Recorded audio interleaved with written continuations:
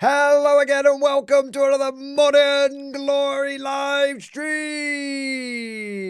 It's an ugly stream, a bug stream, a stream hostile to human life as we know it. And when I say human life, I mean Imperial Guard life, because my God, I thought it was going to be a melee-dominated meta. Before I'd even seen the updates to the melee rules, I was saying it's going to be melee orientated. It's going to be melee dominated. Like I could just feel something in the air. You know, it's the way GW was talking about, the way, you know, the things they were highlighting. And now it's here. And once again, Cyrillic dude, I will not get it out of my system. I will savor it.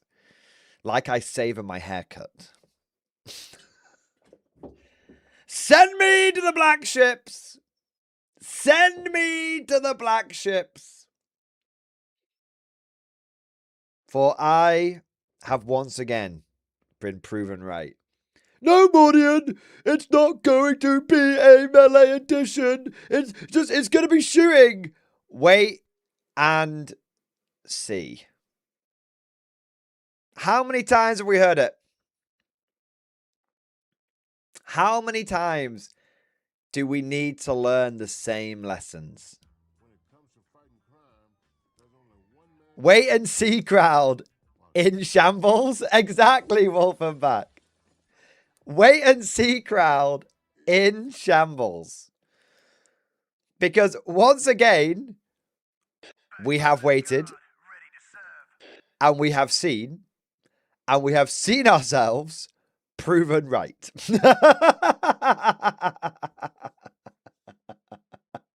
Wait and see. Oh my God. Here on the Chaos team, I like you. No, get it. The sound effect. You were a guardsman before you were a Chaos player. You get back over here and you take a few beatings at the beginning of the edition like a good guard player. You can go and play with Chaos after a month. You get to enjoy Chaos after 1 month of getting shat on in 11th edition with your guard, okay? That's the way it works. Yeah. To be fair, you got very little pushback on that. I got a little pushback. Not very little. I got a little pushback. Mostly, I'll say this. It was mostly communities outside of the, look, I don't want to, today of all days, I don't really want to be antagonizing anyone, but it was Reddit. But it was a good subreddit because it was the Warhammer competitive subreddit, which actually I think their initial reaction was just I think it was a bit of cope. But I'll say this. The more rules that have come out, you know, the more that they've gone, yeah, no, I think this is going to be a melee edition. And that's exactly it. And that's good. That's good. You know, if a community and people, you know, individuals and a community are presented with more information and then they can change their opinions based on that, that's a good thing. So actually, I don't see that as a bad thing. There are good subreddits and there are bad subreddits. And I think Warhammer Competitive remains, albeit sometimes they can be a little dramatic, as we all can, knowing, especially me.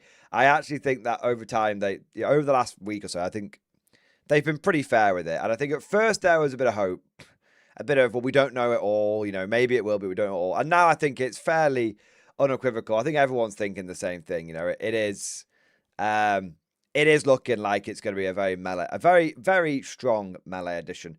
I mean, I've never seen, I kid you not, I cannot remember the last time that I saw an edition so favorable to melee. Maybe second or third edition. Chat will have to remind me of this. I can't remember if it was second or third, or it might have been both. But there was an edition of 40k back in the day where if a unit of if a unit of your infantry got wiped out, or if a unit, infantry, whatever it was, if a unit died in close combat, then you could overrun and if you overran into a new unit, you got to fight in that. You got to fight again. So if you didn't have your unit spaced out, someone could just work their way down your entire line.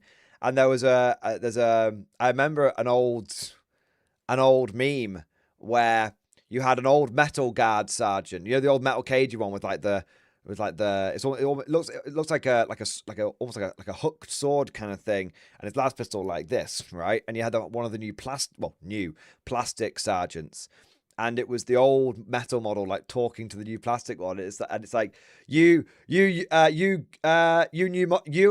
guard players think you've got it tough. Back in my day, you'd lose an entire flank to a single squad of corn berserkers, and you'd like it. Yeah. So it was there was that was the last time that I've seen rules that were so damn favorable to melee. And this, I mean, if you're a melee player now and you can't get the wins now, I think at this point you've got to accept that you're just, it's you are the problem. You are the common denominator why you're not winning games, because they've basically neutered screening. They've made charges unbelievably reliable. They've taken away all the tricks of the trade about trying to keep melee armies back and everything, with like ruins and walls and everything, which to be fair was unimmersive, but at the same time, like, it wasn't done because people wanted to. It was done because people needed to, because otherwise they just get rolled over by melee. And yeah, there's a whole bunch of other stuff. But yeah, basically, the new melee rules have been revealed, and they are incredibly, incredibly favorable. And look, we'll dive into it. Right, we'll dive into it. As soon as possible. How many people we got in the stream? Is it too busy for a roll call, or do you reckon we can get away with one? We might get away with one, but pardon me. I think what we're seeing here is very clear. I think we are seeing the influence of Phil Kelly in Warhammer 40k. For those of you who don't know, Phil Kelly he's been with 40k forever. We had a few memes about him earlier in the month, but he's been with 40k forever. Not 40k, he's been with GW forever, and for the last 5 years, he's been in charge of Age of Sigmar, and he's been part of the team. He's basically been the creative lead on Sigmar, like getting it to where it is now and everything, and improving it from having 0 rules to having I think what people would say were fairly decent rules now, although there are some rumblings around 4th, but we won't get into that right now. But last year, at the very beginning of 2025, he actually changed job. He went from being the creative lead of AOS to the creative lead of Warhammer 40k. And this is why, people are like, oh, we're getting the AOS charge rules. Yeah, you are, because basically the design lead has come over, and basically that's what he's doing. So yeah, that's what's so where are these changes coming from? Why is 40k becoming so melee dominated? It's really straightforward. It's because if you look at Sigmar, that's all about the melee in Sigmar, is my understanding. And if you look at 40k now, that's why it's becoming so melee orientated. Yeah, so there you go.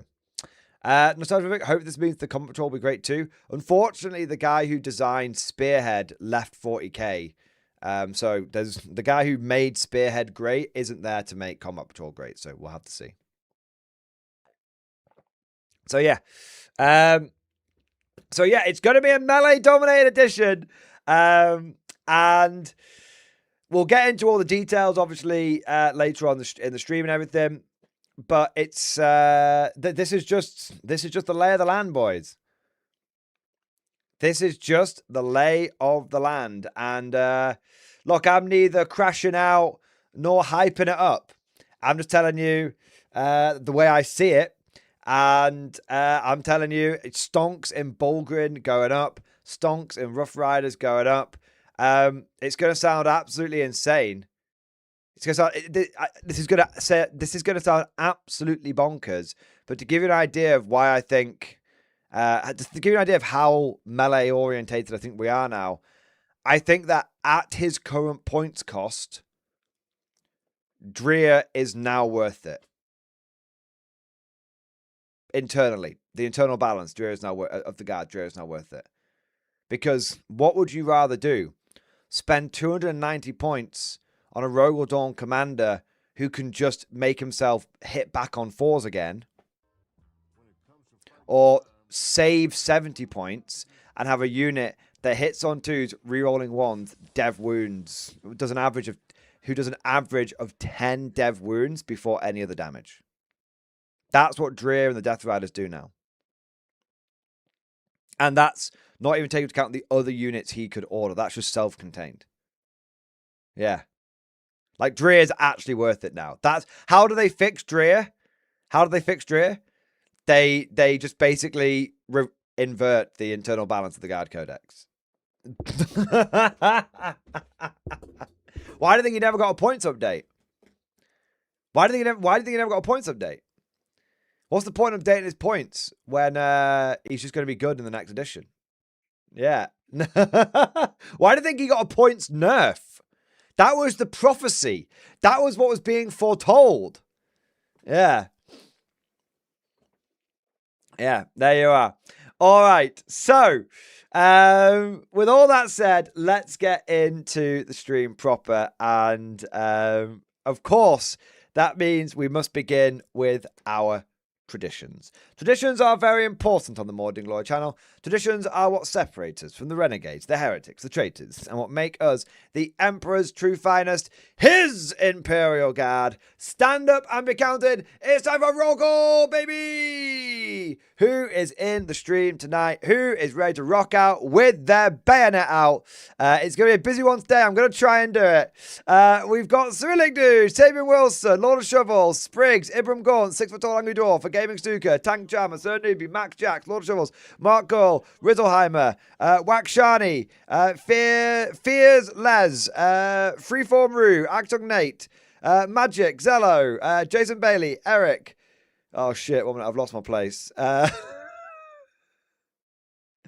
What was it? We say Magic, Zello, Jason Bailey, Eric, Mango Shabronsky, Dante, Bo Rain, Lower Decks, Kaon, Goblin, Eternal Rhombus, An Orcish Bard, Iron Moore, Dante, Lord Pulpy, Fat Mouse Actual, Savaloy Lover, Morpheus, Killak Nelak, Trooper number 2102, Carson 05, Swampy Turtle, Nostalgia Vivek, Potato, Ryan Tomlinson, D Vader, Cosmic Drew, Judge Cohen, Flamewave, Savaloy Lover, Goracore Band, Baz Tremblex, Raising Moon Lord Major Problems, Raphael, Kiz Khan, we've got T-Bucks T, and Squid Fist, and Napalm Brothers, and Raising Rune Lords, and Ed Bailey, and Star Captain, and Joseph Wrigley, and Bob the Gene Stealer.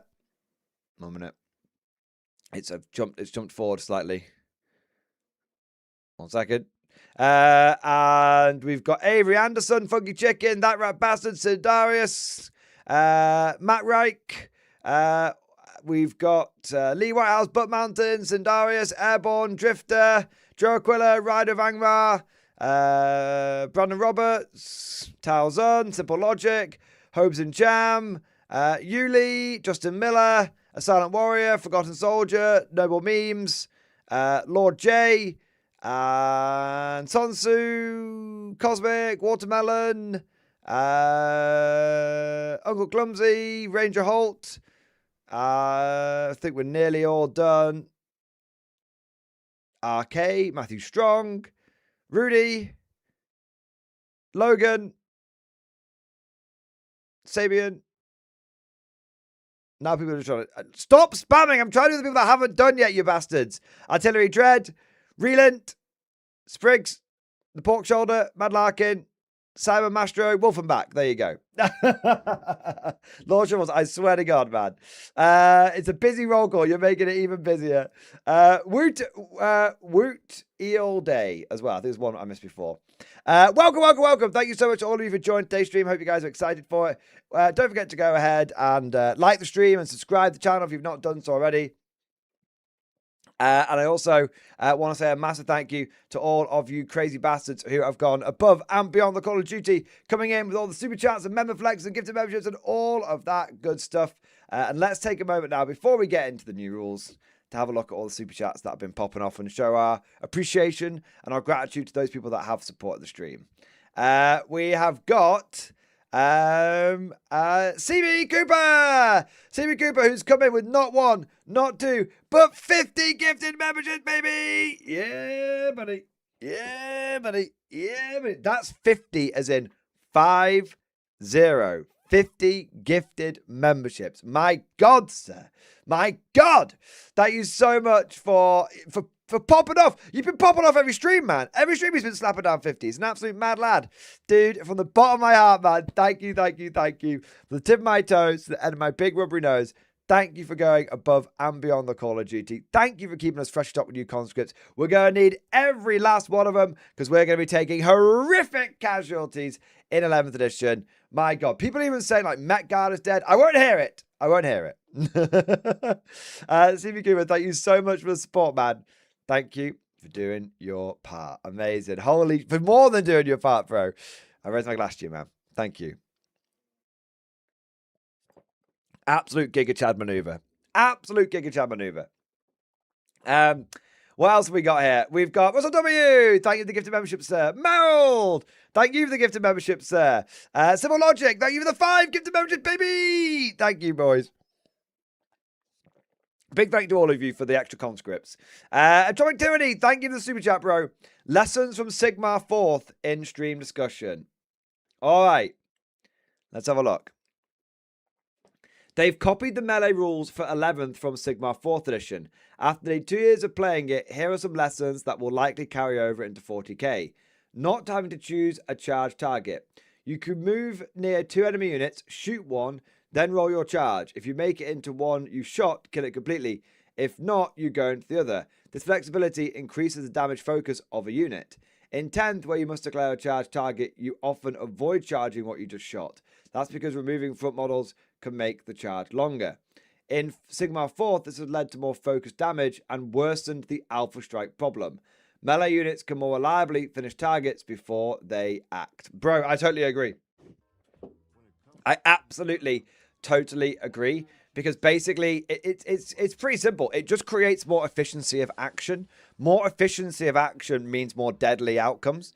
It's 100%. I totally agree. Like if you have got more reliability and more efficiency, it allows you to deliver your damage more accurately, and it also makes doing alpha strikes less risky. I mean, look at this edition, guys. This edition is all about the melee alpha strike if you can deliver it. I mean, you look at this fucking Wazdaka bozo that came out yesterday. What was that? 24-inch move, and then you can charge afterwards, I believe, or is it a 20-inch move and then you could charge afterwards? It's something insane, absolutely insane. So yeah, and the fact that there's so much more shooting, shooting in 40k relative to something like Sigmar. Yeah, no, you're absolutely right. It is 100% going to worsen the Alpha Strike problem. And that's why games of Sigmar have been, people say like, well, after turn 2, you know who's won. Yeah. I agree with Bob Jones. This is going to be an even deadlier edition. 100%. This is 10th edition dialed up to 11. That's it. It's 10th dialed up to 11. You thought that they were going to fix the damage output? No. You thought they were going to fix the balance? No. You thought they were going to fix everything fix all the big things from 10th edition? No. The numbers are going to get bigger. The damage is going to get higher. That's what's going to happen. There's going to be no reducing of rerolls or anything like that. No reducing of damage output or anything like that. The only thing we can hope for now is they fucking mega the points up. That's it. And I doubt they'll do that, because why would you? If you're Games Workshop, you want people to buy more shit. Yeah. Yeah. This is going to be like the deadliest edition of 40k that I've ever seen. I'm going to say right now, deadlier than 7th. That way deadlier than 7th. I can this might sound insane. I can genuinely see scenarios if people hyper optimize lists. Like okay, you want spice? You want some fucking spice? I'll give you some fucking spice.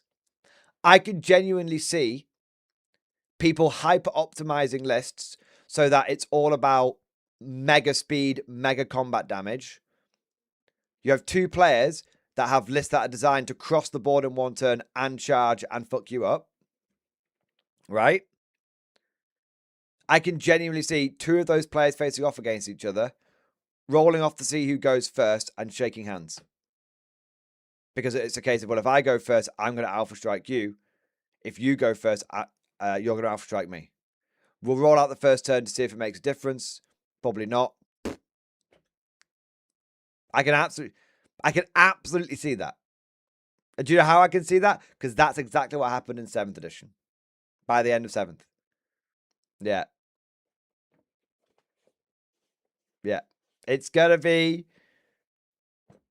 I mean, it's honestly fine. It means I won't have to worry about running out of time ever, because I'll just get tabled on turn 2 every game. Now, I want to make something clear. I'm not saying every game will be like that. I'm saying I'm saying I can see that scenario happening in a not uncommon fashion. Yeah. Yeah. There'll be some games where it won't happen because the armies will be different and the forces positions will be different. But I can absolutely see both players turning up with hyper optimized mega, like just hyper optimized mega fuck lists, and just going, I'm purge, you're purge, we're both purging. Okay, well, I'm guessing in a purge on purge situation, it's who purges the most, right? Like, I'm guessing that's how GW is going to do these asymmetrical missions. So, both purging, okay. Blah, blah, blah, blah, blah, blah, blah, blah.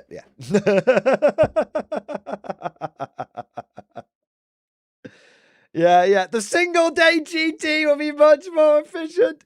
I'll tell you right now, if the purge force disposition is just about killing people, like it's just about you get more points for doing more damage, I guarantee you some of the top lists will just be purge lists.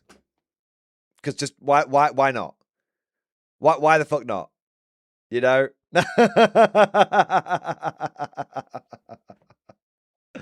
Oh my god. All right, there's actually some more stuff coming in here from Tropic Tony.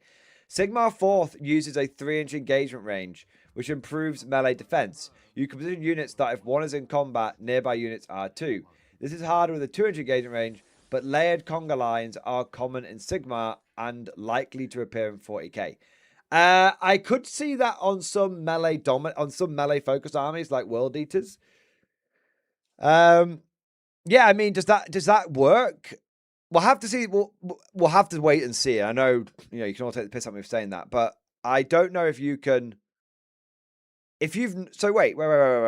So if you've got 2 units that are 2 separate units that are base to base, right? Let me. Right, we need paint for this. This is too big. Okay. Right, we need the high tech simulation technology. All right, so.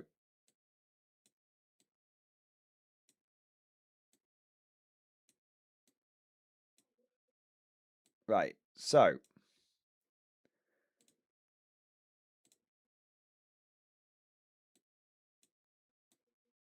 Actually, you could probably do it like.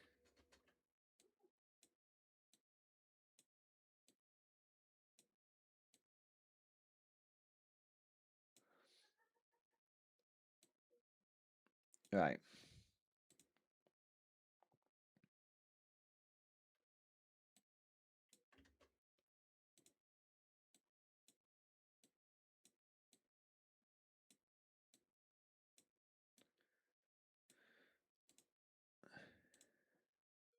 So let's say for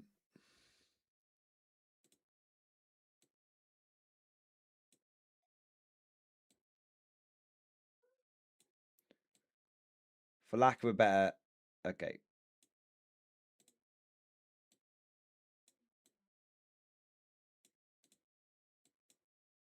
Right, okay. So is this how it works in AOS? So let's say the black unit and the green unit are under the control of player A, right? And the red unit is under control of player B. If the red unit charges the black unit, does the green unit get to fight as well? Because they're technically within the 2-inch engagement range. Is that how it works in AOS? Oh my fucking God. I don't know if I like or dislike that.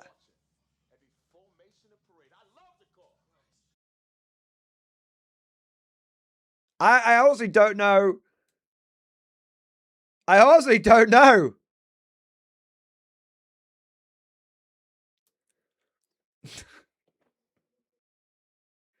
You know, it's really, base size is going to be very important. Because if your base is too big, so if you, let's say the black unit is Bulgrin, that would mean that your guards, let's say you had a unit of Bulgrin here and a unit of Bulgrin here. The Bulgrin, the second unit of Bulgrin probably couldn't get involved, right? Let me grab a tape measure. How big is a Bulgrin's base? All right, 1 minute. 1 minute. 1 minute. Okay. 2-inch engagement range is crazy big.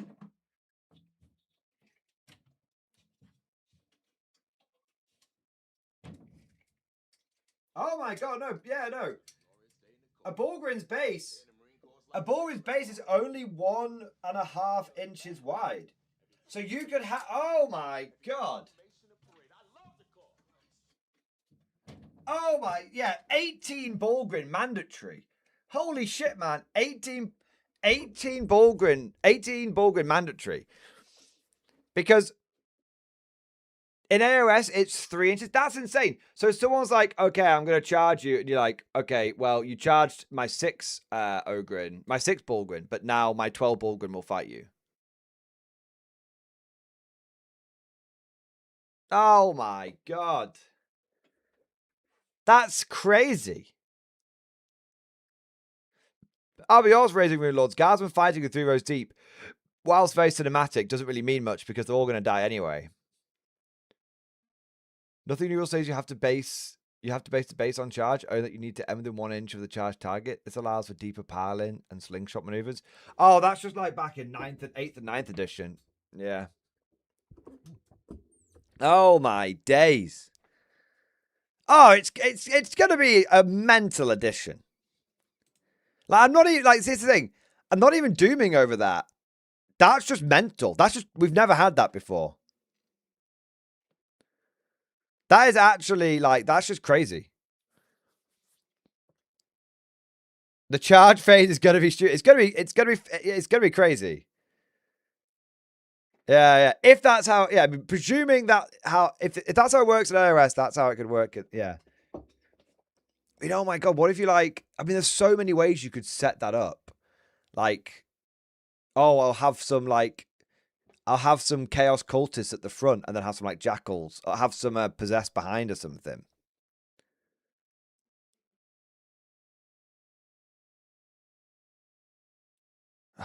Crazy. Well, you want to try ARS without the double turn at one glory. Now you're gonna. Yeah, I mean, we are. Send me to the black ships. Did I genuinely?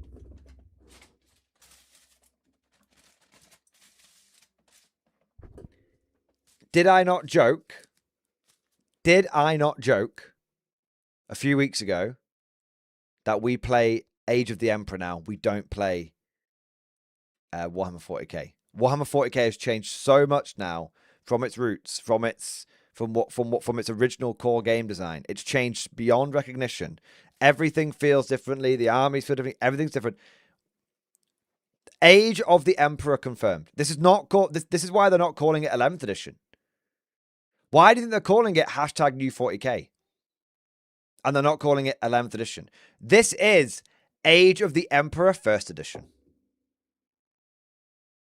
That's it. Age of the Emperor 1st edition, baby. That's what we're playing. You might not like it. You might not like it, but that's what we're playing. So they used new 40k in 10th. That's because they. But did I not say in 10th? Sorry, that 10th was the edition where they were shedding all of the last vestiges. 10th was like the cocoon. It was the chrysalis, and now Age of the Emperor is emerging from the chrysalis. Yeah. There you are. There you go. We're in Age of the Emperor now, boys. That's it. Double piling. Piling works the same as described for 40k and allows units to slingshot forward. For example, charge 2 units into one enemy. The first fights and kills it. The second then piles in 2 inches. Then another 2 inches, ending within 2 inches of a new target. The unit has effectively gained about 5.9 inches of extra combat range on top of the typical 9-inch charge, averaging 14.9 inches. This became extreme with Fight Twice abilities. In Sigmar, some armies could teleport, charge, pile in twice, fight, then pile in and fight again. This led to emergency errata. To survive, you need at least 2 layers of screening per incoming unit. Bro, no one's going to be screening. Because here's the thing. No one is going to screen. Because screening, it will be so inefficient to screen. Like, you'll have to put so many points into trying to stop the enemy that it'll just be easier to hope you get the first, you just get to fight, you get the first punch. Like, there's going to be 2 approaches to this. Either you have the maneuverability to just, you're getting the first punch in, or you have the durability to just go, I'm taking it. This is why Borgren, this is why Borgren are going to be so important. Because Borgren just take the charge. Yeah. That's it. Borgren just take the charge. You need units now which can just take the charge. It's that simple. If you're a guard player, you are going to have to basically aim probably for a turn 4, turn 5 win if you can, because you're going to more than likely just be jailed and pinned for the first 2 or 3 turns. That's how it's going to go. It's going to be, did you clear through the enemy attackers quick enough? That's it. Yeah, Borgren battle line attachment. Yep, we need that now. What this means, this has created what people call the full send meta in Sigmar. Armies focus on fast, durable units that deal high damage immediately. It's become the cavalry edition. I expect something similar in 40k, especially since transports add another layer that Sigmar does not have. Dude, you are 100% right. And did I not say that?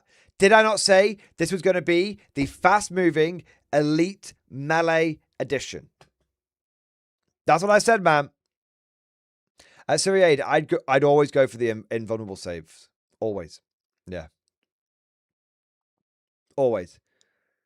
Dude, interactivity, I literally agree with everything that you've said, and I appreciate your insights. I think they're very valuable. Yeah, very, very valuable indeed. Oh my god. It's you better stop believing you're in a melee edition, because you're in one.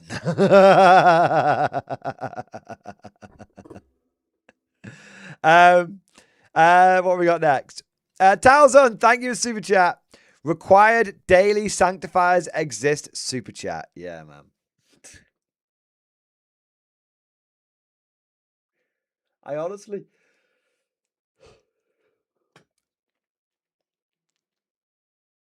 don't know what to do about this. We are in a totally different meta now. Sanctifiers are a solid maybe, but the game is going to be defined by the game is going to, I think, almost like 2-tier the factions already more than they are. That's definitely going to feel like you're in a 2-tier game, 100%. You're going to have those factions which, like, are you fast? You're in that tier. Are you slow? Yeah. Yeah. I don't think, because people are saying, oh, what about Overwatch? You can only Overwatch with one unit, guys. If someone goes full send, as Entropic Tyranny describes, you can only Overwatch with one unit. Yarrick is going to be mandatory simply because he can, simply because he will basically get you a second Overwatch. Yeah. Yeah, Blood Angels are going to be Blood Angels are going to be unreal.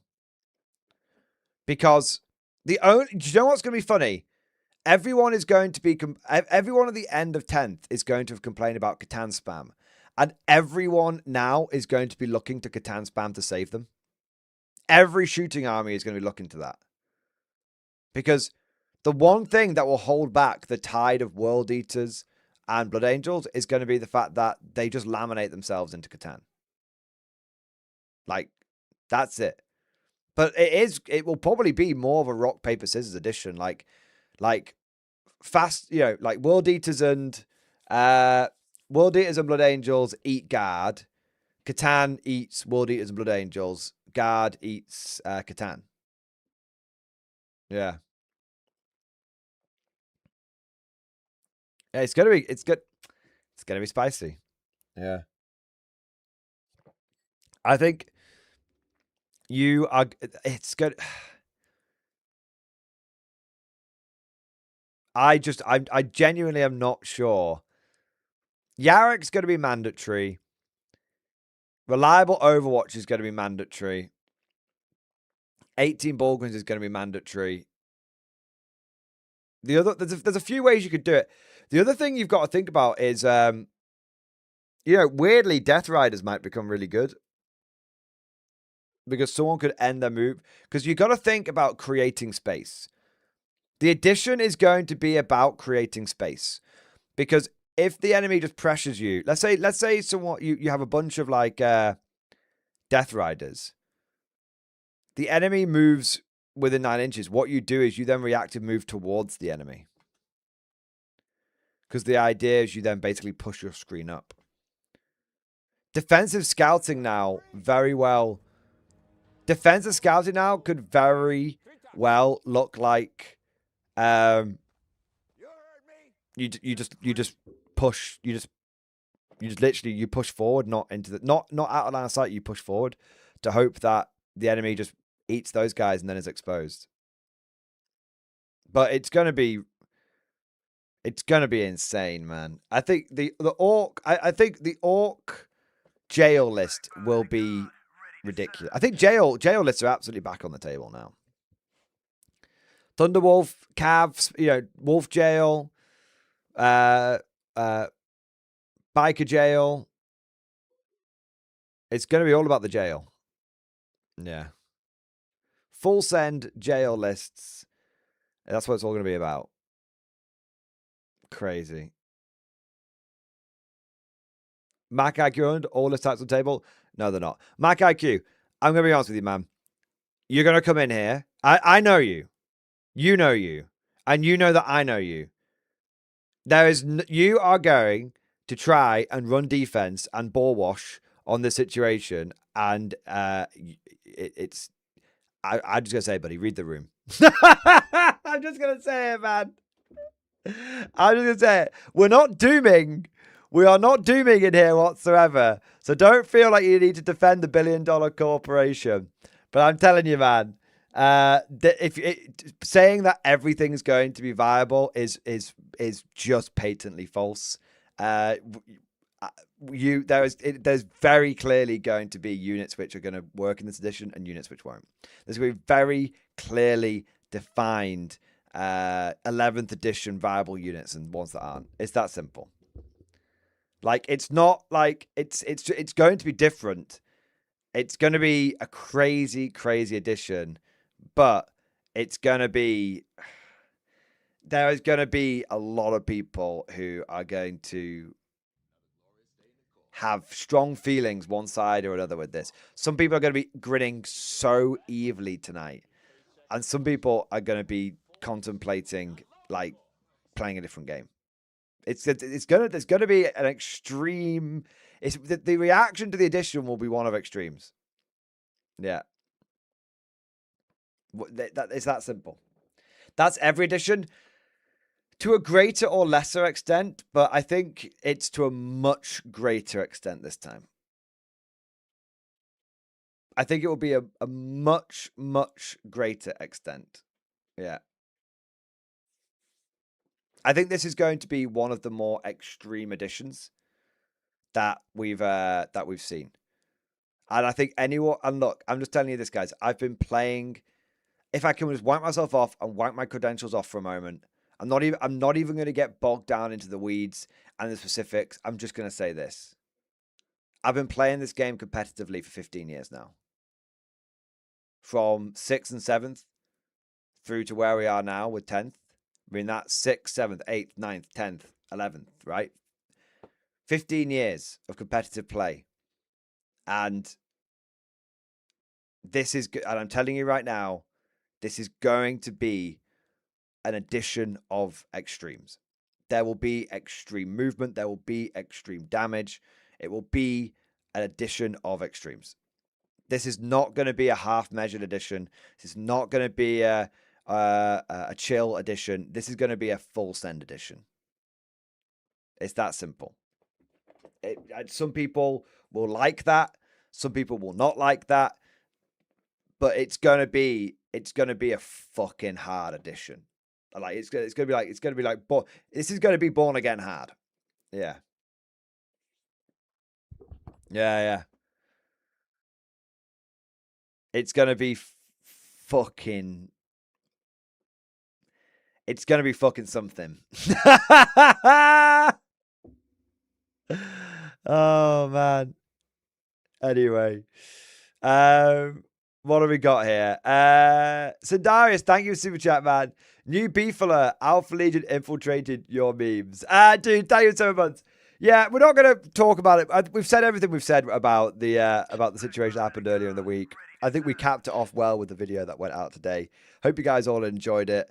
And yeah, like I said, I think the more attention you pay to these, some things need to be said, but the more attention you pay after you've said your piece, I think it's not necessary. So yeah, there you go. Hope you guys enjoyed the video and the context and all that kind of good stuff. All right, but yeah, we're just gonna keep doing what we do on the Morning Glory channel, having fun, making memes, and enjoying wargaming and hobbying. There you are. Cosmic Drew, thank you for super chat, man. Guard is a transfer to K47 for 2 years until 12. Hey, I'm just saying, if you're a guard, look, I will take every opportunity to ball wash.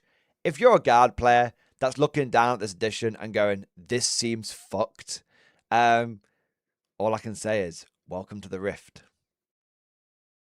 I've been doing a whole thing recently about how you can get a very, very, very guard-feeling army. Probably a more guard-feeling army than you felt in a few years over in K47. And I'm going to keep saying that because it's true. Yeah.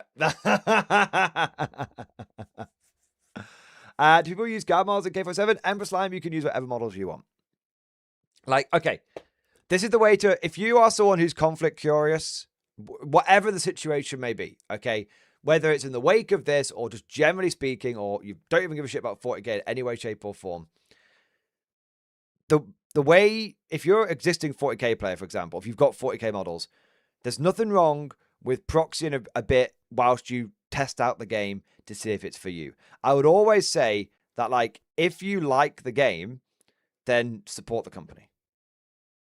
Like, if you like the game and then support the game. It's that simple. Yeah. If you're a guard player that's got a bunch of Cadians, you can absolutely use those in K47. There's nothing wrong with that. Yeah. Just try it out for a bit. And then if you go, you know what, this is good, this is worth supporting, then support it. Very normal, reasonable approach to it. And no one would have any issues with that, especially if you're playing amongst friends. Yeah. All right. Cosmic, I don't think the guard does need to transfer to K47 for 2 years. But I do think we are going to be learning some hard fucking lessons. Yeah, yeah. It's going to be a spicy addition for the guard. A very spicy addition. We do have some potential tricks of the trade, though. But, yeah. All right. Cosmic, thank you for super chat, man. Tim, you're the only person who said wait and see, no vindication. I mean, I was pretty clear on how I thought the edition was gonna go, and the fact that it has gone that way, I feel, just give me some vindication. But I did try and I've been trying to be, less doomer. I've been trying to be, like just pretty unbiased towards the edition. And I still stand by that. Like, we don't until we've played our first few games, we can react to what we see, and we can have a good laugh and a good bit of analysis and discussion about what we see. But we genuinely shouldn't doom on it until we've actually fully played it. That's not waiting and seeing. That's just being reasonable, and that's what we're all about. Big man, thank you for the 26 months, man. Xbox, baby! Melee edition, just use more bullet. Bro, bullets aren't going to cut it anymore. If it don't auto hit, it's in the shit. That is my, I'm coining it right now. That is my saying for shooting in 11th. If it don't auto hit, it's in the shit. There you are. Cosmic, thank you for the super chat, man. Good news, everyone. AOS ruined 40k. Get gamist. Cosmic, I tell you what. Look, I don't know if you're just memeing. I don't know if you're just memeing or whatnot. But if you are genuinely worried about 40k 11th edition, let me say this, Cosmic. Aren't you fucking glad that you got conflict confirmed and locked in on that early on, right? Yeah. Yeah. Cosmic, of all the people in this chat, you're one of the ones that has the least to worry because of it. You've got a regular, consistent K47 scene that you can enjoy. For everyone else who's like, some people will be loving this again, but for everyone else who is feeling a bit like worried, they haven't got what you've got, Cosmic. Ed Bailey, thank you for super chat, man. Melee edition cries in 18 Borgund, 3 Hellhounds, 10 Death Rides, and 10 Rough Rides. Ed Bailey, you're going to be fine. If you've got 18 Borgunds, 3 Hellhounds, and 20 Cav already set up, you're all right. You're sorted. You're ready to rock and cock. Yeah. You're absolutely ready. Cosmic, thank you for the super chat. Reddit. Wait. Reddit, Tim's a racist. Cosmic, yes, makes Axis song. No!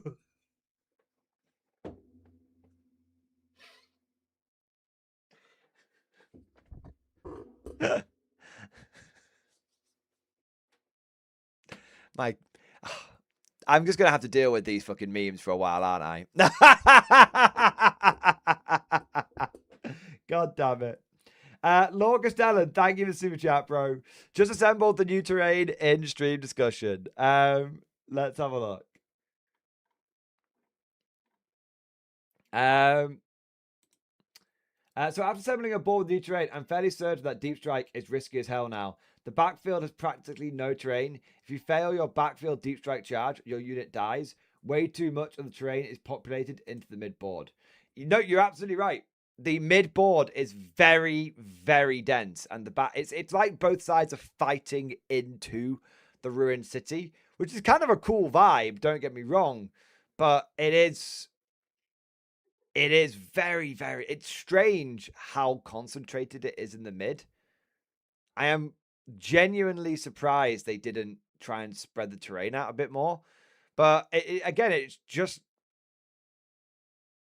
The addition is going to be a mosh pit more than anything you've seen.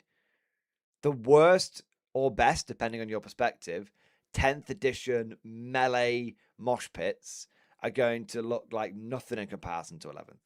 Like, people will be like, people will not get tabled like as in they just get rolled over, but like there'll be 2 turns of just unbelievable melee combat, probably turns 1 and 2, maybe turn 2 and 3, And then they'll just, someone will just emerge from it and be like, okay, so yeah, I have one now.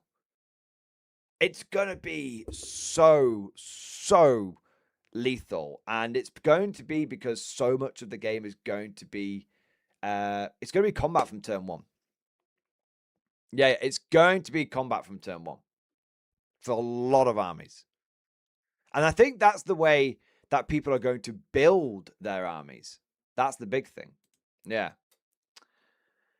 But no, Lord Castellan, I really appreciate that picture, man. I think you're I think you've hit the nail on the head there.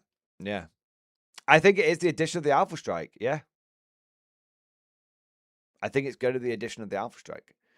Not for every... Here's the thing. But some people go, but not every faction could do that. You are correct. And those factions will be in the second tier. Oh, but yeah, there's going to be a wide breadth of factions, but we have seen in 10th edition the community, jump from one or two hot factions to the next. When Necrons and Catan were ridiculously good, they made up like 10% of the player base, just if not more. Yeah, so it's going to be not every faction will be doing that. You're absolutely right, and they're the ones which are going to struggle. Yeah. Tier 1 will be speed, melee, power. Anyone not on that? You're in tier 2. GG. Yeah. A Silent Warrior, thank you for super chat. Wave 1, infiltrating ratlings. Wave 2, death via the screen. Wave 3, infantry reacting via Yarrick. Wave 4, counterattack via Rough Riders, tanks, Bulgrin. I don't think ratlings are tough enough to be effective at that. I think they will just get completely brushed over. Secondly, I think that... Okay, I'm not even going to get into each wave breakdown. I'm going to say, you're focusing... This is the problem that I was talking about. You're not wrong in your approach, Silent Warrior. But one of the things you've got to think about is how much effort are you putting into screening? Is that going to be 3 maxed units of ratlings, followed by 3 maxed units of Rough Riders?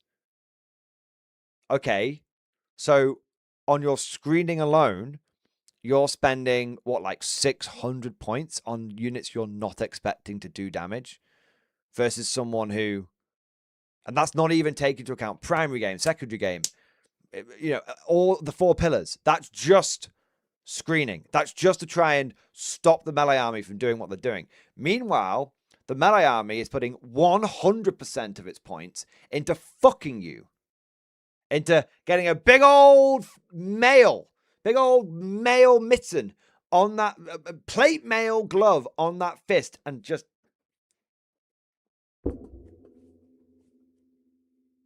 That's what they're doing. That's what they're doing. You can do what you're doing, but you are having to be so much less efficient in your list building than them. Yeah, that's the difference. So that's why it's I think as guard, you just have to, you just have to take that charge of the chin. You have to take the charge on the chin and just clear through it as quickly as you can. But Silent Warrior, you're not totally wrong. And I will admit I am dooming and exaggerating a little bit there. But screening is going to be... Here's the thing, mate. Screening is going to be so difficult because the enemy can move within engagement range now. And they can just fly over your screens. What's going to happen? You're not going to move block a blood. What happens when you come across a Blood Angel player or someone else who's got the ability to just jump over units? Okay, that's your first wave. That's your first screening effective. Yeah. It's going to be tough, mate. But I will say this. I applaud you for coming up with solutions rather than just dooming. And I mean that. I'm not shooting your idea down. I'm taking it and I'm analyzing it. I'm appreciating it. I think you've got some points in that. I think the Yarrick thing is a good point. I think the counterattack wave is a good point. I think those two fucking work 100%. So I don't think you're completely wrong. And having ideas on how to counter this is absolutely the right way of approaching it. So don't worry, I ain't shitting on you, bro. I actually appreciate the thoughts and the ideas. Yeah. So, John, thank you for Super Chat, man. I think GW is being a bit sneaky. I think charge phase is gone. I think it's part of moving now. Like in Old World, just by nitpicking the wording here. Really? You don't think it... That would... If that's the case, that would be huge. If you charge... Do you charge in the movement phase? I didn't see that anywhere.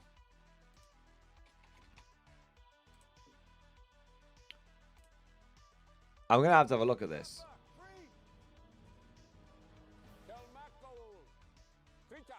You heard me. I said cream.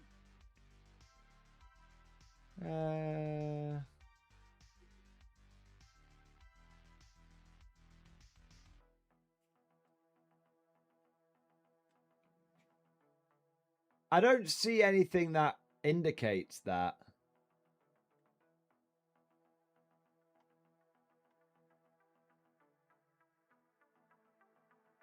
I don't see anything that indicates that because it talks about deep striking.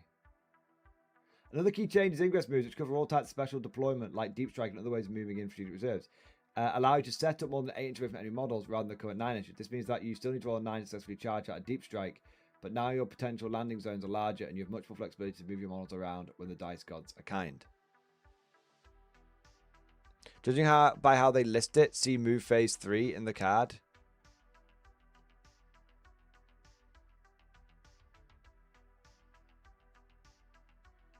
I don't think so, man. I think I mean, I don't see it.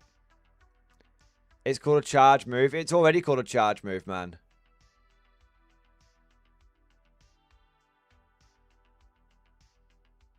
It's already called a charge move. You make a charge move in the charge phase.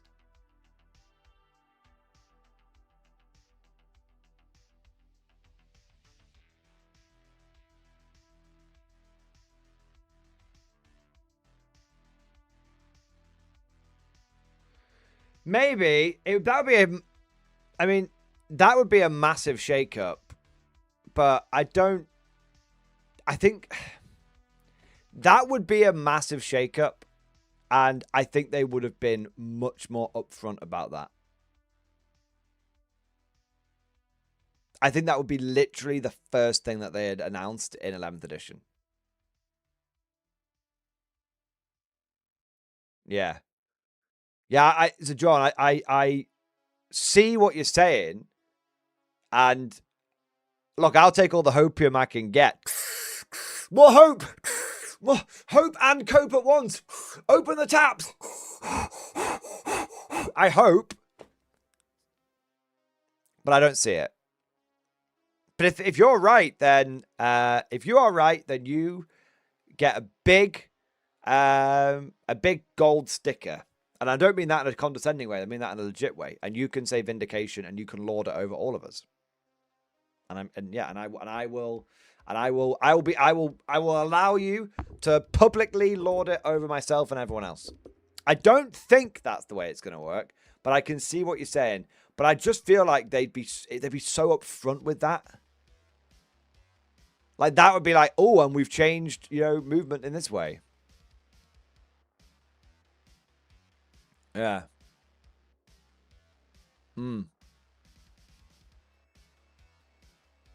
Yeah. So we'll see. We'll see. But hey, you could be right. So I just don't think they would be sneaky about that. I think they'd be really open about that. Sir Newbie, thank you for the super chat, man. Stream discussion. My message to all guys about 11th edition. Let's have a look.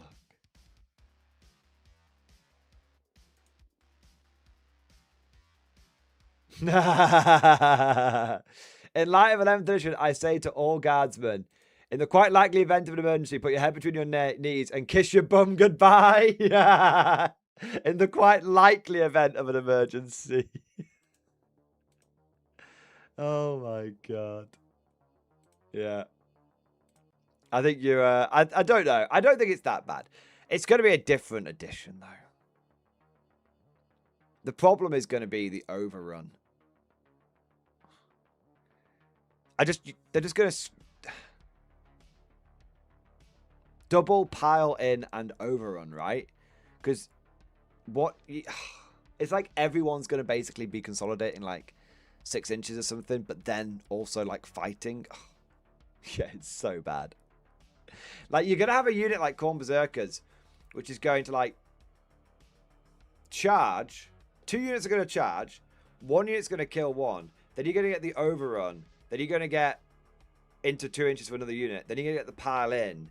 Then they're going to fight, kill that, and then consolidate 6 inches forward. So it's going to be like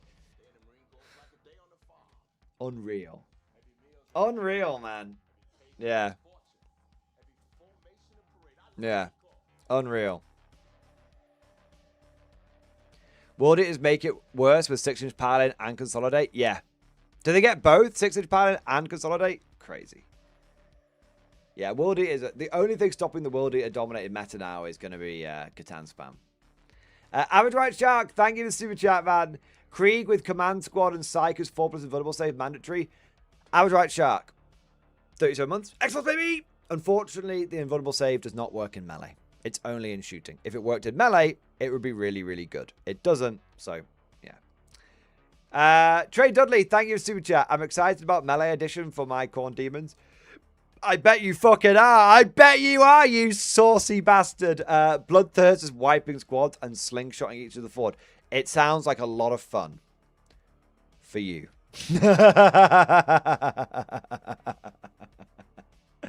Hodor Fury, thank you for the 2-month member flex, man. Time to break out the Demolisher Triple Flamer. Bro, I mean, it's all about the Eradicator Triple Flamer, mate. Cheaper. Yeah, more reliable. Yeah, put your hand up in the chat right now if you wished the Rogel Dawn could get heavy flamers instead of like it had like twin nipple flamer and flamer sponsons, and then instead of like the pulverizer cannon and the castigated gatling cannon, it got like a flamer, like an inferno cannon mount in the front. Yeah. Just if the Rogel Dawn had the full access of sponsor technology that the Russ had, I think it would be very good. As it is, it does not, and so it's going to struggle. Yeah. A defense line might see some use. It might, but you are having to spend about 7.5% of your list on a fucking wall that the enemy could just. I don't think the A defense line protects you.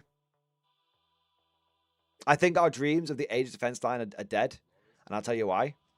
Because they'll just kill the wall and then pile and then overrun and then pile in. I don't think the ADL helps you.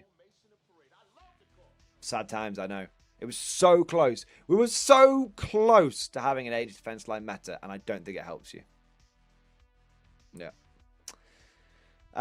Someone asked me earlier in the week, does the Age defense line platform give you plunging fire? And I thought that was a hilarious question, but I believe the answer is no, because it's not a terrain piece, it's a fortification, and it's different.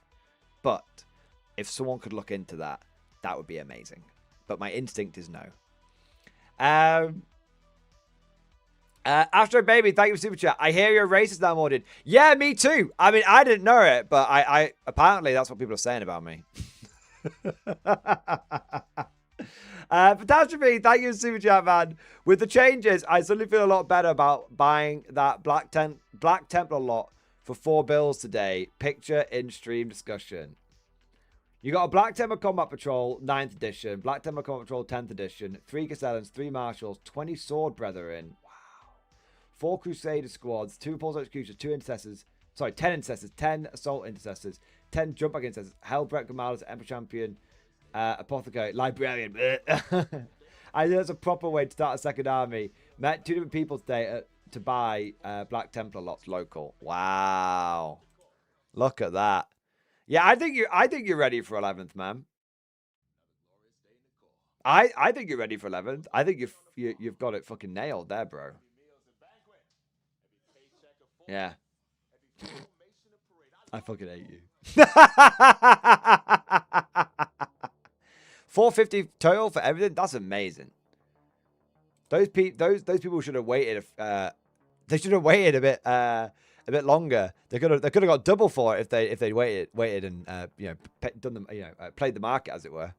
You literally bought the dip, bro. You literally bought the dip. Amazing.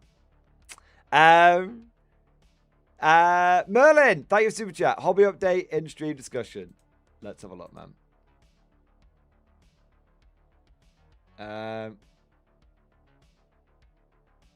Okay. Just hobby update. Not much 4K painted the last few weeks, but there's been a lot of tech pre-work with my guard vehicles. I've removed any and all broken bits from the old Sentinels I had from my gaming days and 3D printed replacement bits. They're nearly as good as new now. The 2 Hellhounds I used to use, which were converted models at the time, have been given a major facelift. So mixed with the Hellhound design, added the new Hellhound turret, added 3D printed parts of the 4-tool tracks and side skirts. Added side skirts because not only do they look cool, I like side skirts. I think they make good spaced armor. My lore reason for this is Forge were created to have a belief system that says based on old STL design and sacrosanct must never be sullied by modifications in the manufacturing process. So to that end, the Hellhound just used the base camera holes with the appropriate turret and then the upper armor adding the side skirts. That's fair enough. Last image of my old Lehman Russ execution that used to have a converted plasma cannon, got rid of the converted turret and found a replacement turret STL and mixed the new plasma cannons. Other than these, the rest of my time spent fixing up various full problems with my chimeras. Additionally, I was thinking of ways one could add super heavies into base 4th edition game. I mean, I think they exist, man. You just go over to Imperial Armor. Yeah. Essentially involves the following. If you score putting hit against super... I mean, honestly, dude, I just used the there are rules for them. Just go to the Imperial Armor book and just use those rules, man. Yeah, let's have a look. What's the last 2 images?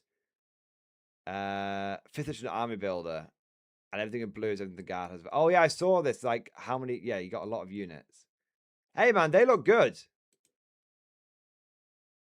They look good, man. Yeah, yeah. Fixing up the old Sentinels is a good idea. Hey, they've come out all right. Yeah, I have to say, I think you've done a really good job on those. I think the side skirts look good. I think the old Hellhound fuel tanks look good, and I think you've done a good job with the turrets. Yeah, I think I have to say, I love restoring guard armor. It's what I absolutely love. It's one of my favorite things, man. Wow, there's so many units, bro. Yeah, look how much they've taken from us. Yeah, like one of my it's actually what I did with a bunch of my guard vehicles as well.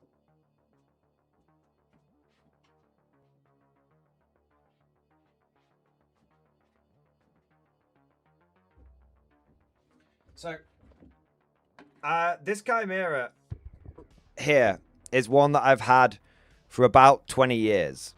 I've had it for a very, very long time. You can tell it's got the old chunky extra armor on the sides. And I did exactly the same thing as you. Like, you can see all the las guns like snapped off, so I had to like repair them and everything. And so it was terribly painted. Oh, it's still badly painted, Mordian. Fuck off. It was terribly painted. It was all battered and broken and everything. And through a combination of 3D printed like bits for the turret, taking some of the new Chimera bits here, fixing the las guns, adding the extra like armor on like the tracks and stuff, adding the spaced armor. I think it looks so much better. This is unrecognizable from how battered it was. And then I did something similar with a lot of my old ass Lehman Russes as well. So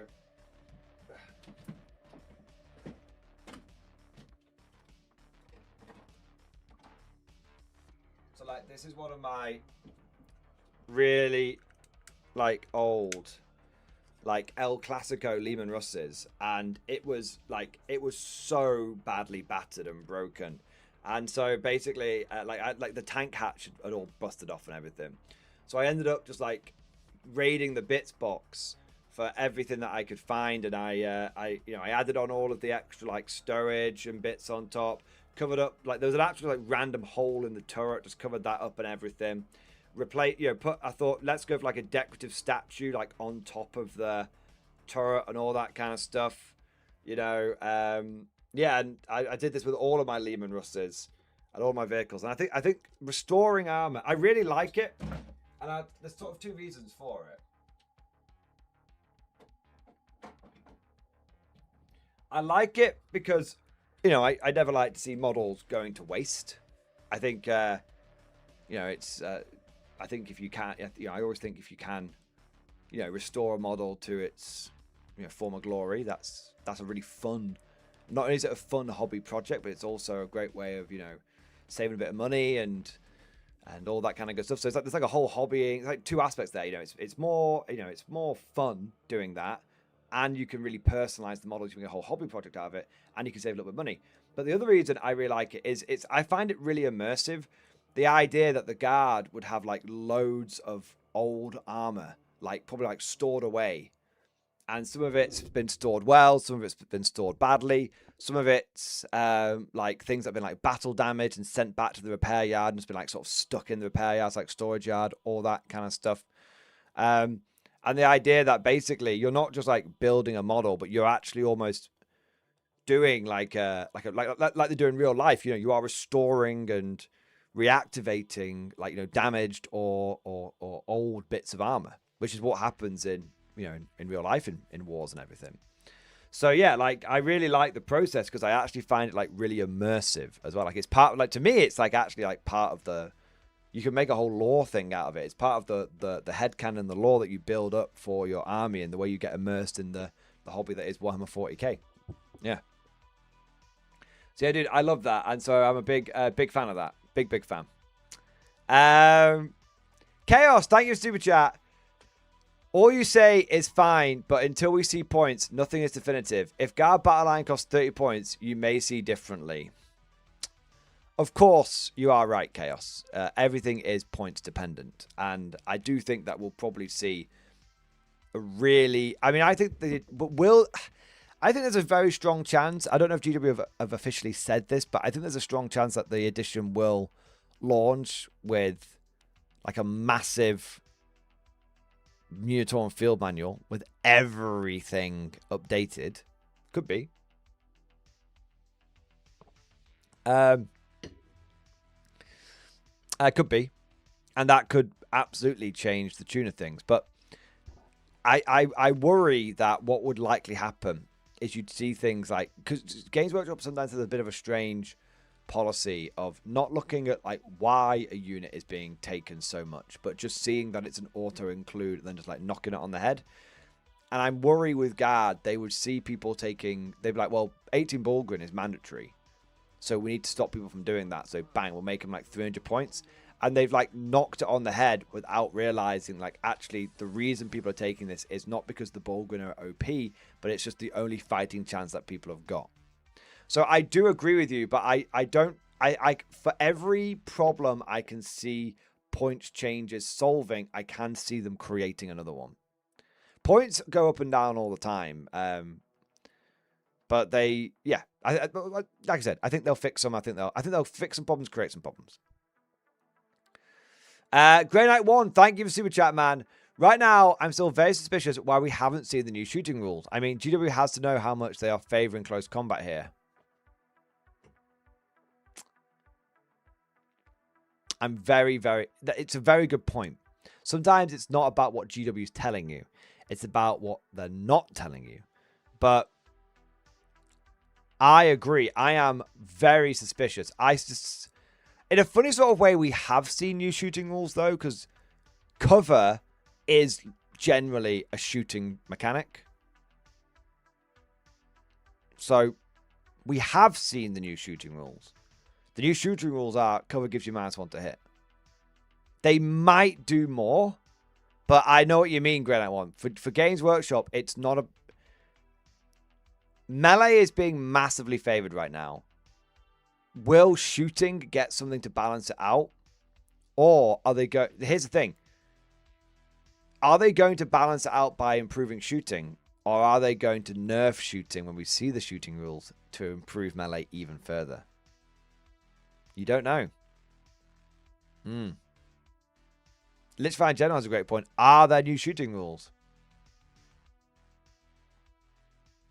We don't know. But GW will often talk. This is why So Dron before was saying, oh, I think they've changed movement to charging to the move phase. It could be true, but GW tends to talk about what's changed as part of an addition. They're like, hey, look, this is the selling point. This is the selling point. This is the selling point. They're not as like, I mean, it's not unheard of, but it's not as likely that they've just like, they're like trying to hide stuff away. They're trying to tell you what's changed, not what's not changed, if that makes sense. Although there's a whole bunch of shit that they didn't reveal in Heresy, and then when that came to light, that was something. Lungu Grungus, thank you for Super Chat, man.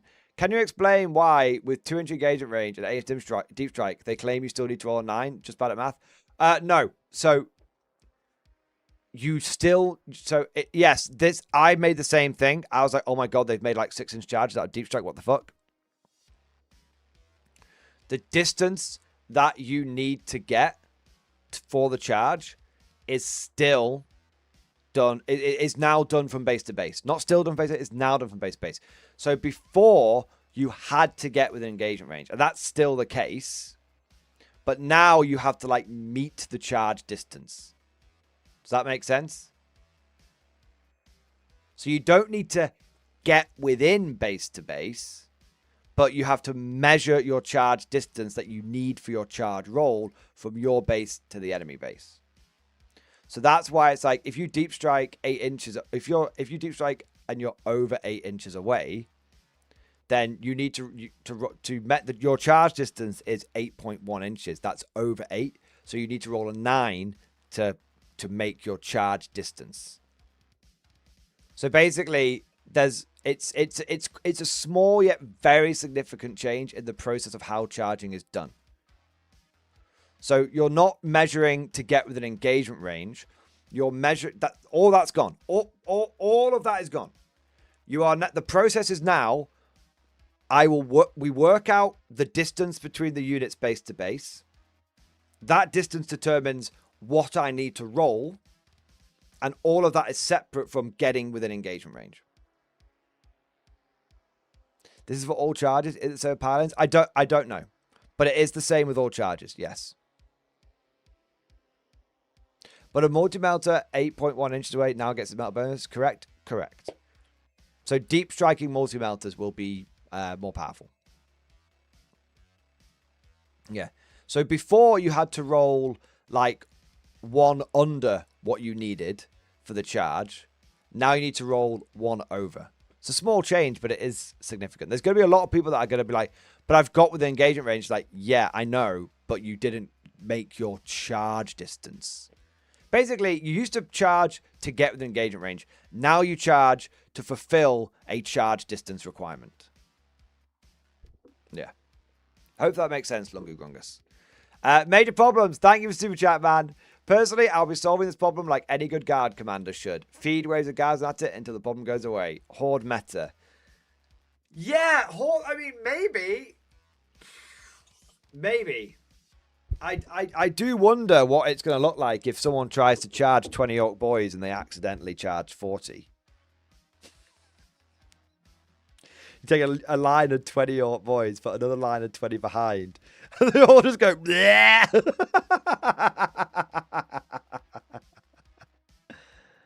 Yeah, maybe. I do wonder what, charge defense may be more about just, charge defense may be just about like, if you charge me, you're going to hit 2 or 3 units. Yeah. Maybe. I don't think guardsmen are going to be the way to do it, though. I do think that,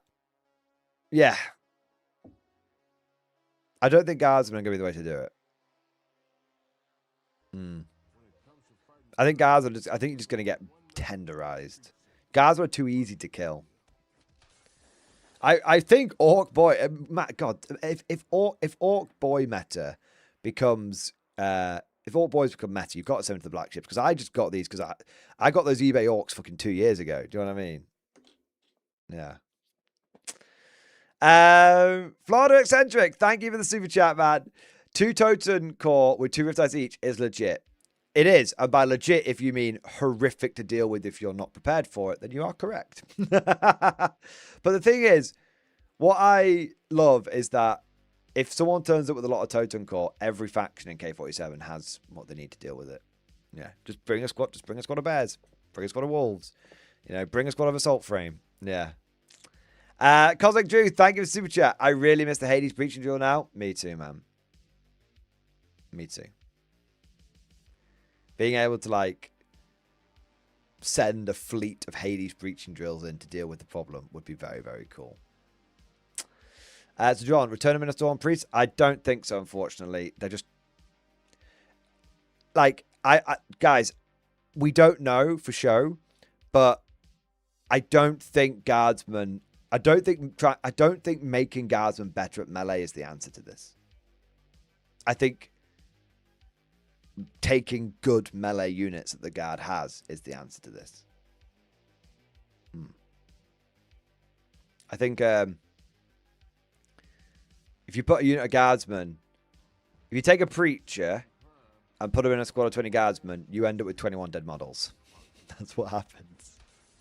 And if you take 3 ranks of 20 Guardsmen and have them all able to support each other in engagement range, you end up with 60 dead Guardsmen. I think that's what happens. Yeah. I think that's what happens. Katachans might become really meta, just because you can try and scout move. Katachan recon might become meta, so you scout move forward, the enemy moves towards you, you reactive move forward again, just to create that space. I can really see recon becoming the most meta detachment for the Guard. Yeah, I really can. Recon is going to be... I know, become Magellix. I mean, for the vast majority of players, not just for, like, the 2 or 3 mad lads who are, like, spamming 300 Guardsmen. I mean, for the vast majority. Yeah. What if Overwatch becomes a full ballistical shot? That would help, but you're still going to... But it's still only going to be, like, once per turn, right, with Overwatch? Hey, if they make it free Overwatch, who knows? Yeah. Like maybe it'll change. Like Matthews and Claire says, the meta means 6 months max, exactly. Ender Jacket, thank you for the super chat. Cyclops 2-inch screening bubble behind cover in front. I love it. The idea that someone charges you and you just go, Cyclops. If only we could get squadrons of Cyclopses. But we can only have 3. Now, if GW allows me to run squads of 10 Cyclopses, I will do. Cosmic Drew, thank you for super chat, man. Stop telling people how to beat zombies. No, I won't. Totem Core are filthy good, but there are easy ways of beating them. Yeah. We need minefields. We do. Now, I'm just going to grab a quick drink. I know it's a bit early. I know we're only an hour and a half into stream, but I didn't have my traditional pre-stream shit, so I'm going to go and have it now. So I'll be back in a couple of minutes, and I'm going to grab a drink at the same time.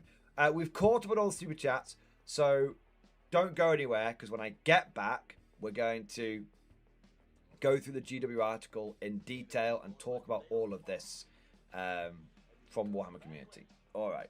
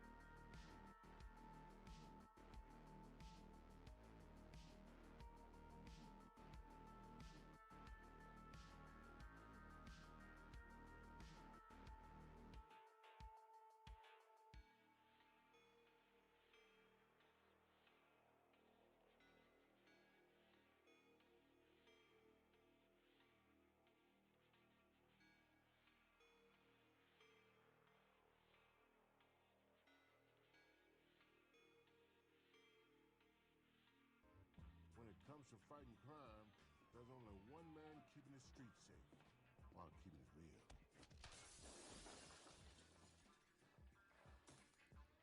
Indeed.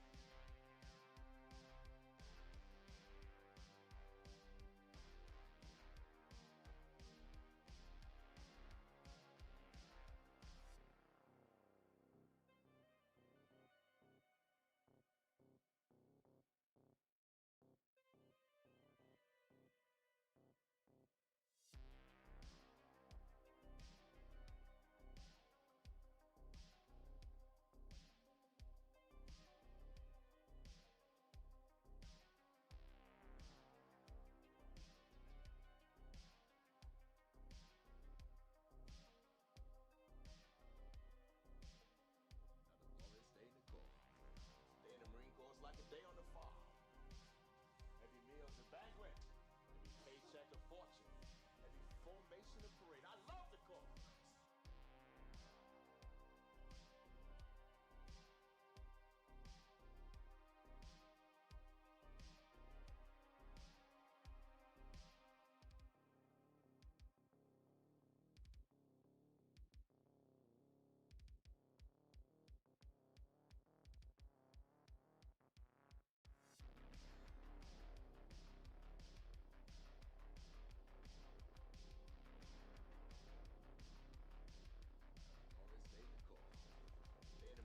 Like a day on the farm. Every meal's a banquet. Every paycheck a fortune. Every formation a parade. I love the cause.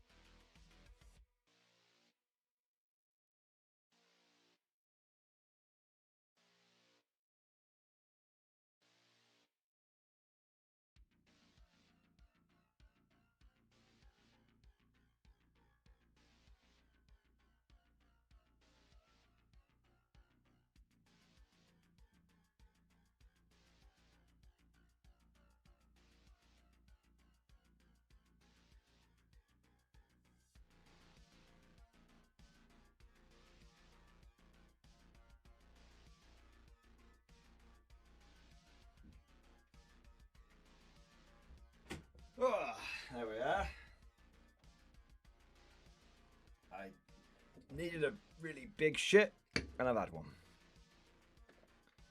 Okay, let's have a look.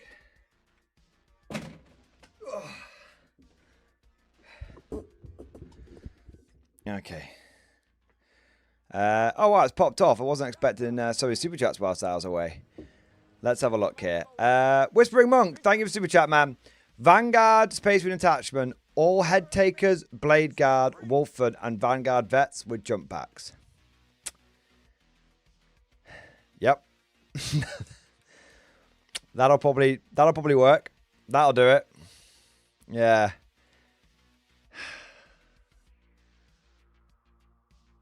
Yeah, because you get the special Blade Guard and then your own Blade Guard. And the Vanguard is the one that lets you... Is that the info? Is the Vanguard one that lets you get the extra minus one to hit? I mean, I'd be tempted with just... What's the one that lets you advance and charge, man? Speed. Speed. The greatest defense is speed. I think, yeah, so, I mean, I agree with all the units, but I'd play around with a couple of different attachments to see which one works best. Yeah. Vanguard, possibly. Spearhead, possibly. Yeah. Might as well do it with 12 inches of Vanguard. Yeah. That's the thing. You've got to be all over the... Vanguard, the thing that's holding me back on it is that you've got to be all over the enemy very quickly, or they're going to be all over you. So you're going to be within 12 inches of each other a lot of the time. So I think Stormlands might be a good one. But I'm not saying you're wrong, Wishbone. I'd say both sound interesting when we have more rules. Try both out. Yeah. Russell W, thank you for super chat. Message in stream discussion. Okay, I don't trust this message. It has 2 troll faces associated with it. Right, what have you done? You getting me in trouble, I bet. Oh yeah. Russell W, my comment from today's video. Mordian Glory plays Guard, Steel Legion, and Iron Guard specifically, both with certain aesthetics to them, which some may consider problematic. Mordian plays Black Templars, which some consider problematic. Common denominator is Mordian, who some consider problematic. I'm home! Hey, I'll have you know, I was playing Black Templars before they were racist. That's it. There you are. I'm an OG Black Templar fan. I have all of mine are Firstborn. There you are. There you go. What have we got next? Kelhun, thank you for super chat, bro. Dreer and 30 ponies. Yarrick with Abhuman in a Stormlord with 18 Bulgrin. Problem solved. So I don't think you'll be able to give Yarrick the... You say Abhuman, if you mean like Abhuman enhancement. I don't think Yarrick will be able to join them. But... Wait a second. Wait a fucking second. Wait, guys, wait. Where's fucking Yarrick's data sheet? Right.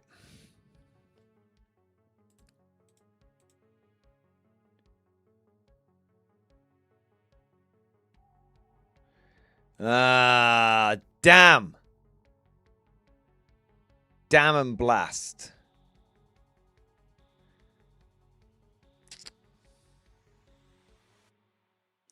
I thought I was onto something there. I thought, can you get decisive command to put orders onto Ogrin and Bulgrin? Because it says you issue it to one eligible friendly unit, and then it can go onto every other eligible friendly within 6 inches of that eligible unit. But I don't think he can do, because he can only issue orders to Regiment, Squadron, or Titanic. Yeah, they're not eligible. Damn.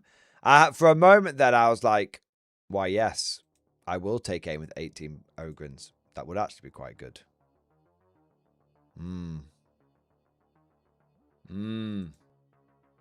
Sadly not. So, Kelhund, Dreer and 30 ponies. Dreer in 10 Death Riders and then 20 Rough Riders. Yes. Yarrick, just generally, yes. 18 Bulgrin, yes, 100%. So, newbie, Mordian, what if indirect fire guns, apart from blast, can act like pistol? Mordian, what if guns, apart from blast, can act like pistols, but with -1 to hit while in combat? 11th might be point blank range, flamers in melee. I mean, maybe. Maybe. It could be. I still think you're probably better off falling back, though.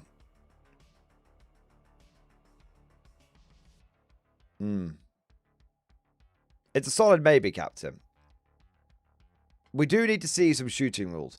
Hopefully they'll show some shooting rules off next week. Yeah. Melee flamers would be good, but you've got to think, are you going to survive long enough to get to shoot them? Yeah. Chaos, thank you for the 20 gifted memberships, baby!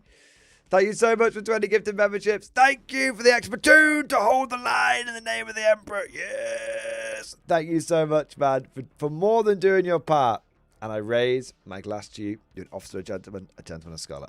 Dude, seriously, 20 memberships. Thank you for the whole platoon, bro. Thank you, man. Mordian is 11th enough of a challenge now.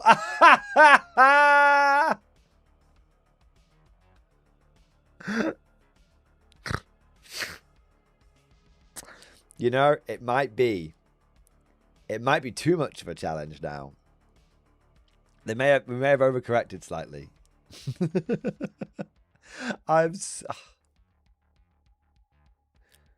You know, I often say that I love getting nostalgic. And right now, I'm getting really nostalgic for that sort of mid-9th edition point when the guard win rate was 20%. 22%. And that wasn't like a one-off. That was like a few weeks in a row. Occasionally we got ourselves up to 31%. I think we're going back to those times. I think we are. I was very hopeful that Mech Guard was going to be the answer, but I should have known that GW would release a bunch of new guard stuff for all to be useless on release. Yeah. JM the Goose, thank you for super chat. Lehman Russ in stream discussion, reject the meta, embrace the guard. I mean, always, man. Always. Lehman Russ Vanquisher designation closure. Added a map that had been knocked up for a quick orders brief on the back. And a kill count for monsters and vehicles. Added a few more tarps to the rear and turrets so the crew can adapt and camouflage adapt and camouflage the vehicle on the fly. Also added a few hand-drawn markings on the bow so the crew can check for warping of the main gun. Oh, wow. That's like crazy little details, man. That's kind of crazy. I love how like it looks like it's lightly speckled with sort of mud and bits that have been churned up from the battlefield. Yeah. That's cool, man. Is that the old Forge World turret? I think it is, isn't it? Yeah. That's not the Horus Heresy one. I don't think it is anyway. Maybe it is. But it looks like I've got a Horus Heresy one in front of me right now. It's the old Forge World one. Yeah, is it the Riser or the Styges pattern? I can't quite remember the difference between the two. But that's cool, man. That's really cool. It's great seeing the old Forge World turret still rocking around in real life. And I love the details you've added, man. That's cool as fuck. Nice. Good effort, mate. Damn good effort, sir. Lungu Grungus, thank you for super chat, man. Orc list in stream discussion. Boss Snickrot. Defkiller Wartrike, Defkiller Wartrike, Defkiller Wartrike. Gutsmech. Zogrod. 5 Storm Boys, 5 Storm Boys, 5 Storm Boys, 5 Storm Boys, 5 Storm Boys, 5 Storm Boys. I'm guessing you in Tactical Brigade, yeah. 22 Gretchen, 11 Gretchen. 6, 12, 18. What was that? 36 Warbikers. Wait, you can fit all of that in one list? And 10 Commandos? Oh, no.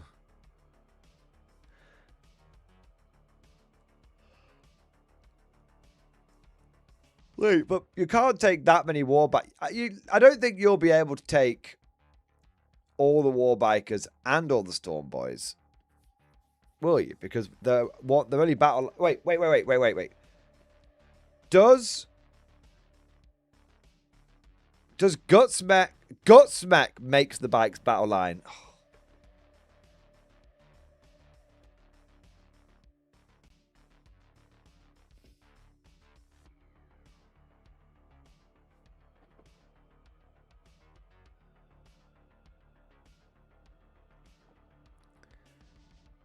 I thought it was his detachment.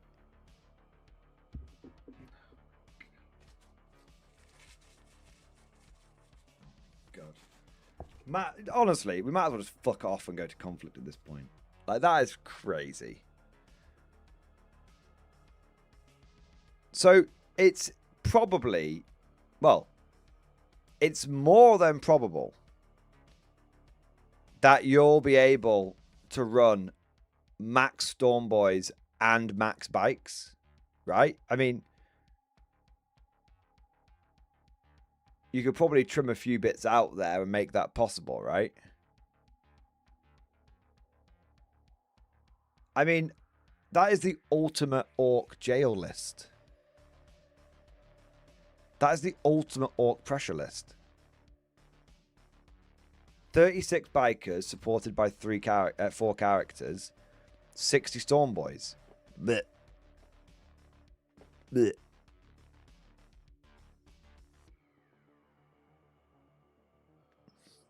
The only thing that could stop that... The only thing that could stop that would be if Tactical Brigade didn't give you good force dispositions to pick. Storm Boys can't be 10 man? I'm pretty certain they can. I'm pretty certain they can, bro. Like, I remember, look, I don't think Storm Boys are a maximum 5.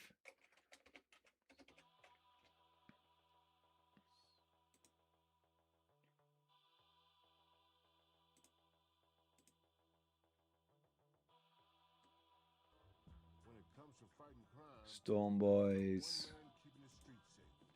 Yeah, you could take 10 Storm Boys in a squad. Yeah. You could take 10 Storm Boys in a squad, so you could have 60 Storm Boys. Yeah, Lunga Gungas, you're not even maxing it out, bro. Take another 30 Storm Boys, bro. Right, let's work this out, right? Backbone of the guard, ready to serve. Right, so 60 Storm Boys. Where are these bikers? Right.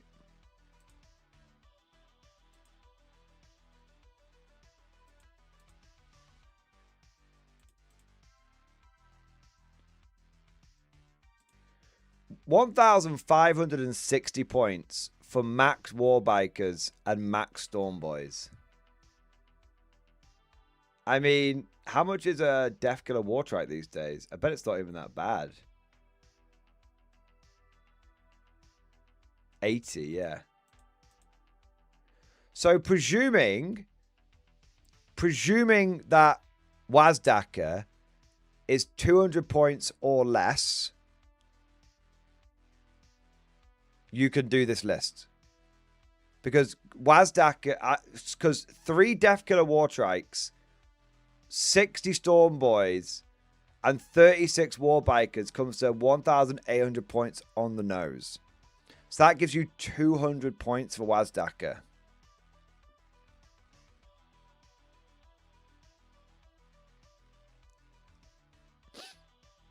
That gives you 200 points of White Stacker. That's horrific. Because like that's got anti-tank because of all the characters.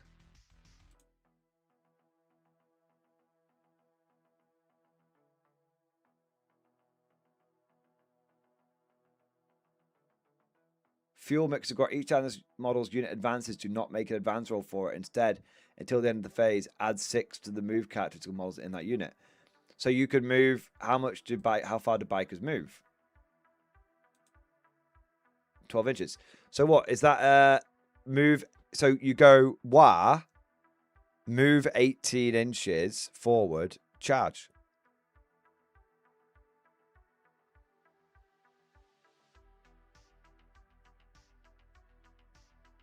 Y3 war trikes lead the bikers. I mean, yeah, just because it seemed right. Maybe it's not, but he gives them the auto advance as well.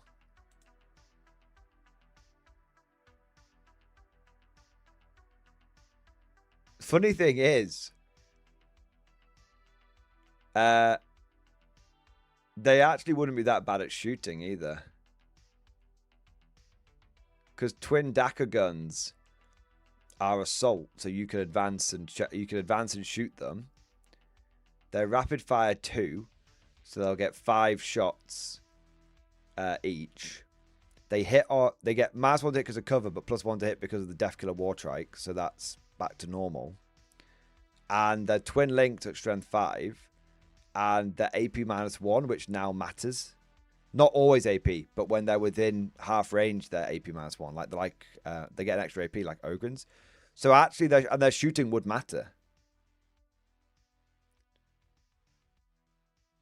Yeah, their shooting would matter.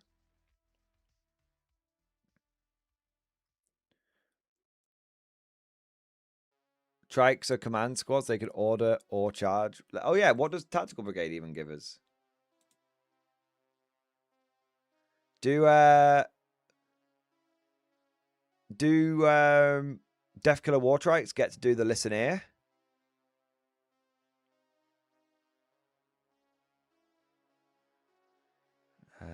It says War Boss. Did Death Killer War Trikes have the War Boss ability? A War Boss keyword? They do. So they can. So you could reroll charge rolls made for that unit. Add 1 to the strength character to melee weapons. Or add 1 to the hit roll. Yeah.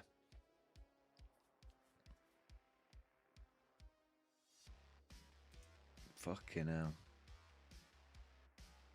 So they could actually... Yeah, so actually, that's a really mean list. Or you just do the reroll charges, but yeah, you've got yeah, that's really good. And Storm Boys can advance and charge just natively. Oh my god. This is horrendous.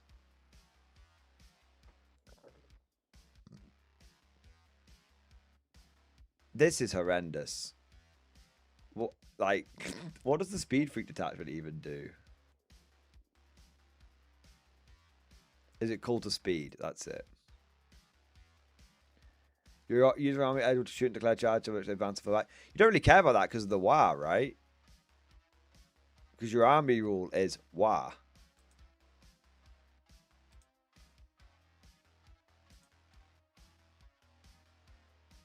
Yeah. So you literally don't even care about that. You just go bang, forward, 18 inches, forward, charge with... You just got like multiple waves, yeah.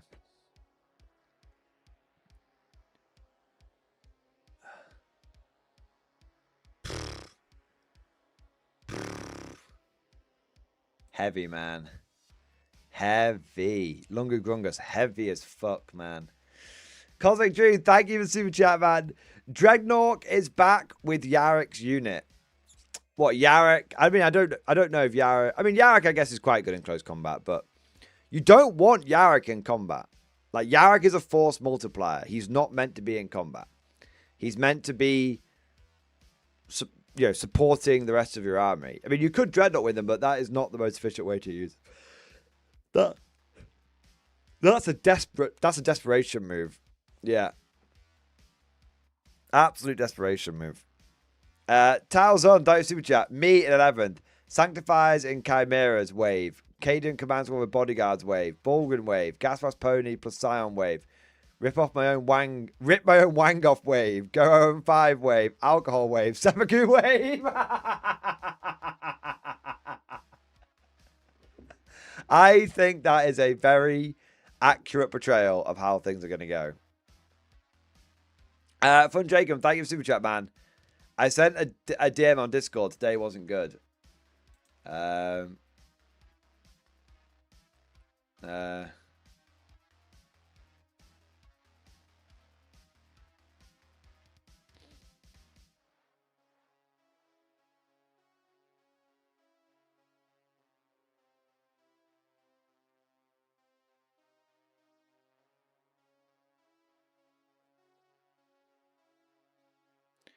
I won't read that out loud. Don't worry. I appreciate you letting me know, man, but don't worry about me. Worry about yourself. You know, take care of yourself, you know. That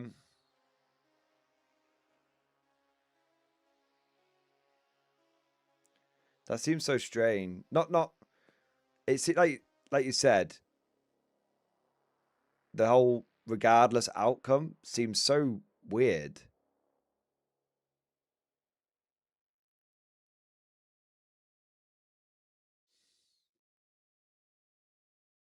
That's crazy, man. I'm being very careful with my reaction, obviously, because you said keep it private. But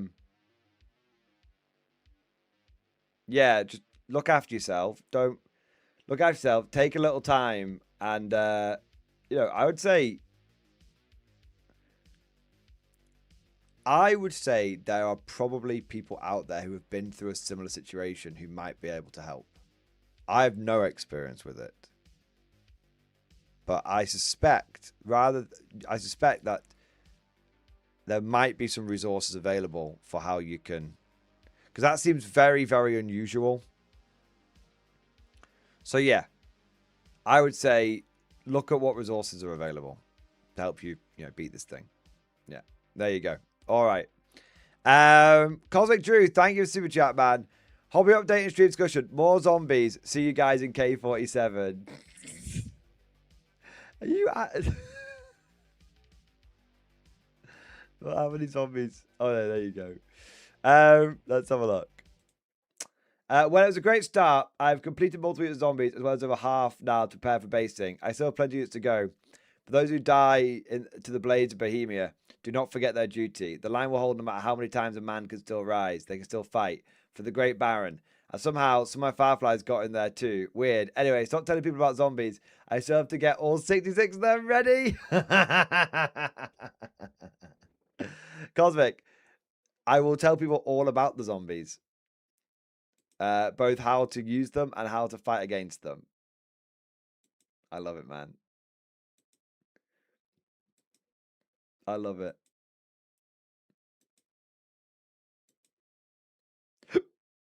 My God, sir. My God. They look so, like, gory and messed up, man. They look great. Cosmic, I will say this. Like, are you actually, like, see you guys in K47? Because that would be, for me, hilarious. After all of the shit you gave me, Cosmic, about the banana. Where's the banana, Cosmic? What? Where's the... No, we don't... There's too much salt. There's too much beef. Have you finally stopped coping? Have you finally stopped fighting against it, Cosmic? Have you finally begun to put your faith in me?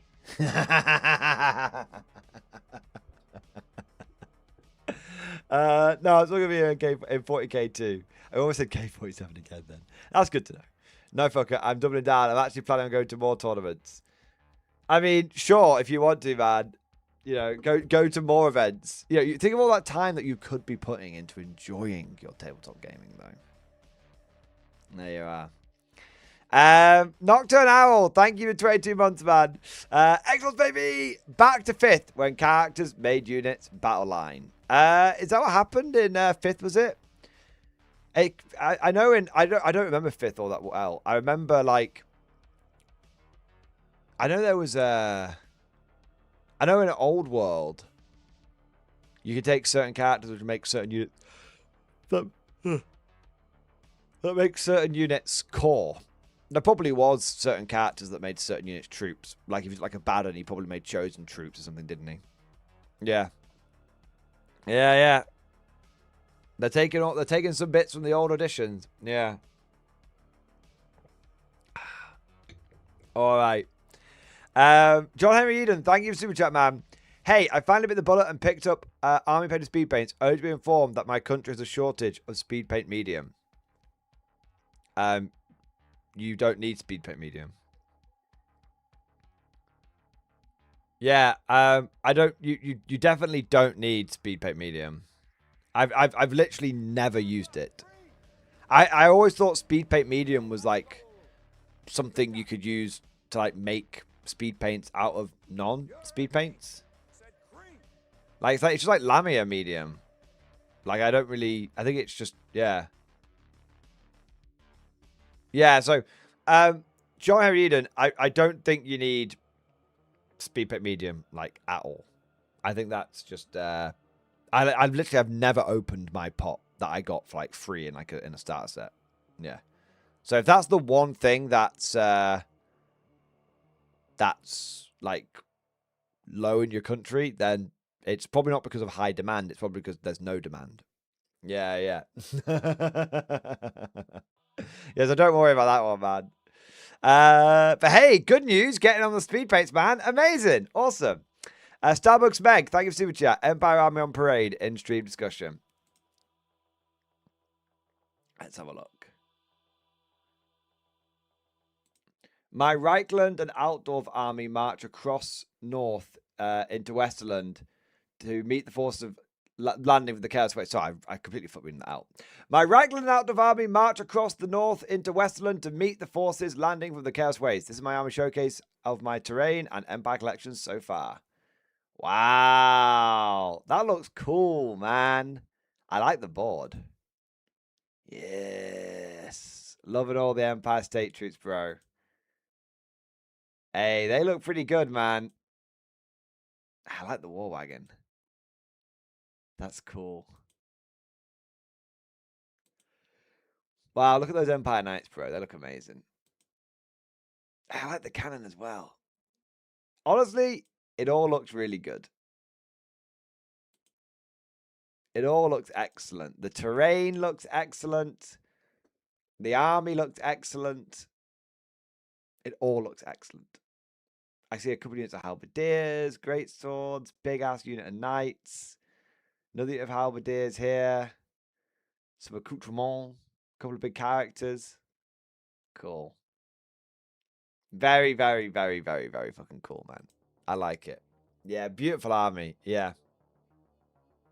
All right. All right. Well, gentlemen, I don't mean to alarm you, but I think it might be time. It might be time to cry. And by cry, I mean look at the Warhammer community combat rules.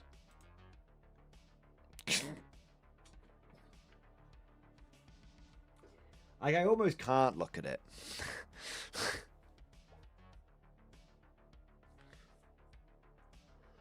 It's like the sun, you know. I just can't. I almost can't look at it. Let's not. Let's not. I'm sorry. I've got to. Right, here we go. Let me get comfortable. The last time I'm going to be able to sit down comfortably. All right. Oh man, I've got bloody cable. Get out of here, cable. That's like a cable guy. All right. I was like, let me sit comfortably, and then proceeded to suddenly become greatly uncomfortable. All right. Well.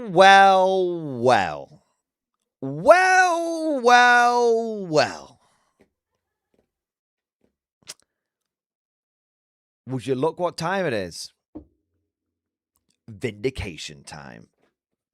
Send me to the black ships. Send me to the black ships. For once again, I have been proven right. From the beginning of 11th edition, I have said it's going to be a melee edition. Before we even saw any of the specifics, I was like, look at what they are promoting. It's all about fixing melee. It's all about melee this, melee that, close quarters this, close quarters that. It's all about that. I even made jokes at the end of last year saying it's going to be even more of a melee edition this edition. And look what's happened. So look, dude, I'm almost tired of hearing this. I mean, I would love to say that I'm almost tired of saying it, but it turns out one can never get tired of being vindicated. So, there has been a reveal article from Games Workshop. There's been a few of them. And everyone that has come out has seemed to indicate more and more that melee is going to be heavily favored in 11th edition. And the first indications of this, well, like we said, were in the reveals, and they started talking about how they're going to make charges easier.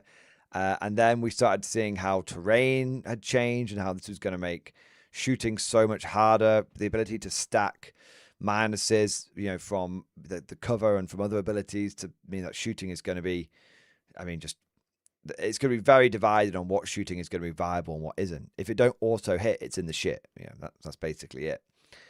And but throughout this time, there were, I will admit it, an ever diminishing group of people as more and more information came out that were like, no, wait and see. We haven't seen the full rules, the melee rules. Blah, blah, blah. I don't think any of those people can look us in the eye anymore. All those people that said, wait and see. Well, once again, we have waited and we have seen, and all that's happened is we have seen ourselves be proven right. I will be honest. The majority of people, I think, were pretty, they could see the writing on the wall. Like, it was going to be a melee edition. I think a lot of us held out a bit of hope. But for those that actually genuinely coped and seethed, they are in shambles right now. Wait and see crowd in shambles right now.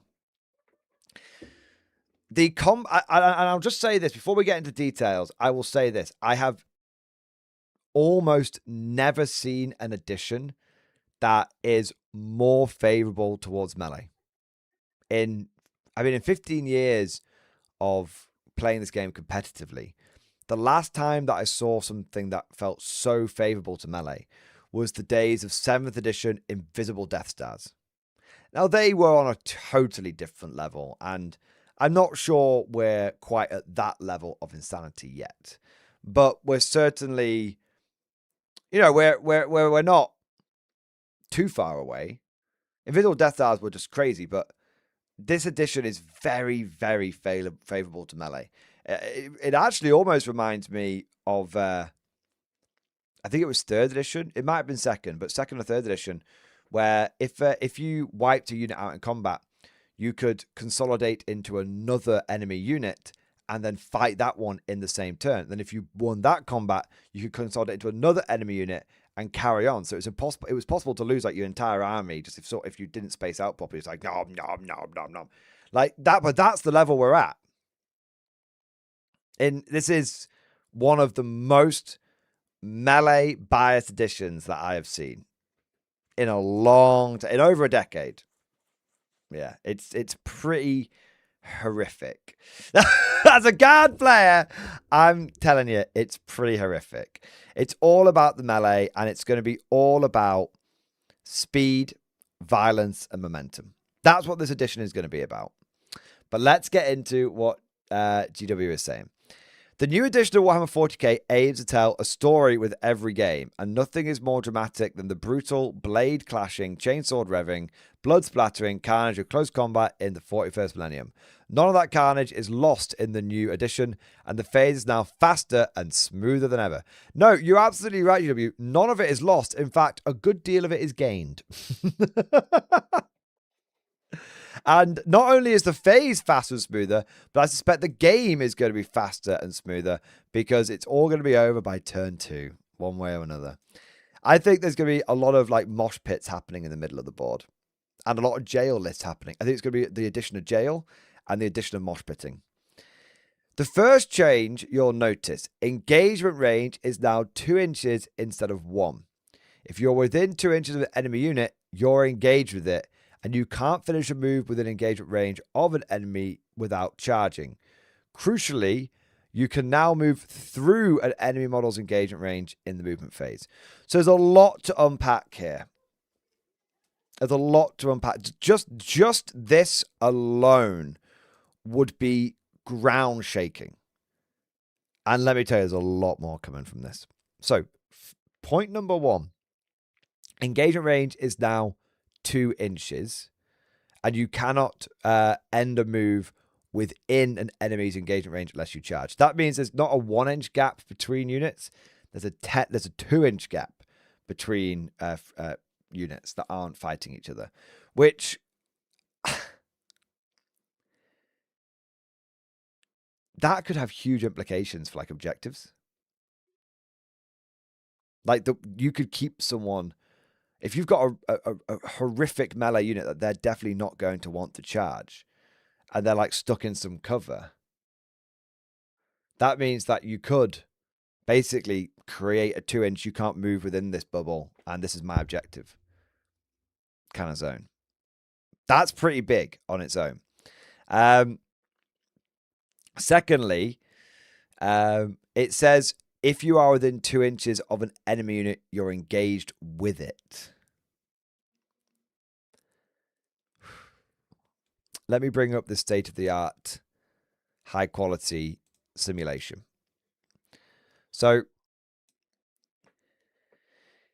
let us say that the black ring unit and the green ring unit are owned by player 1, and the red unit is controlled by player 2. If I charge, let's say I'm the red player. If I charge the black unit, even though I didn't charge the green unit is now engaged in combat with me. Because I am within the 2 inch engagement range. You can see I've got this handy little scale here. Now that has some pretty big implications for both melee defense and melee offense. From a melee defense point of view, it means you could kind of force someone into combat with 12 Bulgwins that they really may not want to be in combat with. So, and if you're playing something crazy like Green Tide, someone charges 1 unit of Orc Boys, they might find themselves in combat with 40 Orc Boys, not 20. So there are ways of using that to your advantage as the defending player. On the other hand, from an attacking point of view, it means that if you have a unit that's like, let's say you've got a unit of Ogre, a unit of Bulgrin that are on objective, and you have guardsmen that are towing on as well to try and get more objective control on there, you could charge 1, engage both. That could both tie up enemy units. That could both tie up the enemy unit, and it could also allow you to attack the unit behind, getting rid of that vital objective control. It's not really a gamble, Iron Father Daniels. It's more of a decision. Because it's not a gamble. It's either you do it or you don't. Like, oh, is this a good... Have they stacked up in a defensive way? Okay, I won't charge. That's whatever. Have they not stacked up in a defensive way, can't take advantage of it? You get it. It's not so much a gamble. It's just you do that. It's more analyzing the situation in front of you. So yeah, I disagree on the gamble thing there, man. It's not a gamble. It's just, can you use it to defend accurately or not? Or use it to tie more units up? I think another big thing with the engagement range being 2 inches, speaking of tying units up, is it means it's easier to tie enemy units up because you only need to get within engagement range. So before you had to space your units out about 4.5 inches to stop someone from overrunning into you and tying multiple things up. Now you're going to be, that distance is going to be even bigger, especially when you look at some of the other stuff that's coming in here with like overruns and whatnot. So it's fantastic for being able to tie enemies up. It's fantastic for being able to get more models in combat. It's fantastic for being able to do melee defense. It's fantastic for being able to do melee, like aggressive melee play. It's really, it's like you can move within and get an enemy model's engagement range. That makes screening really hard. I mean that the 2-inch thing alone, like I said, is massive. You've also got the fact that a double one now always fails because you have to be over 2 inches away from the enemy. And as we'll see later on, if you roll your charge distance and you roll a double one, that is an automatic fail. Yeah.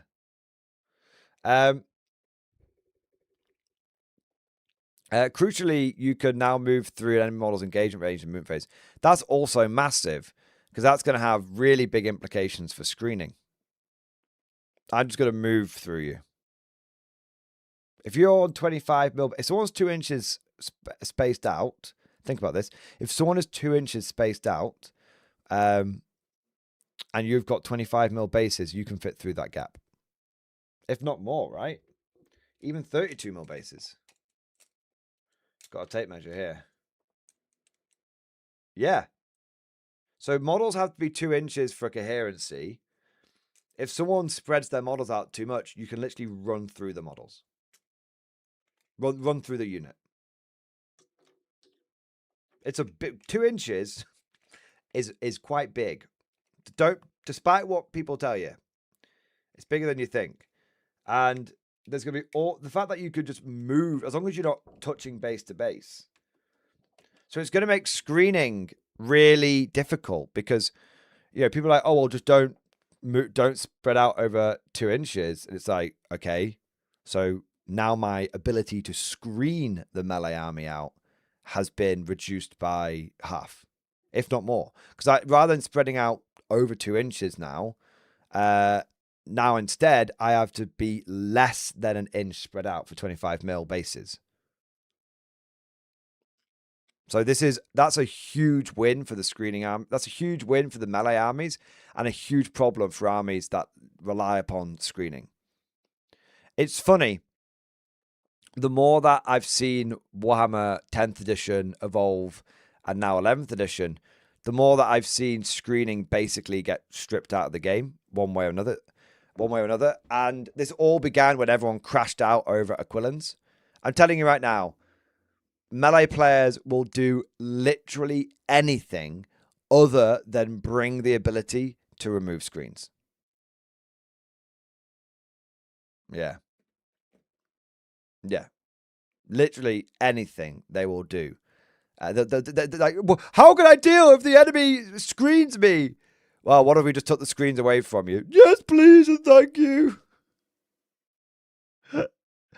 It's going to be mad. Yeah, it's going to be absolutely bonkers. So yeah, I thought that one of the ways that we as guard players could try and counter this new melee dominated edition would be the good old traditional use of guardsman screens. But those are going to be relatively less efficient than they were. They're going to be a lot less efficient. And so you're going to need more guardsmen to fill out the same table space as you were, fill out the same screen as before. And that means that you're going to take more casualties. Like before, you could send a unit of 20 guardsmen out and use that as an effective screen. To do the same thing, you're probably going to need 40 guardsmen. Well, if you're bringing, 80 to 100 guardsmen in a standard guard hybrid army, that means that you've only really got 1 or 2 turns of screening potential before you're all out. And as someone who has played guard for a long time and has played traditional guard for a long time, if your screen is falling apart by turn 2, you've lost the game. That's not a debate. That's not a question. You've lost the game. I recently did a after action report featuring Grizzled Company, and I took 120 guardsmen, and it was in my game 3. I played a little sloppily. I ended up exposing more guardsmen than I should have done. My opponent was able to effectively clear my screens over the course of 2 turns, and then he just broke through and just wiped me.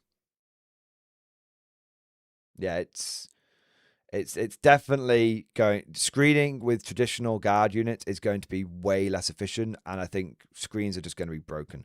I actually think the way you try and deal with this is to not screen. I think the way you try and deal with this is you have to take the charge. You have to figure out a way of taking the charge, and well, in the guard, there's only really one way of doing that, and it's called 18 Bulgrin. I mean, I think people talk about internal balance problems in 10th edition. Well, this new edition is just 10th dialed up to 11, and I think you're going to see some new internal balance problems. Yeah. But anyway, so screening is going to be very, very difficult now. Firstly, especially when people can just fly over your units as well. Engagement range is going to have all sorts of massive implications, from how you hold objectives to how many units can start getting involved in fights and everything. Yeah, I think it's going to be a spicy one. Yeah. In the new edition, you pick targets of your charge after you roll, and any unit can declare a charge so long as there's at least one enemy unit within 12 inches.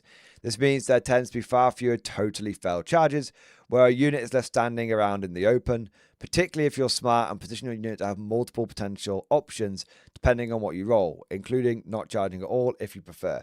So you can roll your charge distance and then just decide not to charge. Yeah. So you can just go, oh, I'll roll my charge distance. Oh, there's nothing there that I want to charge. I'll just stay where I am then. If you're, hidden behind some line of sight blocking terrain, that could be really, that's, you don't have to charge. You can roll your distance, see what you get, and then go, nah, I won't charge. That's not good for me. Yeah. So, I mean, and again, just look at what's been stacked up here, guys. -1 ballistic skill to cover, which can stack with -1 hit modifiers. Engagement range now being incredibly generous. Screening now being more difficult than ever before. And charges being more reliable than ever before. I mean, I really don't see how much more evidence needs to be presented to you before people start going, yeah, there's a bias here. There's a bias towards melee. Honestly, if you are, I'm not saying that this is anything to like crash out or doom about. I think some people will. I think especially if if your army is just not ready for this, you might be looking down the barrel of some pretty expensive expenditure to try and get right with the new edition. But just talking about this completely objectively, whether you are happy about this or sad about this, I truly do not believe there can be any good faith argument now that is made that melee isn't being favored. I think it's based on the information we have available right now. I just don't think there's going to be. I think every single time someone has said, "Wait and see," all that's happened is we've seen more evidence that this is going to be the melee edition, and we've not even got to. And you know what's crazy? This is all the tame stuff. No, I'm serious. This is the tip of the iceberg. This isn't even what's broken. This isn't even what's going to cause you issues. What's going to cause you issues is going to be this shit down here. Well, this shit down here, to be fair. But let's have a look. So one big thing to mention is the way that they're laying the rules out now. So if we go through this, you can see the table. So charge move 11.04. So they're trying. There's going to be a new way of laying the rules out, which I'm not totally against. I think the more rules clarification, the better. Before moving at one of your enemy units that are within 12 inches of a unit and within the maximum distance of your unit until the end of this move, each one of those enemy units is a charge target. Each model must end its move close to one or more charged targets. Each model that can end its move within 1 inch of one or more charged targets must do so. Each model that can end its move engaged with one or more charged targets must do so. So my understanding is every unit that's within 12 inches is an eligible charge target. So there's none of this like, oh, I'll pick those units and then roll to see what I get. No, it's like everyone who's within 12 inches of me is an eligible charge target. After moving, your unit must be engaged with all of the charge targets. Your unit cannot... Oh, well, maybe not, actually. Oh, no, you still select.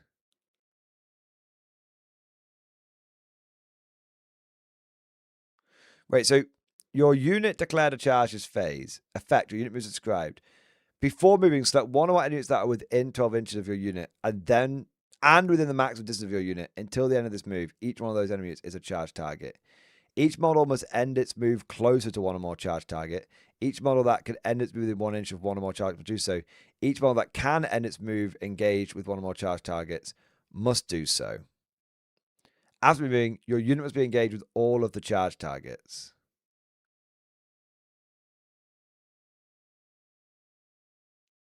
So do you still pick?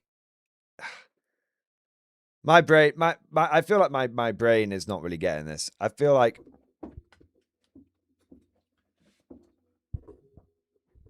I feel like I'm misreading, because to me it sounds like even though you roll to see your distance before moving. Oh, but and within the maximum distance of your unit. No. Yeah, I missed that. I get it. Yeah, you definitely roll and then pick. I know that was the case. I was like, are these rules not reflecting that? No. So it's 12 inches. Then you roll your dice. That's your maximum distance. Then you pick. Yeah. I get it. So if we're looking at this scenario like here, let's say these guys are like let's say this unit's 5 inches away, this unit's 6 inches away. You roll the dice and you get a 5, you just move into engagement range with them. But not within engagement range of those ones. Straight away. After moving, your unit must be engaged with all of the charge targets. Your unit cannot be engaged with one or more enemy units that are not charge targets. Until the end of the turn, each model unit has the fight's first ability. So you can't be engaged with one or more enemy units that are not charge targets. So does that mean, I guess you just, you get within engagement range like back here, but then so basically you roll, if you only roll a 5, you just move to here and engage this one. If you roll a 6, you move and you fight both. Yeah. Okay.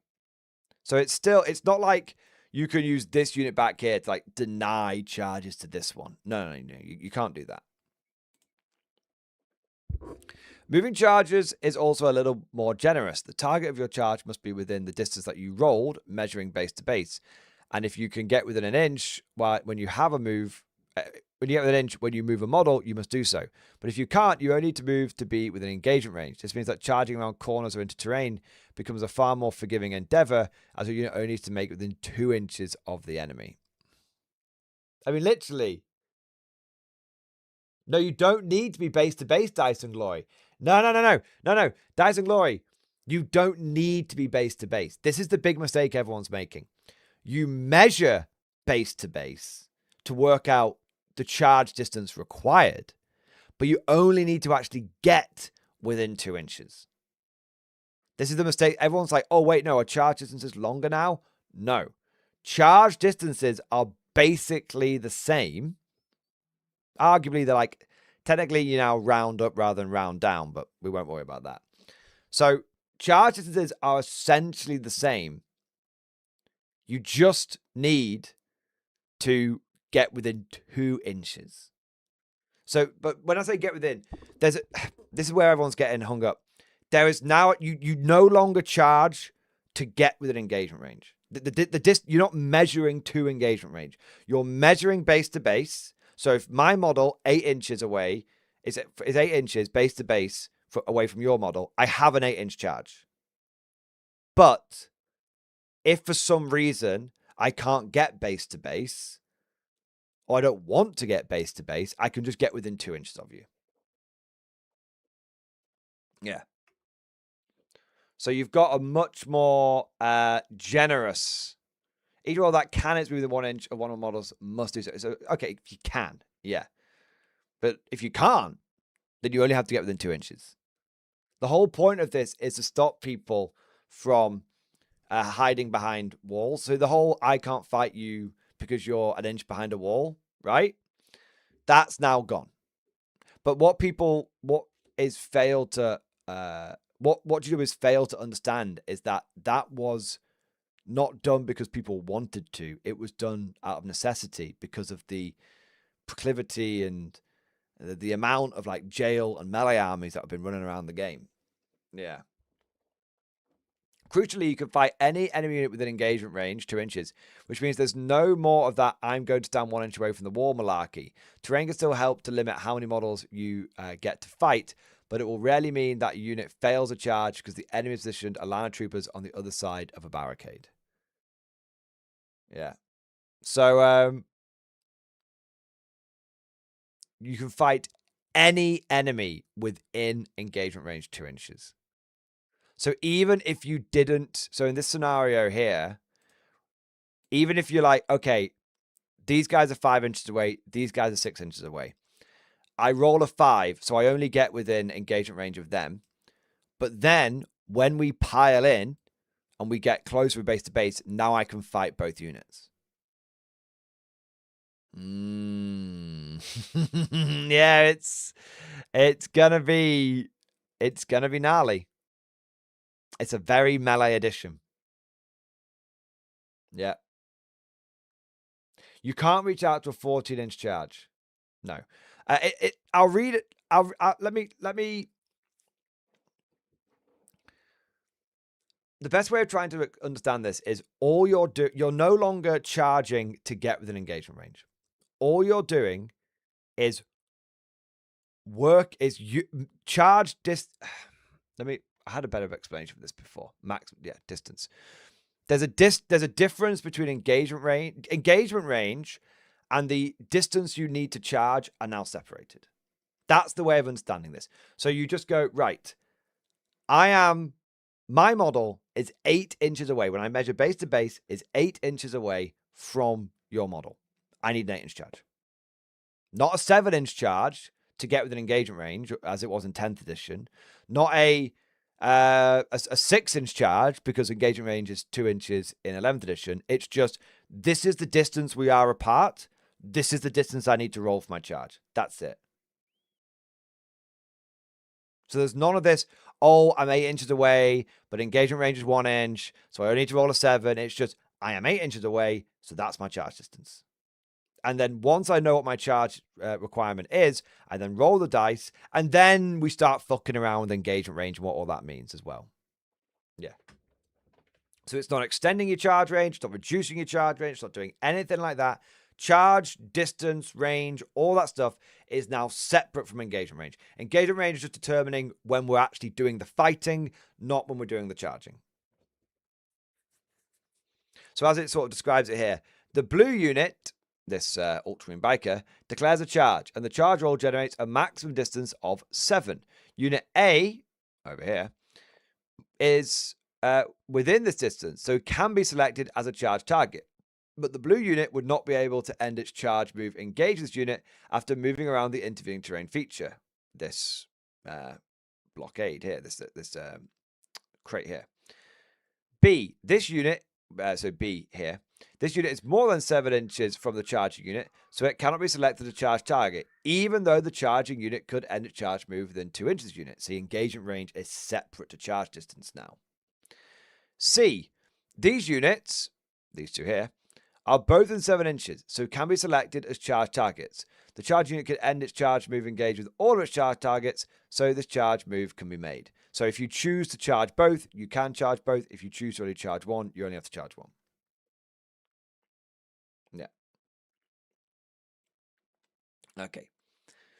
But wait, there's more. Another key change is ingress moves, which cover all types of special deployment, like deep strike and other ways of moving in from strategic reserve. Allow you to set up more than 8 inches away from any models rather than the current 9 inches. So it's 8-inch deep strike now, not 9-inch deep strike. This means that you still need to roll a 9 to successfully charge at a deep strike. And the reason for that is you're over 8 inches away. So when working out your charge distance, you're not trying to get within engagement range anymore. So you still have to roll, okay, well, if I'm over 8 inches, I need a 9 on the dice. So it doesn't make deep strike charges any easier. There's a lot of people that saw this and thought, wait, is my charge range down to be like 6 inches? No, not from deep strike. It's still a 9-inch. It just allows you to get a little bit closer for getting angles for deep strike shooting and stuff like that. This means that you still need a 9 to roll a successful charge at a deep strike, but now your potential landing zones are larger and you have much more flexibility to move your models around when the dice gods are kind.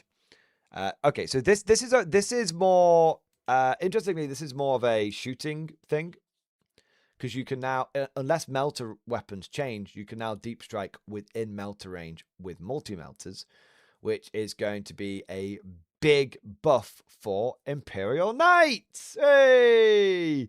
Knights are getting favored somewhat in this edition as well. We've seen they get inbuilt towering for +1 ballistic skill when within 12 inches. And now, you know how earlier in 10th, when when GW acknowledged that Knights having a 24-inch range melter was causing problems because they could come in from reserve within melter range, and they fixed it, so they made Knights melter guns only 18-inch range, so they couldn't do that anymore. Well, they've undone the fix.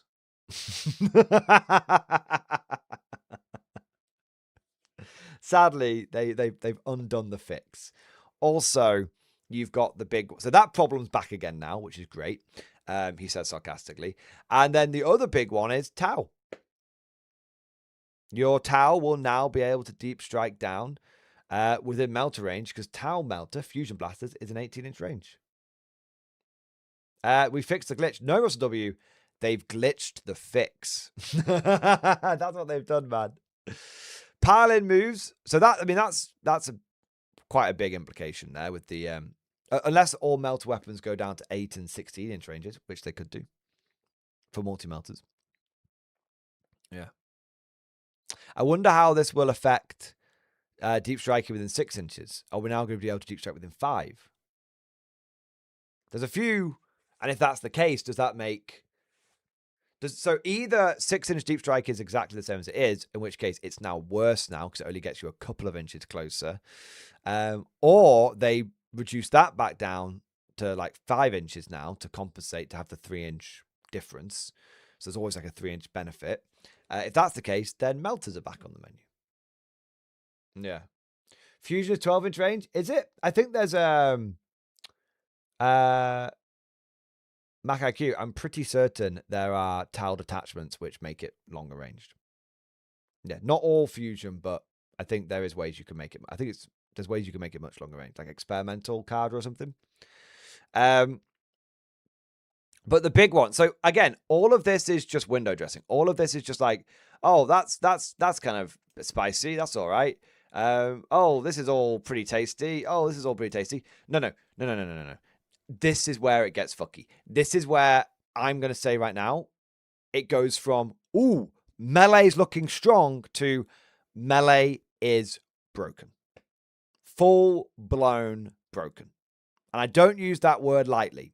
I might use it to get clicks in my in my video titles, but I don't use that word lightly when it comes to like actual gameplay and stuff. Pile in moves also see changes. These are now all done before the fisticuffs start, rather than each time a unit is selected to fight. The player whose turn it is resolves all of their pile-in first, shuffling units 3 inches to get as many as possible into engagement range, followed by their opponent. So you don't go, we're going to activate this unit and this unit. You just go, right, we've done all the charge moves. Now, across the board, we do all the pile-ins. It's my turn, so I'll do all my pile-ins first, and then after I'm done, you do all of your pile-ins. Fighting works much the same as it did before. Players alternate between units that are eligible to fight, but the order in which those units get to fight has changed. Most importantly, the player whose turn it is now gets to pick a unit first, including when fighters on both sides have the fights first rule. This means that one of your units that charge will get to strike before the enemy units that have fights first. So basically, in 9th edition, 8th/9th edition, there was a problem where, like, if you know that if you just everyone that was charging was just striking first and killing everyone before they got a chance to do anything. GW introduced fights first as a method to try and counter that. Everyone's now complained about it, but it was actually an important fix. But the people that are complaining about it weren't there to see why it was brought in the first place, and now they've removed it. So again, another fix has been removed from the game. I don't like fights first. Actually, I don't care about fights first. I'm a guard player. I don't really care about fights first. It bothers my Bulgrin a bit and my Rough Riders a bit. Like, okay, fine. But again, this is not... I'm not the target for this. This is another complaint that melee players have had that now has been, you know, they're being, honestly, I'm just going to say it, they're being coddled.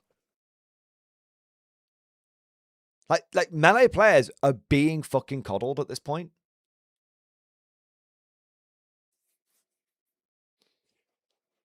Oh, I can't deal with fights first. Okay, well then. Okay, we'll take that. Don't worry about it. We'll take that away. Okay. I can't deal with screening. Don't worry about it. We'll take that away. Oh, I can't deal with failing my charges. Okay, don't worry. We'll make your charges more reliable than they have been in like a decade. Like literally this is like, do you see what I mean? Like they're just fucking coddled, man.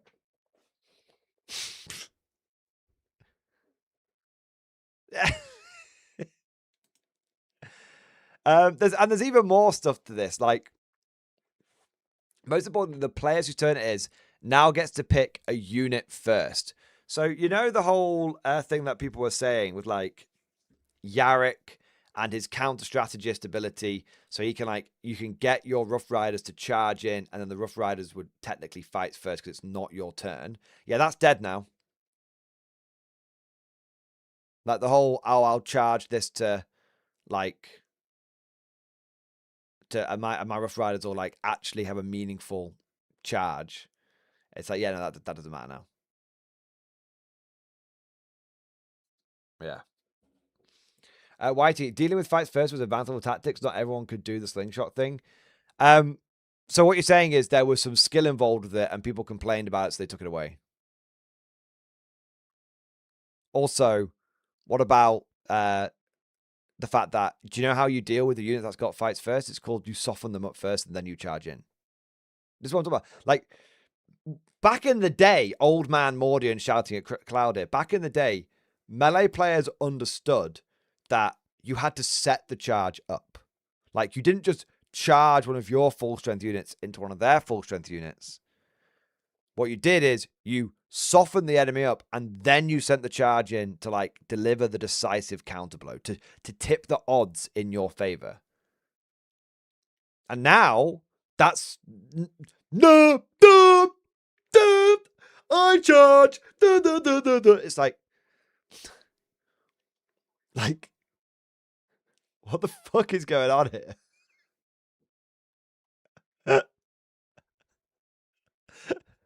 Charge! Charge! I want to charge! Like that's what's the... Oh my god. That's I'm sorry, but if you're a melee player, I'm just gonna, at this point, I'm just gonna assume that you're a little bit rare. Right. Once all combatants with fights first have taken their swings, the person who would normally be next in line gets first pick from the rest of the crowd, regardless of whose turn it is. Oh, let me do that again. Once I'm about to fight first, taking their swings, the person who would normally be next in line gets first pick from the rest of the crowd, regardless whose turn it is. Does that mean? Yeah, that means they pick, right? Do you do all your fights first? Oh, who would normally be next in line? Wait.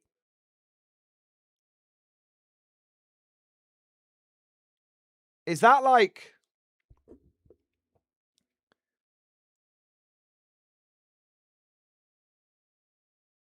Oh, so it goes, even if I've got fights first and multiple units, it goes, let's say I've done 3 charges. It's my turn. I pick the first unit. My opponent picks the next unit. I pick the third unit. So we've done all the fights first. I picked last. So now it goes over to them to pick the next combat out of the non-charges. Okay. Yeah, that's fine. But wait! There's more. There's more. Because you now have normal fight versus overrun fight. Wait, first one forever, which means Yarrick works. Not always. Because if I have, let's say, use the same example again. I did 4 charges. So I pick a fight, you pick a fight, I pick a fight, you pick a fight. We've done all the charges now. Oh, but now I get to pick and let's say you moved your Yarrick counter charge squad in, but I get to pick the next fight. Yeah, so it doesn't quite work.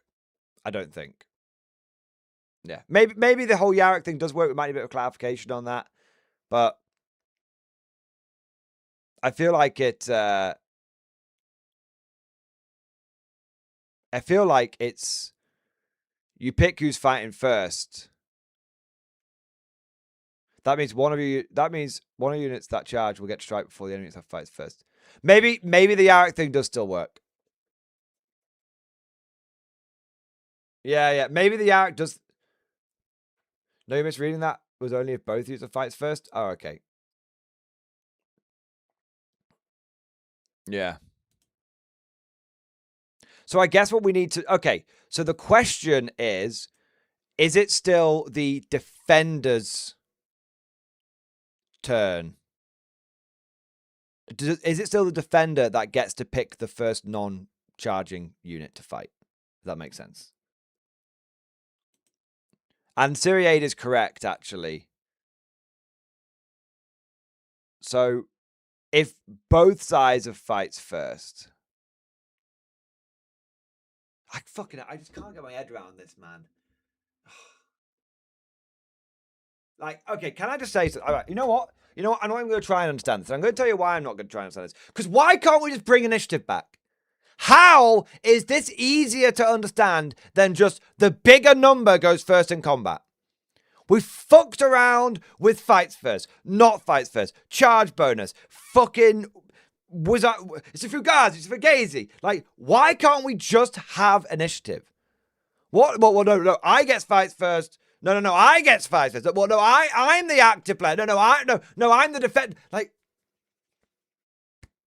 just have initiative and initiative bonus to charge him, man. It's...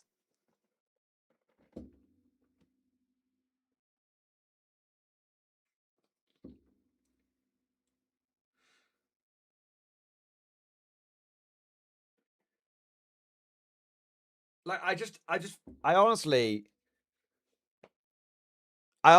this is just, like, fucking bollocks. Right, I'm going to read it again and try and get my brain to understand this. Players alternate between units that are eligible to fight, but the order in which those units get to fight has changed.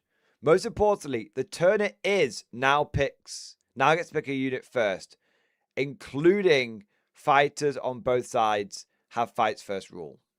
That means that one of your units charge will get to strike for the enemy units that have fights first rule. Okay.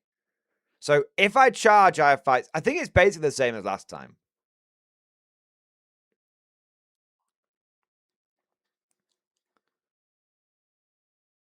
Basically, this whole thing, I'm not even going to worry about it, okay? You know what? I'm not even going to worry about it. I'll tell you why I'm not going to worry about it. Because I don't get fights first. I'm in the guard. And I'm going to do this from a guard perspective. I don't get this, right? I don't have fights first. You charge me, you get to go first? Okay, fine. I charge you and I get to go first? Okay, fine. Like, honestly, just bring fucking initiative back. We've had literally 10 years of fucking around. Just bring initiative back. It's not that hard. Surely it's easier than this bollocks. Yeah. Fuck it. Anyway, this is the bit I want to talk about, right? This is the bit that is actually properly broken. So normal fight. Player alternate selecting units to fight. Fight's first units must be selected for any eligible units. 1. The red player selects their monster to fight. It makes a normal fight, destroying the transport. The embarked unit makes an emergency disembark move. After doing so, it is unengaged.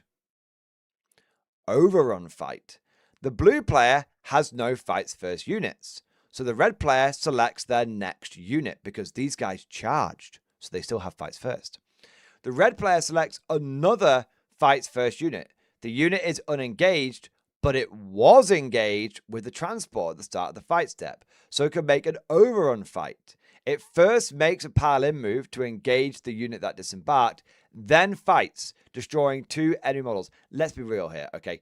These 5 Khorne Berserkers didn't kill just 2 Battle Sisters GW. You're very clearly, like, you know, trying to make it seem less gigafucked overpowered than it is. So basically, someone kills your transport, you guys get out, and then they pile in, and they get to fight that unit. They don't just get to tag it like they used to. So what used to happen is, someone charges your transport, if they kill it, you guys get out, and then basically, as part of like a consolidate, they could like tag your unit. Right?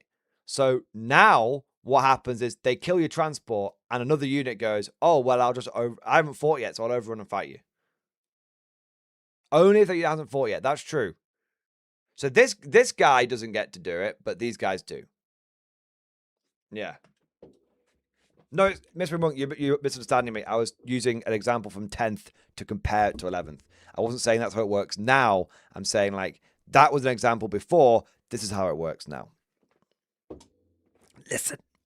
Unless I misspoke, in which case, I'm sorry. Yeah. So basically, if they charge one of your units, wipe it out, they can then consolidate. Not consolidate, they can overrun. Overrun. That's the new term. Yeah. So is this a death of Met Guard?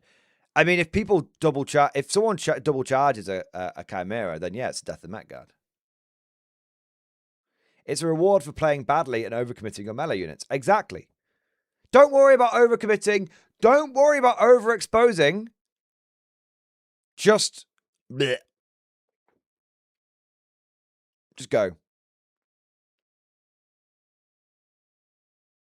And here's the thing, right?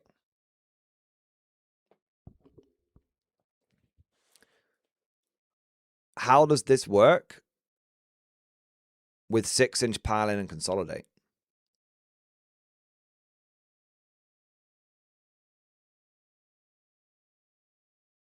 Because it doesn't say that the overrun is a specific 3-inch move.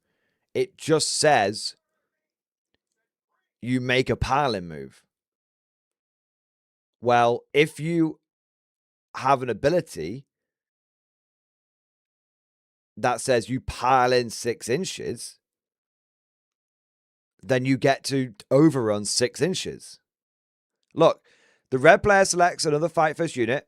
This unit is unengaged, but it was engaged with the transport at the start of the fight step, so it can make an overrun fight. It first makes a pile-in move. So it's piled in once. Now it gets to pile in again. Double piling as part of an overrun. So if you charge a transport, again, let's use our high-tech simulation technology here, right? So bear with me here, right? Let's say that you have got, we'll go for red for the corn berserkers, right? Bang, bang, bang, bang, bang, right? And then let's use, we'll use it doesn't have to just be a transport. It could be anything, but we'll use a transport, for example. Right, you've got a transport like here. Maybe spin it around like that. That's a bit large for transport. There we go. You've got a transport like here. Okay. And then you've got, pardon me, a unit of guardsmen that could be like back here.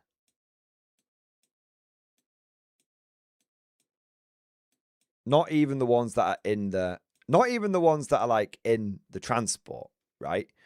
In fact, and let's say we've got a big angry demon prince here as well. We'll use the same example, right? Big angry demon prince. So, demon prince charges and gets into combat. World eaters, they charge, and let's say they only just the berserkers only just get in. Okay, they manage to get within engagement range. Okay, but then they have a 6-inch pile in. Okay, well, I'll pile in 6 inches round like this. Okay, that's like that. Okay, the demon prince KOs the transport. So we'll say red KOs the transport. The world eaters haven't fought yet, so then but they then pile in again, but they were engaged. So then they pile in another 6 inches and get within engagement range of this unit of guardsmen. If you have a 6-inch pile in, you can charge, pile in 6 inches the first time, and then pile in 6 inches the second time, essentially getting 12 inches of free movement.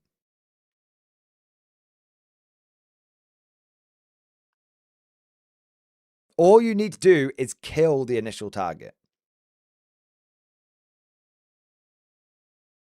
Whatever that initial target is, as long as you kill that initial target, you can do it. So people keep saying, oh, well, I'll screen with more guardsmen. Okay, let's do this example then. So what's actually, this is why I say screening's basically dead, right? Because if you screen with a fragile unit, all you do is give your opponent the potential for free movement. Right?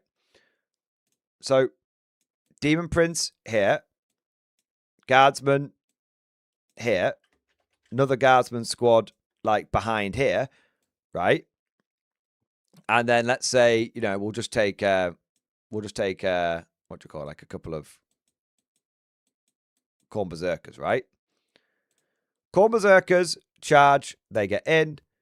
Demon Prince charge, gets on the side. It can do, if it gets a lot, if it gets the charge distance, it can get with an engage. Here's the thing, you can get with an engagement range, right? But you don't. So you get within 1 inch if you can, but then you can still pile. Let me just check the rules here. Make sure I'm not fucking up. So you must end close to the charge target. You must end within 1 inch of more charge targets. But you don't have to end base to base. Right? Correct me if I'm wrong here. You just have to get within 1 inch. But if you don't get within base to base, then that means you can probably still pile in a big way. All right? So what you do is the Demon Prince goes here. Then you go, okay, I've got a 6-inch pile in. I won't go straight forward. I'll go round to here instead. The Berserkers obviously wreck the Guardsman squad. The Berserkers wreck the Guardsman squad. And the Demon Prince goes, okay, I'll go another 6 inches. Bang. And I'll take this Guardsman squad out instead. You need to end base to base to be a self-charge? Not true, Bob Dylan. I do not believe that is true. You need to measure base to base to work out your maximum charge distance required, your charge distance, but you do not need to end within base to base. I believe that is correct. I could be wrong, please lambast me if I am, but reading this stuff here, yeah, with what we've seen, you measure base to base to work out how far your charge is, but you do not need to end within base to base. In fact, you only need to end within 2 inches. If you only need to end within 2 inches. If you can end within 1, you have to. But if you can't end within 1, you only need to be within 2. Yeah. So that's... And then this Demon Prince here gets to, like, eat this squad. And then afterwards makes a consolidate move another 6 inches. So that's why... That's why I said screening is dead. Because the whole point of screening is you put something sacrificial up front. And, like, it dies. The speed bump has now become a speed boost. And I'm using World Eaters as an example of... I'm using World Eaters as an example, but there's going to be Emperor's Children that might have like a 6-inch. I don't know. I don't know if World Eaters have a 6-inch Piling Consolidate. I'm using them as a hypothetical example of a faction that might have that. I'm sure Emperor's Children have it. Eldar have it. I'm sure, do you know what I mean? I'm sure there's loads that have it. Right? So the speed bump has become a speed boost. It's pretty crazy.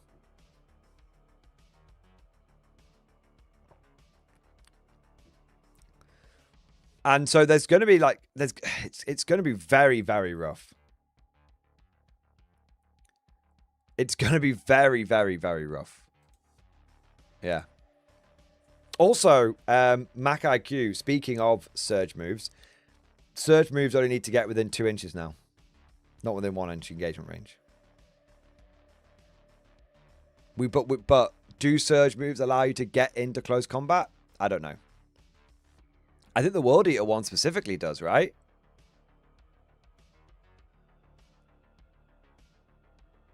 Surge moves specify in their paragraphs that they do.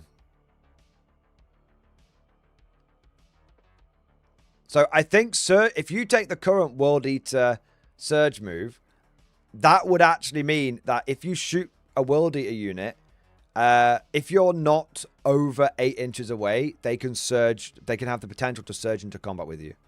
Then they could kill you and then consolidate again. But they couldn't, but unless they surge move 2 units into you, they couldn't fight twice. This I do know. World Eater surge move and Black Death surge move both let you move into engagement range. I'm going to be honest with you as well. Like, which side do you think they're going to come... At this point, chat, which side do you think they're going to come down on? Are they going to make surge moves worse for melee armies, the same, or better for melee armies? Like, every other time they've been able to make a decision of support melee or nerf melee, so far, it's been very one-directional. Yeah. Yeah. And you can, and the crazy thing is, you can still, like, slingshot horrendously. Even if you don't, yeah, because you can still slingshot round. Even if you don't kill your target, you still go round like that. And then that can have all sorts of, like, movement blocking potential and all this kind of stuff. Yeah. It's, like,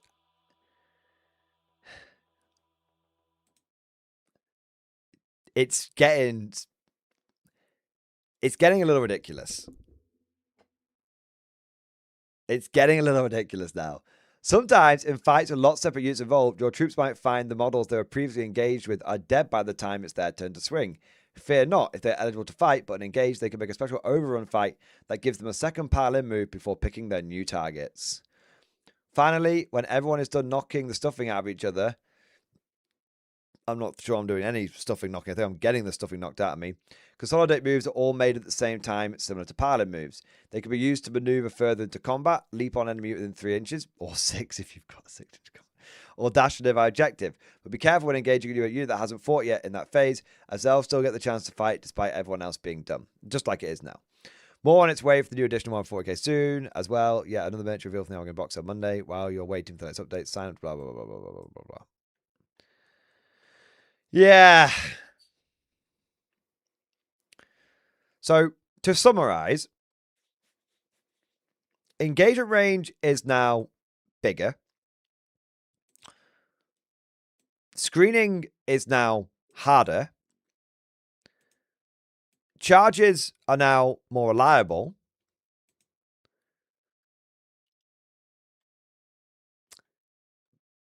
Piling all happens at the same time. Fights first is now weaker. And you can overrun and slingshot forward a ridiculous amount thanks to the new overrun ability. And the traditional methods of screening are now dead, because all it does is actually give your opponent additional move. All it does. Even if they don't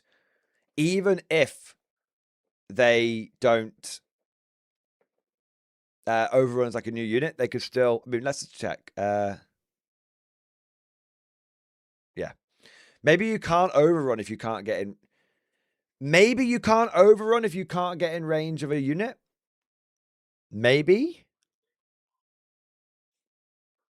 That might be something we need to wait and see. You might not be able to overrun if you can't get in range of another unit. It does say maneuver further into combat.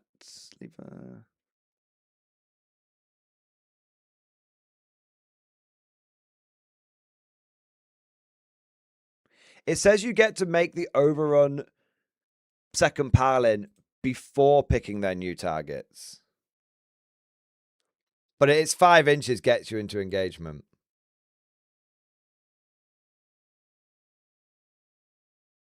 So I do think that you can do the overrun and then see if you can fight.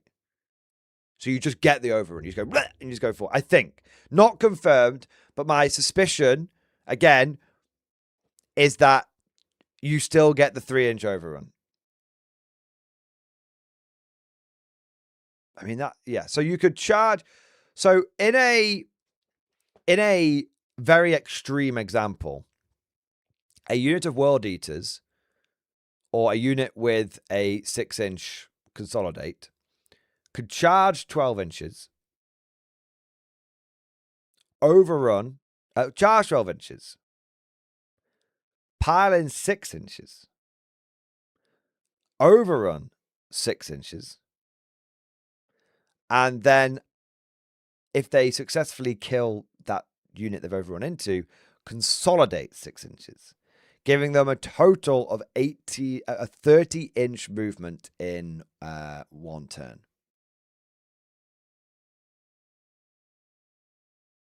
You might say that seems like an extreme example, but bear in mind, all I did is give them the maximum charge distance. If we take an average of, let's say, 2d6, then the potential movement only falls from 12 to 7, which is overall a 25-inch move in one turn.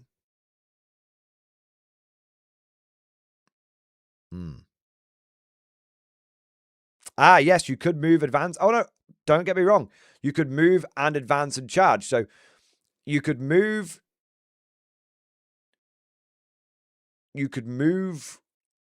6 inches, advance 9 inches, advance 3 inches. We'll do averages, right? So you move 6, advance an average of 3, so that's 9. And then add, so 39 inches. No, 30, about 35 inches. Yeah.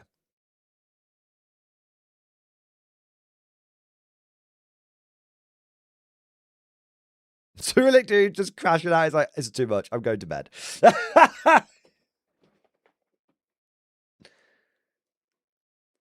Of course, assuming you have a 6-inch consolidate Deej Gaming. But I think that's not unreasonable. I think that's not unreasonable to... I'm not saying it's going to happen every time, but I think it's going... I don't think it's going to be uncommon.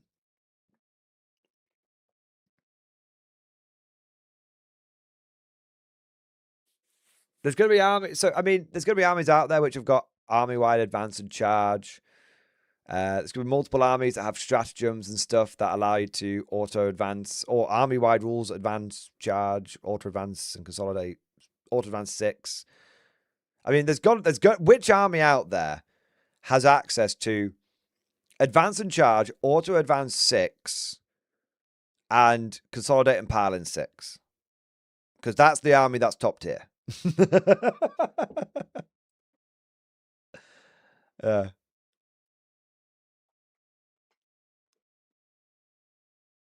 Yeah.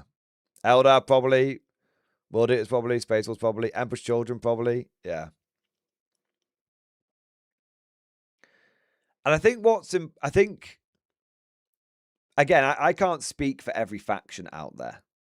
I feel only really qualified to speak for something like Imperial Guard. But looking at this from an Imperial Guard perspective, this just seems like woefully unfair. Because we have literally 0 of these tricks. We're not playing the same game. Do you know what I mean? Like we're just not playing the same game. You're going to get into as an Imperial Guard player, you're going to find yourself, I think, quickly getting into games where, yeah, I agree with Helen Jedi, where you are just the NPC in someone else's game.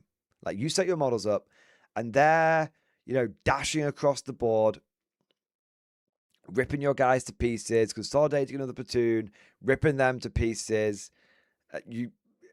They're having the best time in the world, and you're just sat here like, am I just like a chew toy for you to enjoy? Like, I'm just here so that you have, like, you don't have to play yourself and push the models on the other side of the board around yourself. That's kind of my concern with this. That there's going to be certain factions which just feel like they're locked out. Like they're just locked out of playing 11th edition. Like, oh yeah, like technically, you can turn up if you like, but you're not actually getting to play 11th edition. You're just the NPC in my 11th edition game.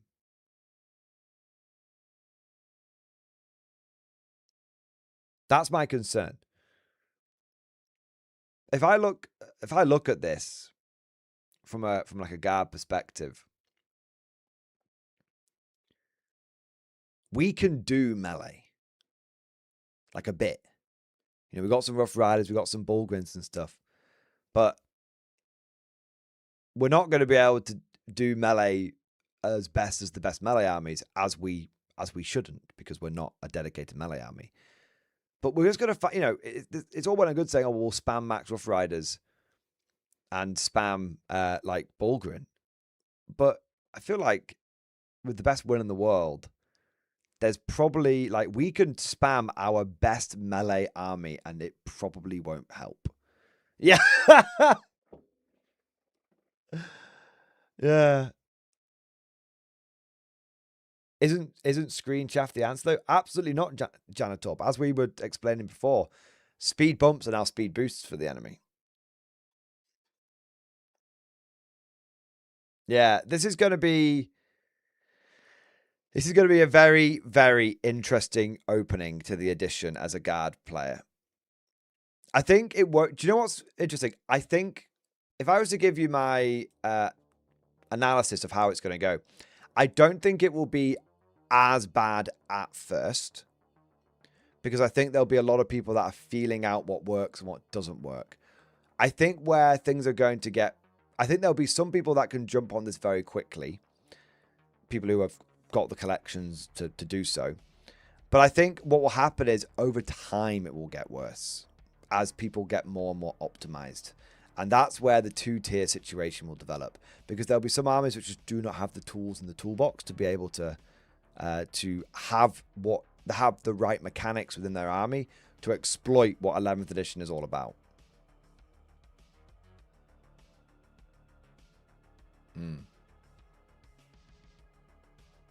I can really, and I know people will say, well, what about the force dispositions and the missions and all that kind of stuff?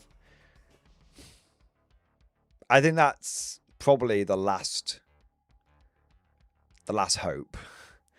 And I also think that realistically, we know what Purge is going to do. Like, Purge is going to be varying degrees of killing stuff into other people's force dispositions, right?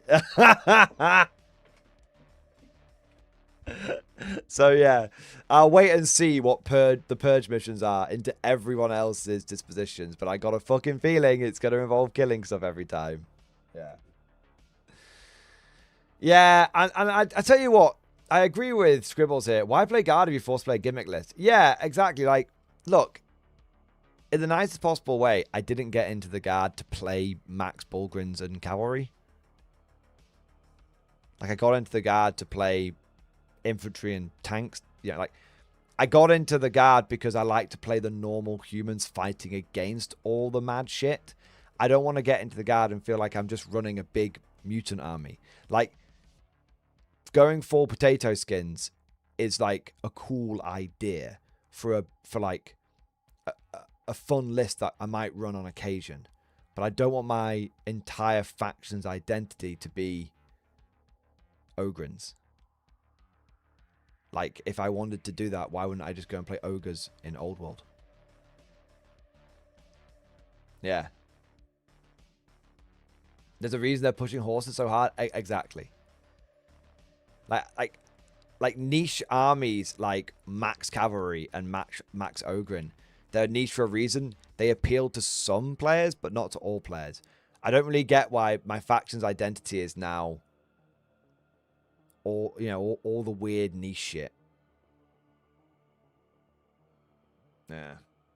Anyway, we'll see what happens.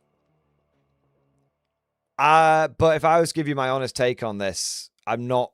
I'm trying to maintain a degree of hope around 11th edition.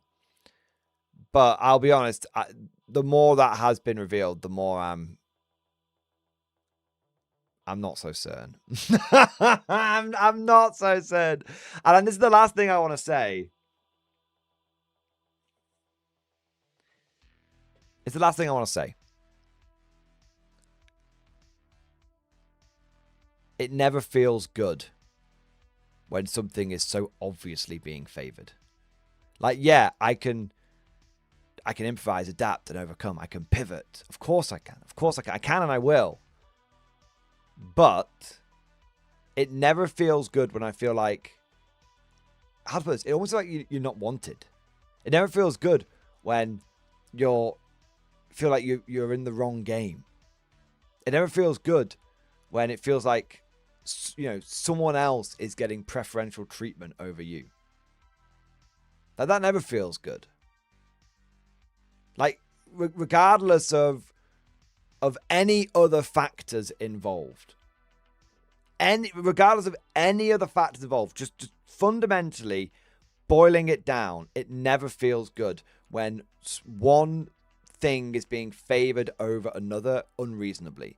And I would switch this, and I will happily see this from the other side and go, you know what? It never feels good if, like, gunline armies just sit there and blow you off the board. It doesn't feel good if, like, shooting. Imagine, turn this around. Imagine if they'd come out and all of these rules were buffing shooting up. Like shooting was getting this level of like treatment, right? Yeah, we'd be like, "Ooh, it feels good for the gun, ooh, baby." You know, we'd be able to, we'd be able to like meme it up a little bit. But the reality situation is like, I still wouldn't be happy about that because I'm like, no, why is one thing being so favored over another?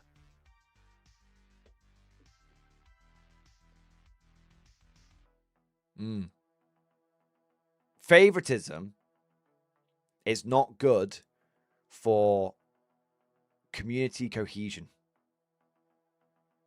There will definitely be, I can see it right now, multiple Reddit posts, forum threads, videos put out where people are just complaining about like how shooting just seems like to be so complaining about how melee seems to be so favored, and how shooting seems to be like so like underwhelming and shitty.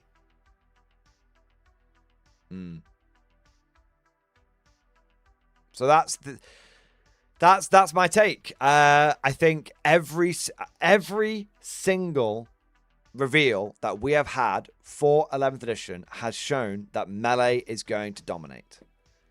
Melee, it is going to be a melee dominated meta.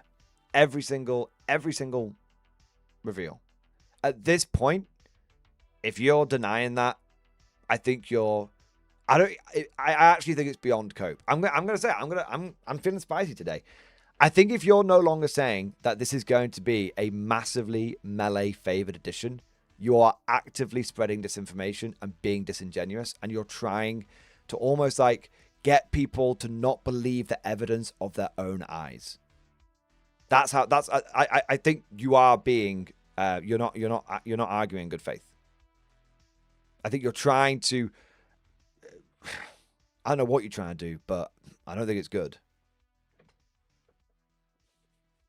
Does the Bolos chance of shooting reveal that readdresses the balance? I mean, hopefully. Hopefully. I mean, I would love that. But what if this is what's concerning me. Okay, let's reveal a bunch of rules that make shooting really good. All right. So what we've got now is super overcharged melee and super overcharged shooting. What does that mean? More lethality! I didn't want to see more lethality in the game. I wanted to see less lethality in the game. So in a weird sort of way, it won't actually make me feel better. It'll just make me go, well, nothing's going to survive past turn 2. Yeah. Just about, readdress it a bit. Yeah. Honestly, the deck is stacked so far in melee's favor, you'd have to completely rewrite shooting to make it compete. Exactly.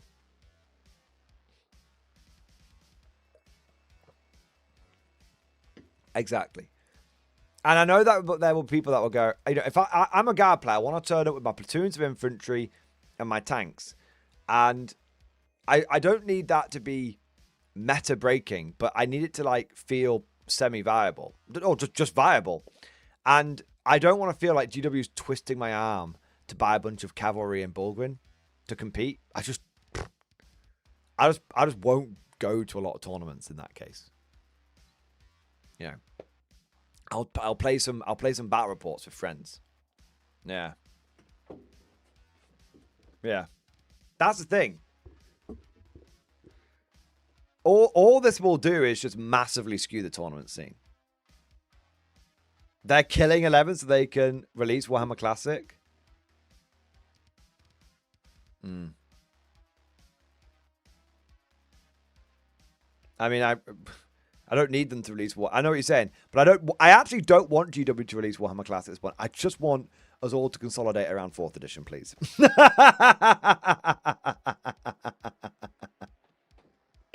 There you go. Yeah. Anyway, we'll see how it pans out. I'm sorry for a bit of a downer in this one. I've tried to be somewhat objective, but as a guard main, I'm looking a little like, what the fuck at this whole thing. Oh my god. Right, let's take a few super chats. Let's have a look. What have we got here?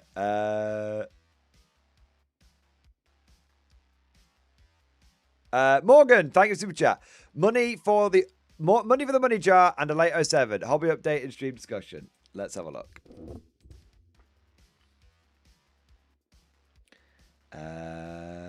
Thank you for the money jar and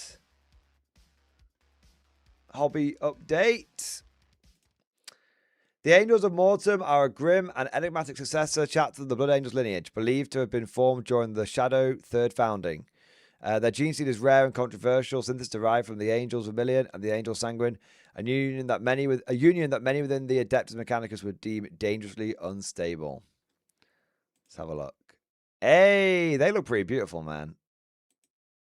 Nice. Very cool. Very, very cool. I think he's done a beautiful job with the models, man. I think they look really quite excellent. That's kind of an epic pose, isn't it? Yeah, that's cool as fuck. Nice. Nice. Love that.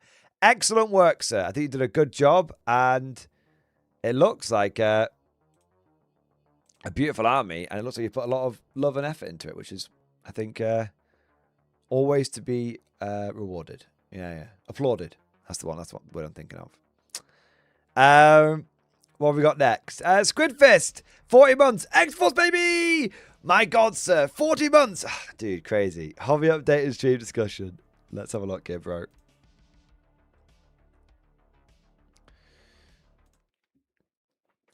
Aloha, sir. I'm still mostly gallivanting in the old world. You know what, man? I don't fucking blame you.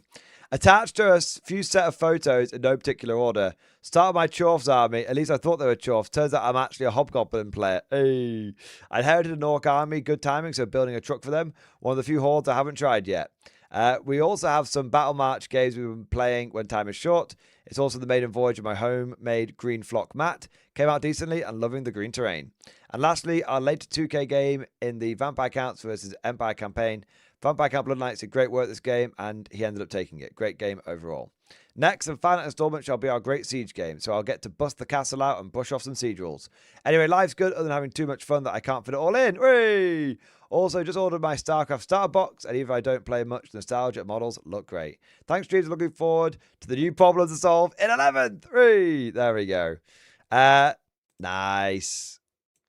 Yeah, I'm in no way surprised that you ended up with a Hobgoblin mostly force for your Chaos Dwarves, man. It's very you. Nice, got an Orc truck there, looking good. That's cool, man. That's I'm loving the smaller sized games. That's cool. Yeah, Blood Knights are horrific, man. I think they got slightly fixed with Renegade rules, but my understanding is they're still pretty horrific. Yeah. Nice. Hey, man, you know what? Old world, best world. Old world, best world, and I don't think anyone can deny it at this point. Yeah. What do we got next? Bruce Oakman, thank you for the super chat, bro. Thank you for the Baneblade chat. Charge roll, give you the max distance you can move. If that range, accounting for terrain features, means you either end up within 1 inch or failing that, the 2 inches for engaged range you can move in. Yes. Yeah, absolutely right. 100%. That's, so basically, if you can get within 1 inch, you must. But if you can only get within 2 inches, that's still fine. Yeah. It's as GW said, Bruce Oakman. It's very, very forgiving. I'd like some forgiving shooting now, if that's possible. Oh, man. Yeah. All right. Killak Nelak, thank you for super chat, man. You can always counter fights first with this lovely veteran called, a gun. I know it's a difficult concept, but if an orc configure Kilak Nelak, you are so obviously trolling that your trolling is too obvious, sir. Okay, mate, you go into 11th edition with all your fucking guns, and and we'll see how you get on. Bro, no one's stopping you. You want to bring a gun to a knife fight in 40k? You do that. But it's going to be a very different outcome to bring one in real life. Cosmic Drew, thank you for super chat. We can't have initiative because of AOS. It's AOS 40k. Yep. Guys, we are playing Age of the Emperor now. The meme has become reality. Yeah, the meme has become reality. Ken, I was referring to when you were talking about melee players being dubbed. Ah, I see. I thought you were just trolling me. Yeah, no, I agree with what I see what you're saying now. I misread it. It's fights first, not just like melee. Yeah, no, you're absolutely right. You can fight fights first by softening the enemy up with guns. 100% correct. I apologize for misunderstanding you. Bruce Oakman, fights first rules explained through discussion. Let's take a look, man. My understanding is fights first how it works is like this. If player A charges unit 1 into player B's units, X, Y, and Z, and X and Y have fights first, player A fights with the charging unit 1 first as they charge his turn. Player B then picks their unit, fights first kicks in here, so they pick X. Player A would then pick their next unit to attack with, but has no fights first units in that combat, so it returns to player B using the fights first unit Y. Then you continue to combat with remaining non-fights first as per normal. If player A had a unit 2 engages X, Y, and Z for previous combat, they could then select his unit to attack. That kind of makes sense. I appreciate the explanation. I still would counter this by saying, is this simpler or more complicated than initiative? I know you're not necessarily pro fights first. I know you're just being helpful and explaining it. But it's like, why not? Do you know what's simpler? Player A charges into player A's unit, charges into player B's unit. Player A has initiative of 6. Player B has initiative of 5. Player A goes first. Can we please just have initiative back at this point? Like.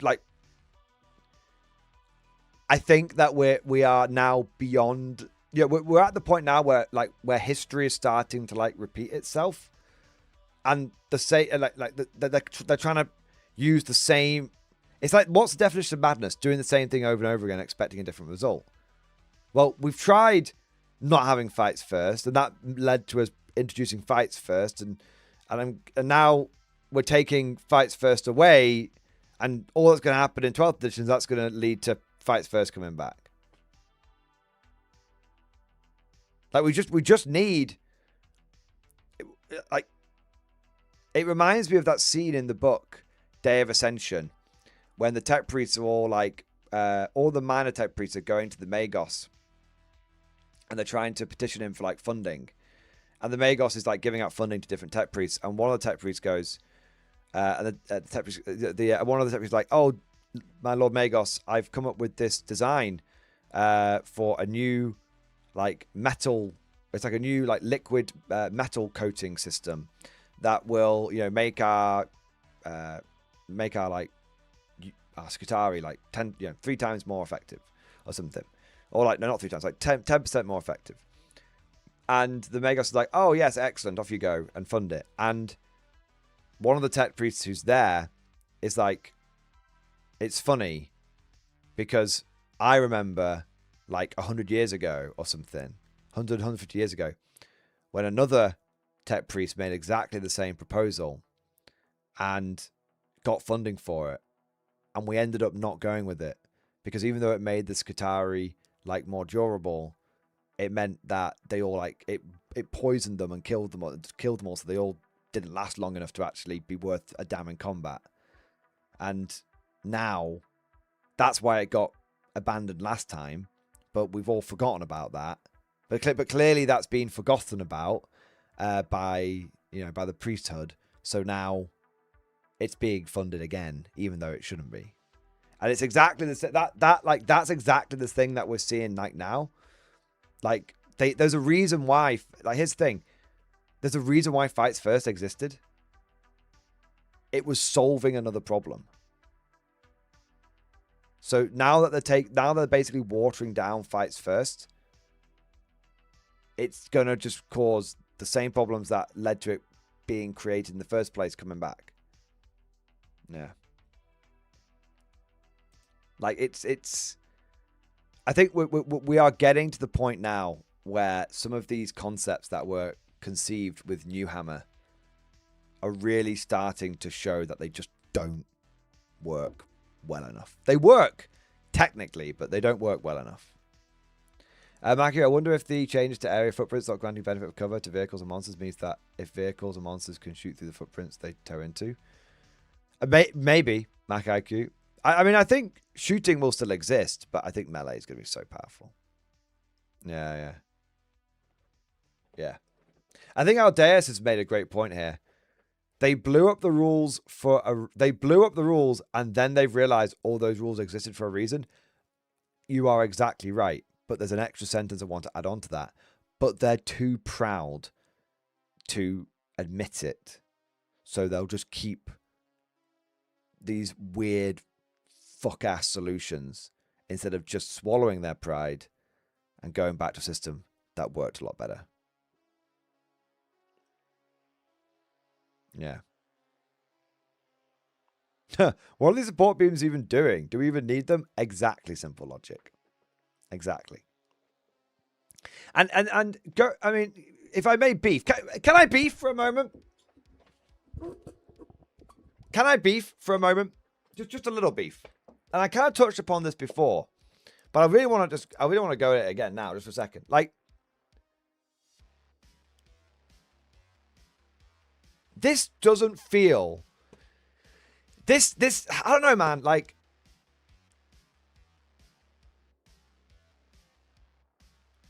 I have melee armies.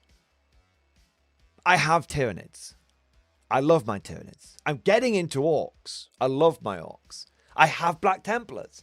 I have multiple armies which are going to benefit from this situation. Multiple, I say. Obviously, my heart belongs to the Guard, but I enjoy a wide variety of armies. So I don't want anyone thinking like, oh, this is just because you collect Guard. I just feel like this just creates a real sense of unfairness.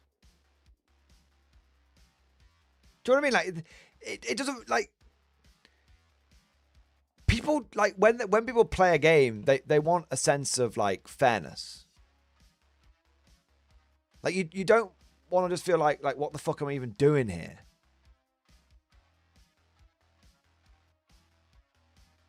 Yeah, it's like, even, I think this has got the, like, and all I worry about is this is going to create splits. I worry this is going to create splits in the community. Yeah, Syriade, Morning Glory, even Blood Angels are worried about this. In what way, Syriade? I thought Blood Angels would be pretty happy about it. Or are you saying, like, even they're worried about it because it seems like too much, like they're going to be, like, too good almost? Yeah.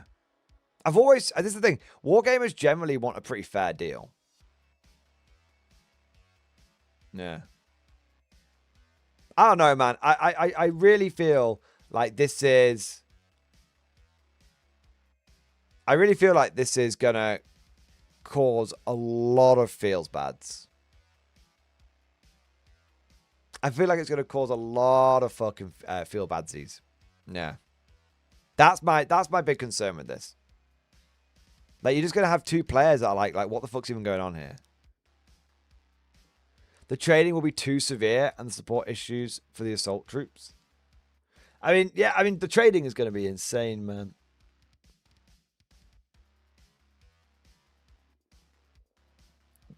If you want to do well in this edition, I think you need... What is the meleeest, brickest... What is the biggest melee brick wall in the game? Like, what faction does that best? They're the top. They are the top faction now. I mean, God. Custodies are going to be off the fucking chain, man. How big is a Custodies base? How big? Is it same size as a Bulgrin?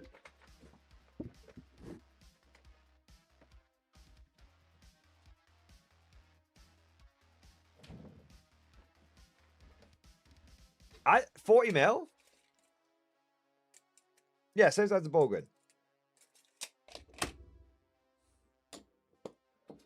What are you possibly going to do to a Custodes player that has stacked up 2 units of 6 Custodian Guard behind each other? With base to base, but behind each other. So you charge 1 unit of Custodian's Guard, you have to fight both. That's the play right there. Just stack them up. Oh, you managed to kill some of my Custodians? Don't worry. The second 6 will get you.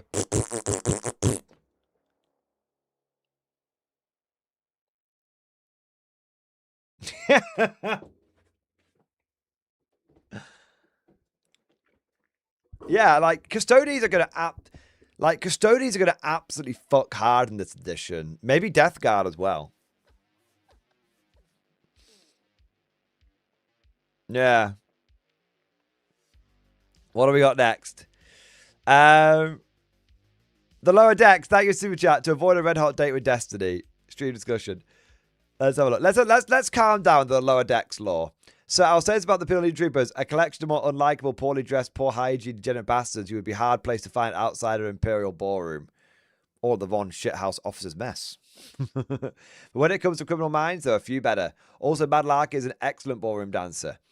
To hit the bank on the sector capital of Scintilia, we will need to subvert the backup systems that power the bloody place.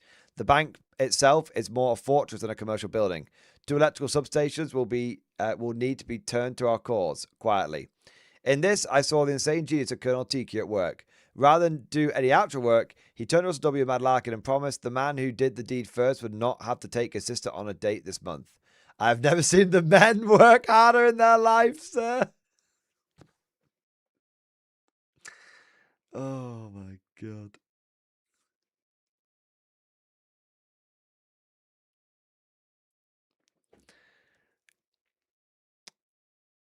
I've seen his sister. She's a frightful woman. All right. Cosmic Drew, thank you for super chat. Enough of this. Behold the flare in stream discussion. Wait, so okay. So Cosmic's like, I feel like Lenny looking at the rabbits here, man. Just look at the flare, Mordian. All this talk about how fucked we are bores me. Behold the flare, master of the undead with his cursed bohemian sphere. He channels the rift like an ancient necromancer. Something with the dead calories in his box. The dreaded serums in his biohazard. Causes allegiance to the Green Vault, and the ban is tenuous at best, but none can argue with the results. His genius only rivaled by Von Zergling stands ready to take his place once the Green Vault realizes that the flare is supreme. If they ever let them out of the shithole of the Russian front. Cosmic, I love you, buddy, and the model looks amazing. And don't think I'm like actually disagreeing with you in any way, shape, or form here, but it does feel like what you're saying is fuck all this bullshit in 40k. I'm going to K47. That's what it feels like, man. Dude, thank you so much for the support. And the flare is looking pretty sick. The conflict flare. Yeah. Nice. JM the Goose, thank you for the super chat, man. I can't think of a workaround with the information we have that isn't a big points tax. Narrative game looks like it's taking a big kicking in the swingers. JM the Goose, you're absolutely right. We should have. Of course! Guys! GW said that there would be more narrative games. If GW says something, it means the opposite. Of course. So by more narrative games, what they meant was ultra bullshit melee dominated meta chasing edition. Of course. Of course. Joking aside,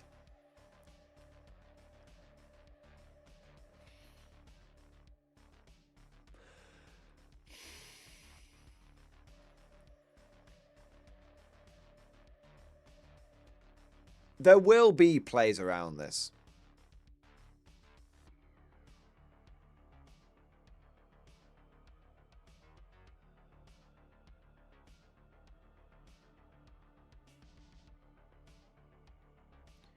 But points efficient at sea is the big one.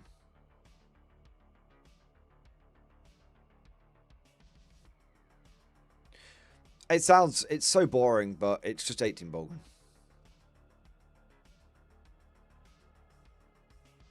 That's it. It's 18 Bolgan. That's your play. I mean, it sounds crazy, but every guard list should be 18 Bolgan.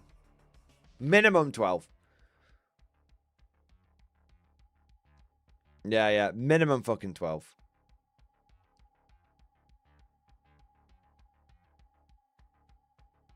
It's going to be rough, man.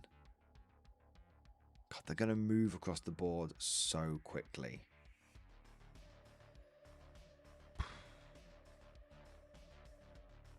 It's going to be tough. I think the solutions will begin to present themselves when we start playing the games a little bit. I can't. What's really fucking with me is like the fact that they just diddled screening so hard. Like, I do not get that, man.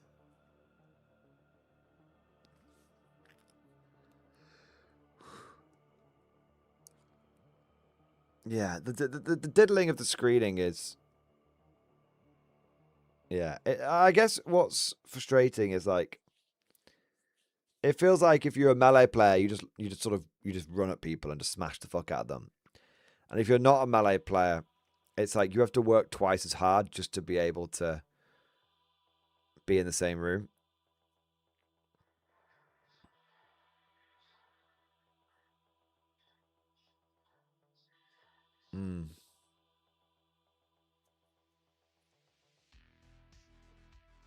Yeah, I mean, I guess my big question is like, what is even the basic guardsman going to do in this situation?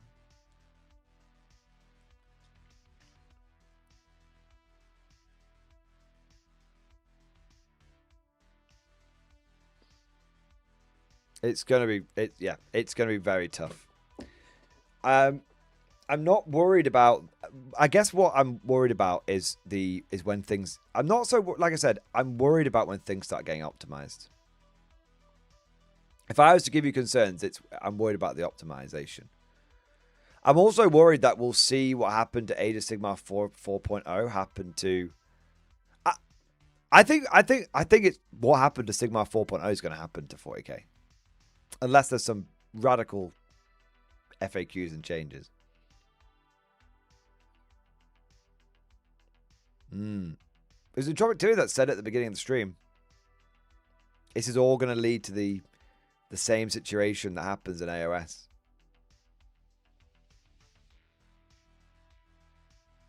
Yeah. When people start getting optimized on this shit, it's gonna be rough. The only answer, Guard. Hey, the only thing is, at least Guard has an answer. I mean, fuck, man. What do you do if you're not... What do you do if you don't have a brick wall?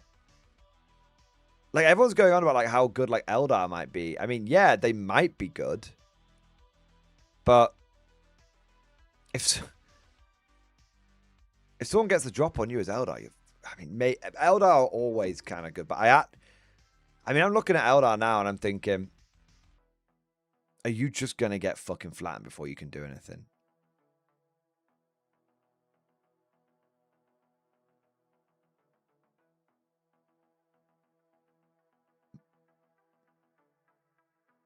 Yeah. What like? I want to sort of go through the fact. Wait, I'm gonna have a look at this. Well, actually, I'll look at this. No, we'll look at it now quickly. Let's have a look at the different Warhammer 40k factions. So Space Marines, I think, will be fine, but I think basically, there will be very specific Space Marine chapters which will do well. Blood Angels, Dark Angels. I think Dark Angels could do really well out of this if they just take maximum fuck hard, like mega fuck hard Terminators. Blood Angels will do well because they'll just have the speed and the violence. Black Templars, I think, will be able to do okay as well. So yeah, I think these guys will be fine. Space Wolves probably as well. Maybe Ultramarines. Everyone else, no. I honestly think Sisters of Battle are ultra giga fucked. And not in a good way. Like, I'm trying to think, what could a Sisters of Battle player even do in this situation? Repentia aren't going to go toe-to-toe with shit. Sacrosancts?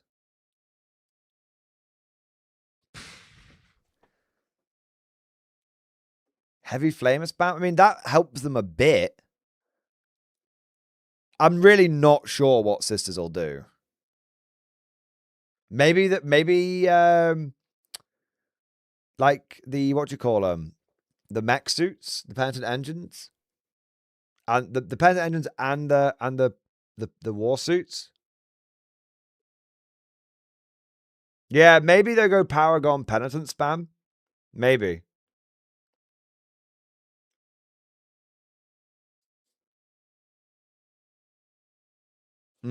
Maybe.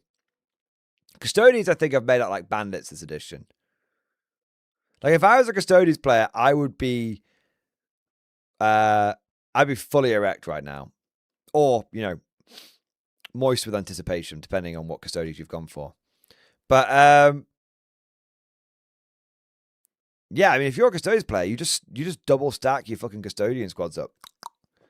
You're having a great time. They've got Dawn Eagle jetbikes are going to fuck hard. I mean, this. I honestly, this feels like just a Custodians player's dream edition.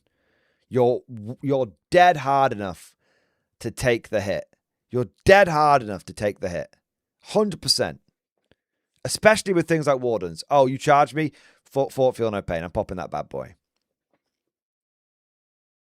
So So I feel like Custodians are going to do the best out of this.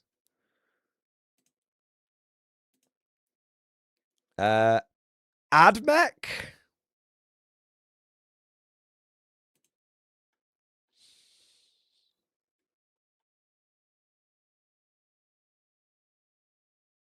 Maybe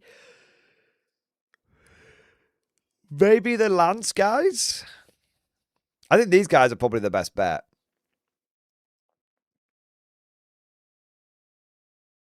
I think these guys are your best bet. I don't think Rustalkers will have the durability for it. I think these guys are your best bet. The Flamer. They've got the Flamer and they've got the Fists. I think you spam as many Castellan robots as you can. Yeah, I think that's your best bet with Admech.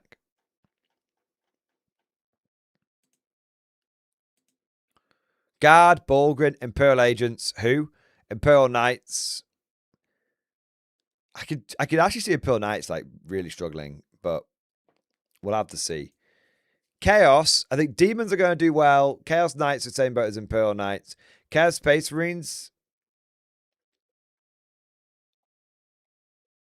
I don't know about Chaos Space Marines. Mutilators, probably. I think Chaos will probably be okay. They do have a lot of close combat options, Chaos. They've got a lot of options. I think Death Guard and Emperor's Children and World Eaters will do very nicely. Xenos. Eldar, I just think Eldar are fucked, man. I just can't see anything that they can do with this. Because the meta's going to basically consolidate around dead hard units that they just bounce off. And so this is what I think is going to happen. The meta is going to consolidate around essentially two kinds of melee units. Those ones which are absolutely horrifically dead hard and they just bounce off them. Or units which are very, very fast and hard hitting. And I just don't think Eldar have got either. I think Eldar are, a unit of Howling Banshees into a unit of Custodes, double stacked up. I mean, that's only going to go one fucking way. I don't know. I don't know. I don't think there's going to be as much for them to like jump on and bully and stuff like that. Maybe Wraithguard. Maybe you go maxed out Wraithblades and Wraithguard. Wraithguard do have the Flamer option. Eldar might go hard into Wraiths. Maybe. Genestealer Cult, I worry will be utterly terrible. Some people think they're going to be amazing, but it's like... I don't think Aberrants hit that hard, right? Maybe they'll be okay. Because maybe Genestealer Cult will be okay, because they'll be like... Oh, we've got really fast-moving Genestealers which can wreck people, and then we've got our Aberrants that can take the charges, maybe? Votann have got Berserkers, and that's it. I think Votann are probably in more trouble than people realize. I don't think Votann have got the speed or the firepower or the close combat. I think they have all of those things, but they don't have enough of any one thing. Necrons are probably fine. Necrons are fine. Necron Wraithbrick will just continue on for another edition. And Catan spam, of course. Orcs? I have to wait for the new codex. Yeah.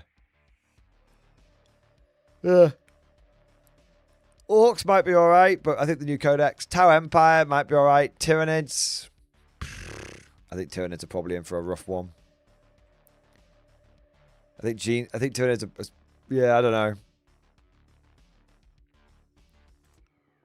I think every army will have some units they can lean into, but the issue is going to be that the Tyranids' best, like, mega tank unit is going to be a far cry from that of the Custodes, and if the edition consolidates around mega tank and super fast, then they're going to get left behind. Yeah. That's what I mean. Like, every faction will be able to do something, but the factions which are but every faction is going to have to try and do the same thing. And those factions which are better at that thing are just going to be better at the game. Yeah. Orcs foot on the launch box. That's true, Squid Fist. Yeah. They're literally the NPCs. Yeah. All right, what do we got next? A Silent Warrior, thank you for the super chat, man. I made a meme for how we're feeling in the Discord. Oh my god.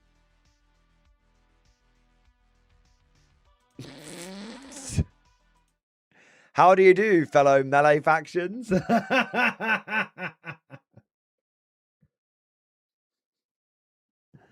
So true. So fucking true.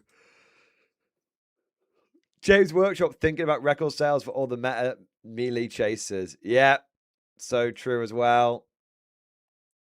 James Workshop before dropping a dogshit Titanicus second edition. I'm about to end this whole man's career. Is Titanicus not... Did they make a second Titanicus? I didn't know they even did that, man. Oh, man. Cosmic Drew, thank you for super chat. Let's just ban all melee armies like the start of 10th did. Melee was fine at the start of 10th, man. It was people were just starting to figure the terrain stuff out. Yeah. Melee was fine in 10th. It's just like melee there's always been a decent melee army throughout 10th. It's just that here's the problem with melee. Here is the problem with melee. Like this is the fundamental primordial truth. Right? If one army is the best at melee, it gatekeeps all the others out.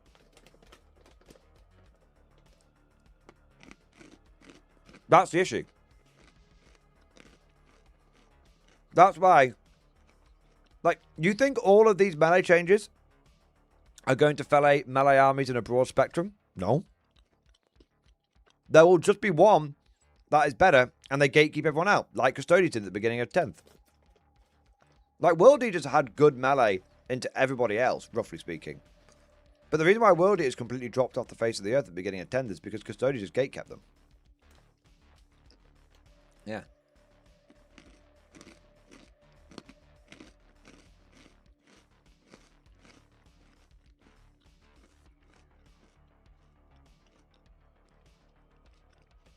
So all that will happen is there'll be one melee army that has like the better detachment or whatever, and they'll just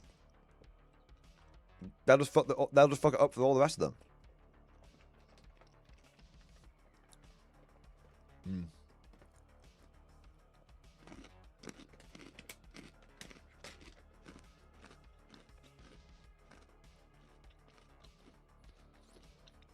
But Cosmic, I don't want to ban all melee armies.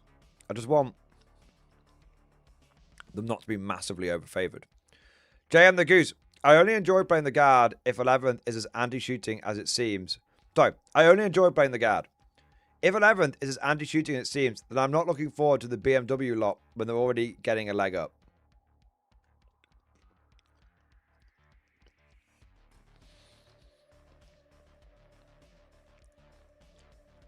I know what you mean, man. If you are absolutely going to see melee players complain, though. You'll just see, like, they'll stop complaining about shooting armies, and like I said before, they'll just start complaining about someone else being better at melee than them.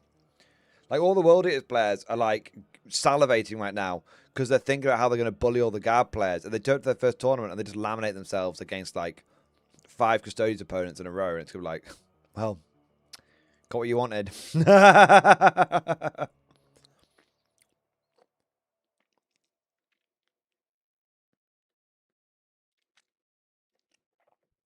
Pixie, Spectacle of Spite is currently the most anti-melee army, but the fight order change dumps it to useless. Maybe Reaver's Wager will be number 1. I don't know. Dark Elder, GW's got something against them. Every time Dark Elder get good, GW does something to fuck them up. Yeah. JM the Goose, exactly. I'll have to stand there and be blended and listen to them whinging when World Eaters get blended themselves. I know. Yeah, exactly. Literally exactly. Okay. Here's the thing, guys. We, as guard, can actually take this.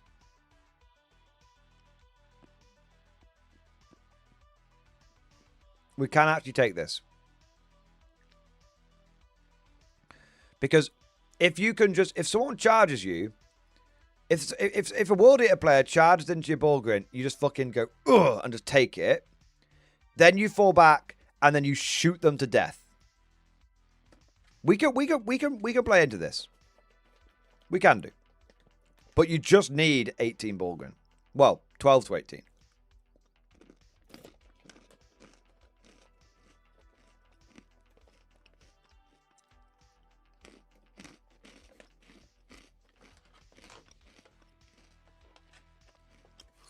Yes, there's something glorious about all the melee hand rubbing turning to tears when they realize custodians exist. Exactly.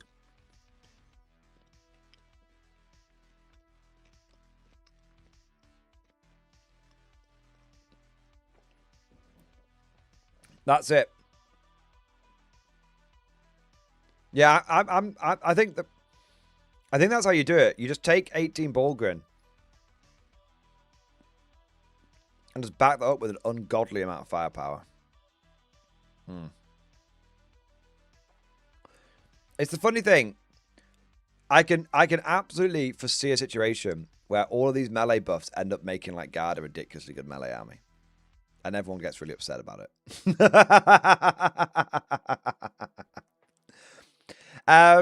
Bruce Oakman, thank you for super chat. 11th edition, the secret backup plan you had to save the Fenstoni sales, calling it now. Yeah, I made a similar sort of conspiracy theory / joke a little while ago. Well, I think it was last week. They want to get everyone to buy those new Custodians models so they can be like, hey, look, this was the right decision to the shareholders. Yeah. And that's how they'll do it. But I think it's more of a conspiracy theory than anything else. I'll be honest. Nick's Highlander, thank you for 29 months, man. X-Force, baby!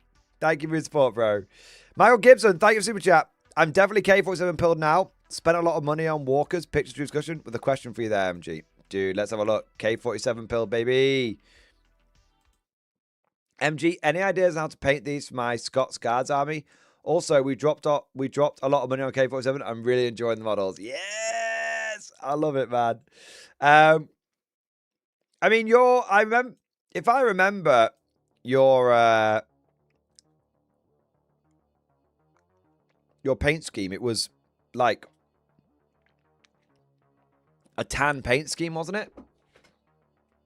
You could paint them like similar to how I painted mine.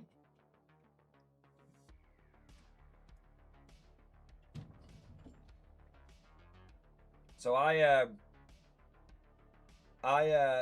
sprayed mine Zandri dust and then shaded them in Seraph and Sepia. It's a very simple color scheme. So that's how I do it, man.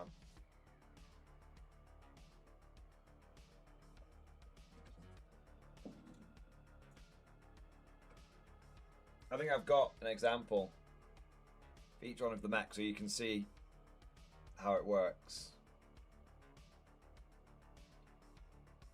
Oh, you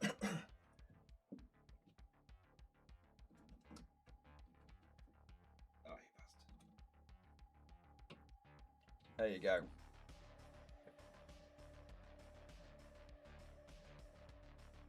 So yeah, that's how I do it.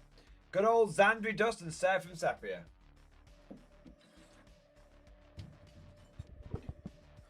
I'll post the picture. Let's have a look. Yeah, dude. Your color scheme's basically the same as my one, man. Yeah, so all you want to do is spray your mechs and Zandri dust for your primary color, and then paint the weapons and like. I mean, what I do is I spray them with Zandri dust. I do the weapons in black and then dry brush silver on them to make them look like a sort of nice sort of scratched metal color. I'll do the lights in like yellow. Do any of the rift bits in like blue and stuff like that. Like blue energy coming off the rift generators and stuff like that. And then I'll shade the tan in Seraphim Sepia, and then I'll shade pretty much everything else like non oil. Yeah. So that's how I do it, bro. So yeah, I hope that helps. But your color scheme is very, very similar to mine. Yeah. The main one being if you Zandri dust and Seraphim Sepia will get you most of the way. Yeah.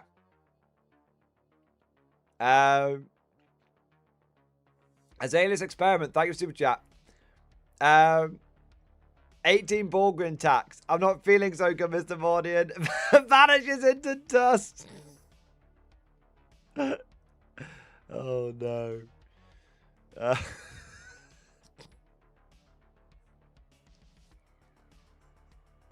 I think your wallet's not going to feel so good. Because, Bulgrin are quite expensive. I mean, 18 Bulgrin. It's like 240 quid for just those models. Yeah, I think 3D printer go Burt. Yeah. And recaster go Burt. Yeah. 100%. What have we got here? Average White Shark, thank you so much for Super Chat. My local meta is Necrons, Wildy to Salamanders and Space Wolves. My mono Catajan list was usable in 10th, but it's dead now. Off to Kill Team, K47, and Blackout. Fair enough, man. I don't blame you. I can see a lot of people going that way.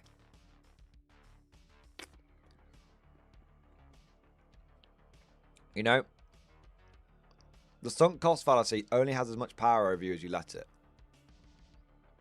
Yeah. I'm fortunate that I have the models available already.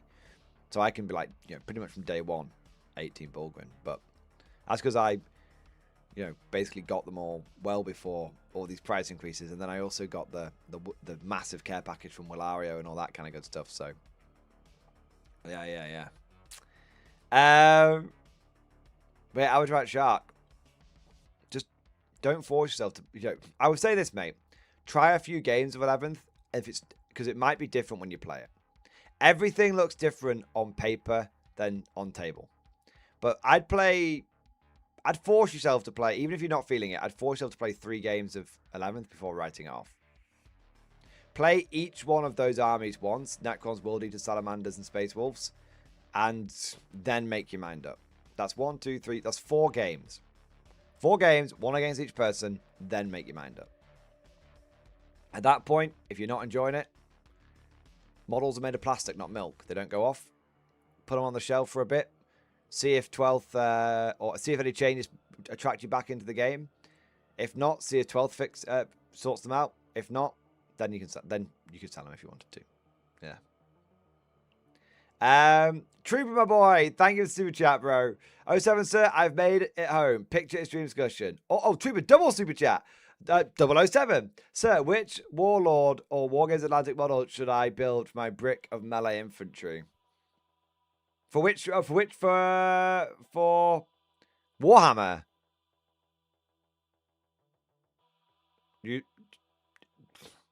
If you want to get models that are going to be good at melee for guard for Warhammer, go to Wargames Atlantic and pick up their ogres, man.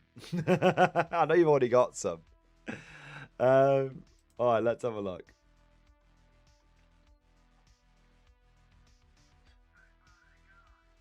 Here we go.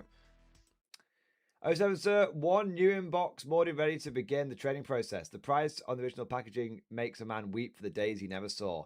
To commemorate the occasion, sir, this model shall be you in spirit. Hey! What do you want this chap to stand in as? Just put him as a platoon commander, man. Like, platoon commander's fine. Yeah. Let's have a look. Morden Iron Guard Lieutenant. It's in the red packages. Red packaging, that's crazy. $4.50. 1993. My God. In the range of water-based acrylic paints formulated specifically for painting some miniatures, ask your local retailer for the Citadel Miniatures Painting Guide. $1. And free Games Workshop World of Hobby Games brochure that explains our hobby. Wow. He looks cool, man. 1992. Cool. Cool. Nice. That's a slice of history right there. That's a slice of history. All right. Nice. Cosmic, thanks for super chat. I think you missed my super chat, but Flair stream discussion. I showed him off earlier, Cosmic. I think you just missed it, man. I said he looked really sick. He looked really, really good. And I made a whole joke about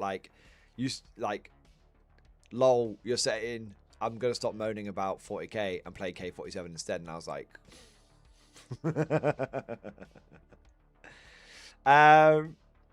Wayne, thank you for super chat. Think Matt Guard Chimera Wall will work in lieu of Bulgrin? I don't know. I don't think so. Not with the overrun mechanic. I think there's going to be a lot of double teaming.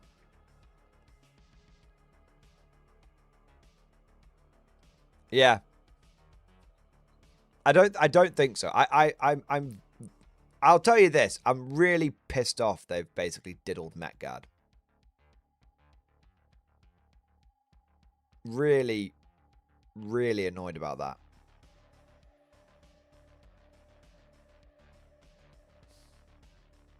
Like, it's like every traditional guard playstyle has just been shut on. I just don't get it. I just don't get it, man. We'll have to...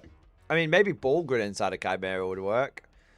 But the problem is that they'll just kill the Chimera. The guys will get out, and then they'll just overrun into them. And it's like, you can't get out of... You cannot get out of that overrun. You cannot get out of it.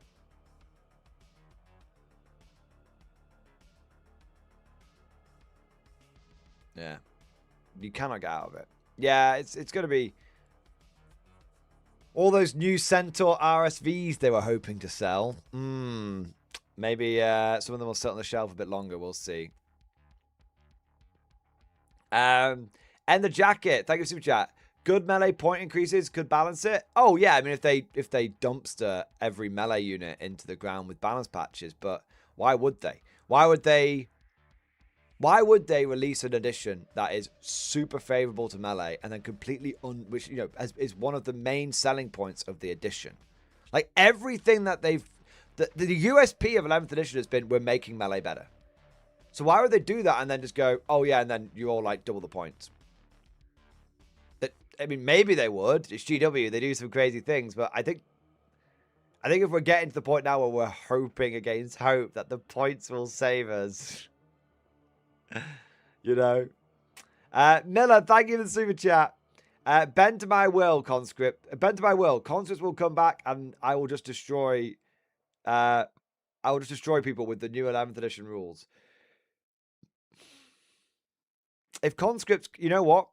If conscripts came back, that would be really helpful for us. Because I've been saying you need to be able to take a charge, and there's going to be nothing that can take a charge better than 50 conscripts. I mean, back in the day, guys, conscripts are 3 points per man and could be taken in 50-man bricks. Now, I could spend 200 points on Bulgrin, or I could spend 150 points on conscripts.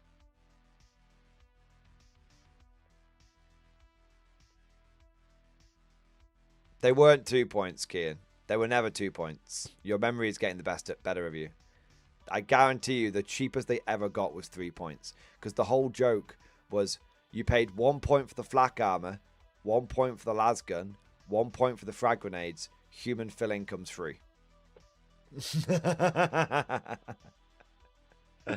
Yeah. So if they bring back conscripts at 3 points per model, 50-man squads, then we're on. We're on, like, we're on it. Yeah. 50 wounds, 100 points. Fuck yeah. This is what we need. We need it back. Yeah. 20-man squad ain't going to do it. 50-man squad, that'll do it. God. And this is where we see the addition of loss impacting us so greatly.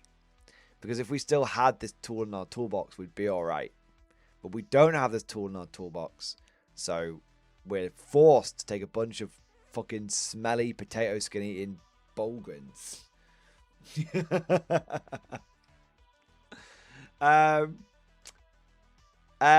Exion, thank you so much for renewing your channel membership, sir.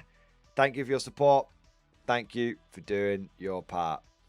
What have we got next? Nick Toss, thank you for super chat, bro. How do you think Flayed Ones and Amatar will do? I don't know. I don't play Necros all that much. I've never played against Amatar. I heard he's very good. Maybe he will get even better. I heard someone mention in passing that he's going to get even better now. I don't know if that's true though. Flayed One's probably okay, but I think Wraiths and Catan will be better than Flayed Ones. Yeah. Macon, thank you for super chat, man. So, Tomb King Skellies, hand weapon and armor for parry or spears? Prevailing. So, Skellies are a tar pit. Tar pits you want to just keep as cheap as possible. So, hand weapons and shields and light armor to get a 4-up save. Generally, that's the way you want to go. The models don't come with hand weapons, I don't think. I think they come with spears. But most people just say they're just using hand weapons. Yeah. But yeah, from a tactics point of view, hand weapon, shield, and armor for parry. Yeah. Same cost between the two, but noted. Is it? Surely you pay for the spear, man. I think it's more expensive for spear, shield, and light armor. Or are you saying just spears, no shields? That's okay. I guess if you don't want to go for the shields, yeah. Yeah.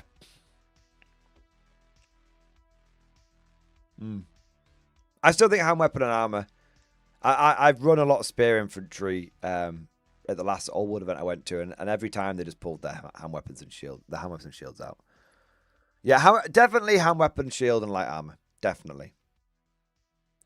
Because every time I ran spears, I ended up just going for the better save anyway. Yeah. There you go. That's what I recommend. Yeah. Your skellies are meant to be tar pits. Make them tar pit better. Raising Rune Lord, thank you for the 29 months. Xbox, baby! I've seen enough of 11th. I'll see you in 12th edition. Ah, I don't blame you, man. I don't blame you. But I would say the same thing I'll say to everyone. Play 3 games against 3 different factions and then make your mind up. If after 3 games is not the end of the world. You can muddle through 3 games to get a good sense of it. If after 3 games you're like, nope, this is just gigafucked, then wait until the first few balance patches. If it's still gigafucked, wait until 12th. If it's still gigafucked, sell out. Not sell out in a bad way, you know. Cash out. Yeah.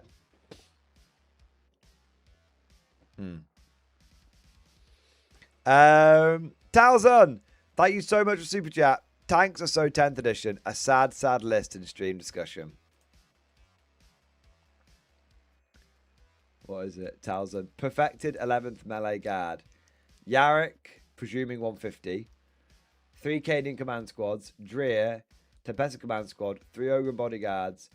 2 Deathcore blobs. 18 Bulgrin. Death Riders. Scions. 2 Chimeras. 2 Sanctifiers squads. 2 Mirror priests. Okay. It's an interesting list. It has absolutely 0 damage output, though. Yeah. They use absolutely... We don't know if Yarrick's going to be 150. He's presuming Sideswipe. The problem is, what do you do with that list if you run into someone who's spamming Catan? You fucking die. That's what happens. That's the problem. We can't get everything we need. God damn it. Yeah. God damn it. All right. What do we got here?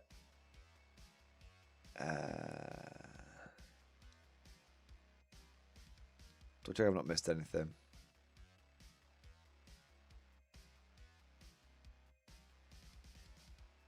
No, we're all good. So, John, thank you for Super Chat. 11th edition squat list in stream discussion. So, this is the Counterpunch Votan army. Detachments, Delve Assault Shift, and Persecution Prospect. Delve gives Slayer, Battle Line, and Deep Strike. Persecution is a whole pinning mechanic thing. I mean, you might only get one of those too, but yeah.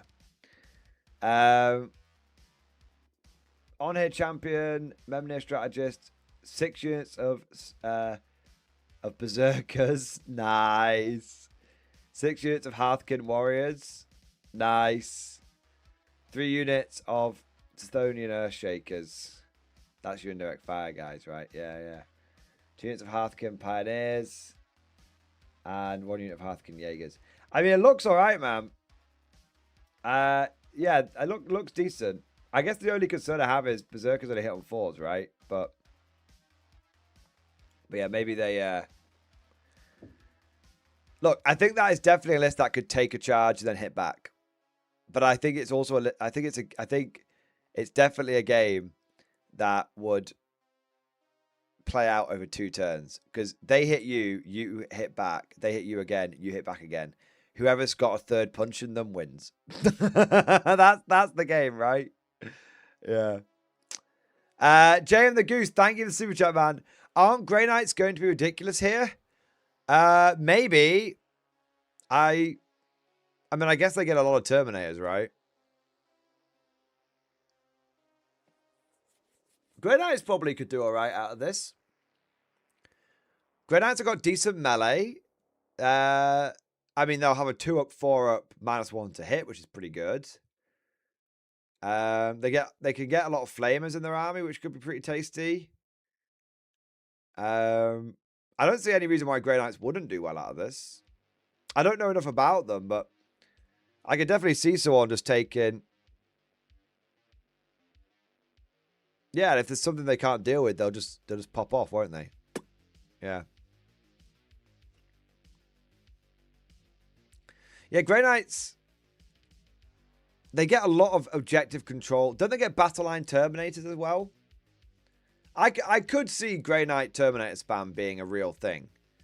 Because you stack up 2 units of Termies supporting each other. So if someone charges one of them, they end up fighting 2 of them. So they can't pick 2. They can't pick 2v1 fights. Yeah. I think Grey Knights could do well. They have the objective control. They've got the ability to take charges. They've got the I think Grey Knights could do very well out of this. I think for the same reasons that Custodes could, I think Grey Knights could. Yeah. Yeah, good call, Jay and the Goose. Good call indeed. 6 foot tall angry dwarf. Thank you, super chat man. Morty, how should I tackle the fireflies on the hobby side? Should I just assemble them, then paint, or paint some assemblies? Honestly, man, it's entirely up to you. It's entirely up to you. I built all mine and then painted them. There are a few annoying bits like trying to get under some of the arms and stuff, armpits and stuff, but it was generally fine. I mean, I'd say, dude, do 1 squad assembled, 1 squad sub-assembled. See which one you prefer. If you like, I prefer doing it with sub-assemblies. Do the rest of them like that. If you prefer doing them, you don't even do the whole squad. Like maybe do like 3 models. Do like 3 or 4 models, assembled and sub-assembled, and then you can decide what you want to do. Yeah, that would be my advice. Try it both ways. Some people swear by sub-assemblies.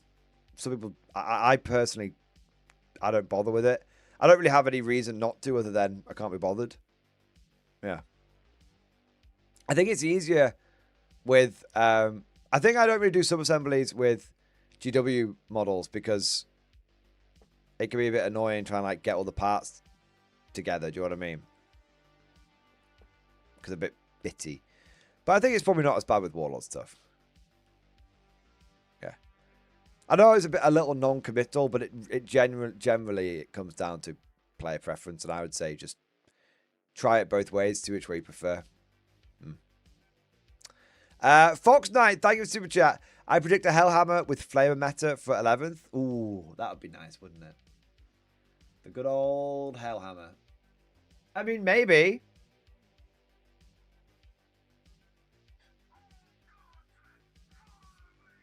Maybe you could give it a 4-pin vulnerable save, drive it into the middle of the board.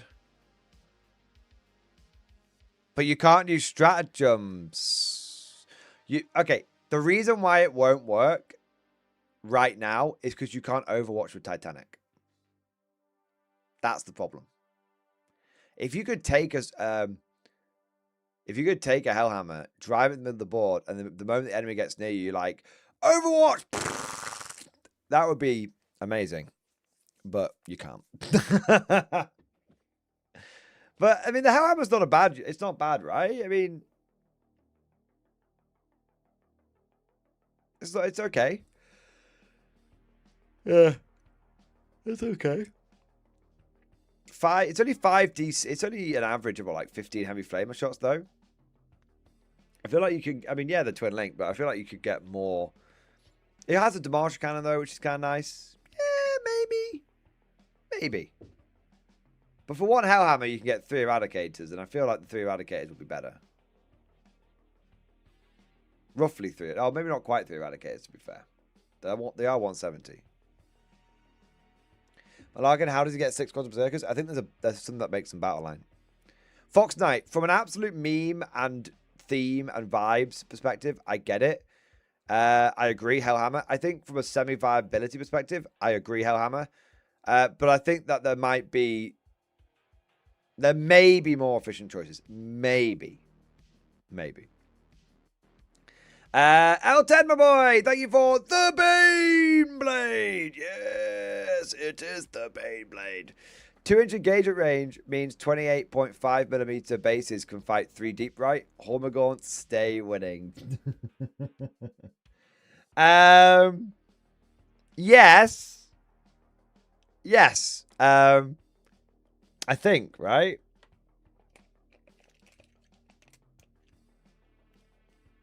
$2.85.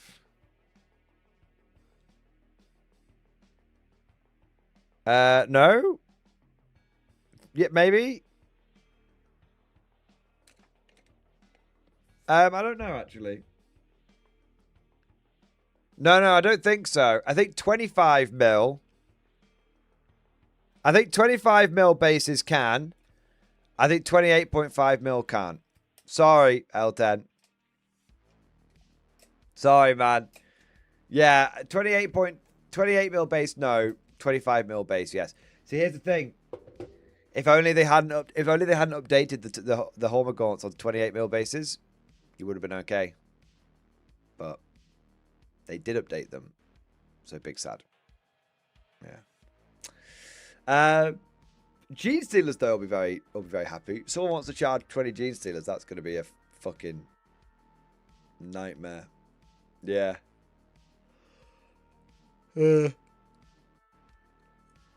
Yeah, I think the most you could get is someone. If someone charges, the thing is, if someone charges 40 Hormagaunts, they probably just kill 40 Hormagaunts. Hormagaunts aren't that hard to kill. Yeah. If someone charges 40 orcs, can 40 orcs take it? I don't think so. Maybe with War. Maybe with War. Yeah. Commander HHL, thank you for the 5 gifted memberships, baby! Yes! Thank you for the 5 gifted memberships, man. Thank you for the support. Thank you for doing your part. Amazing. Great to have you in the stream, Commander HHL. Right, I need a quick snack and another drink, and then stream for a little bit longer. Yeah. I don't know, man. I feel like we've basically talked about 11th edition to death in a funny sort of way. So maybe we should talk about something else for the end part of the stream. But I'll let you guys decide. But I'm gonna grab a quick snack. I'm just gonna grab it and bring it back here, so I won't be away from the computer all that long. Yeah. When I get back, we can have a little chit chat. I've got a few of the topics that I might want to talk about, you see. So we'll see what happens when we get back. We're in our depression era. Yeah, I got all of this out of my system at the end of 10th. So now I'm just like, whatevs, Trevs. Yeah. I do have, if people are in a mood, or are in the mood, I should say, to shit all over GW, I do have an Olden Demon video that I've been meaning to sort of watch and react to, where he completely shits on Warhammer Quest Dogwater. So, maybe we could treat ourselves to a bit of that for dessert. Maybe. Yeah, autism. So is Horde OP now or useless? It's neither. It's matchup dependent. Yeah.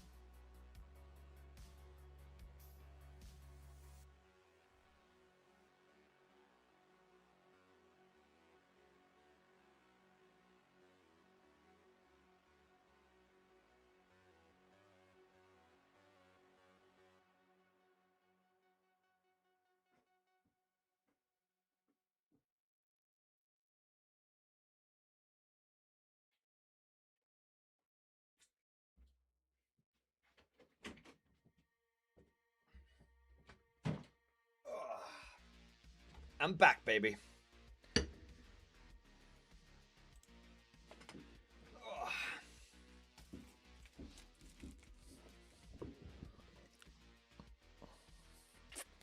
Charles O. Wow, Auto Eretica just all range weapons. Ignore cover. Are you trying to convince us Imperial Agent meta incoming? That would be hilarious. That would actually be hilarious. How does GW get all of these Imperial Agent boxes out of the warehouse?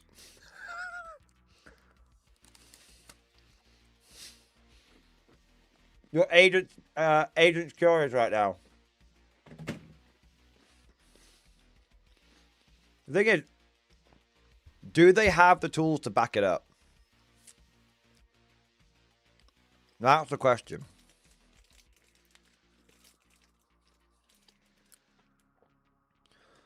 I think you guys see a ton of Redeemers and Inferno Marines early on. I agree, Siri8. 100%. Land Raider Redeemers are going to be fantastic for both the damage that they can do, the damage they can take, and what they can deliver into the fight. 100%. What kind of biscuit is that? It's a pickup original. It's just like a 2 bits of biscuit with some chocolate in the middle.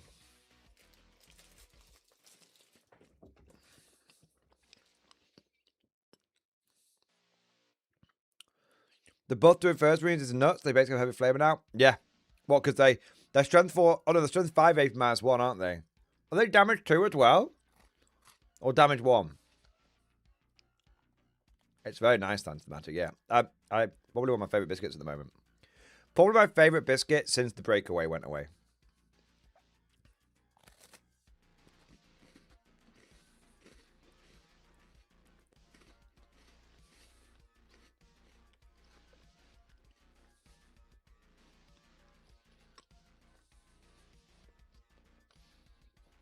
Good point, Scribbles. Aggressors do get AP1 to close the target.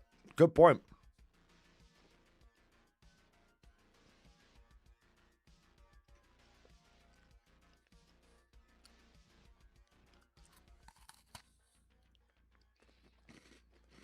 So you could AP1 flamer them, then get stuck in.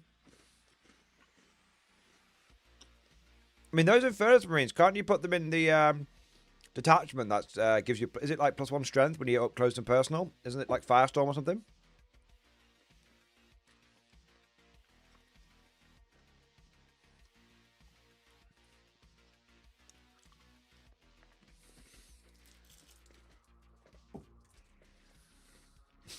Talzon just like, wow, Imperial Agents can do this as well. Hey, man, you know what? I really hope Imperial Agents are good. But you know what's going to happen, don't you? Imperial Agents will be on the cusp of getting a 90% win rate, and then GW will squat them.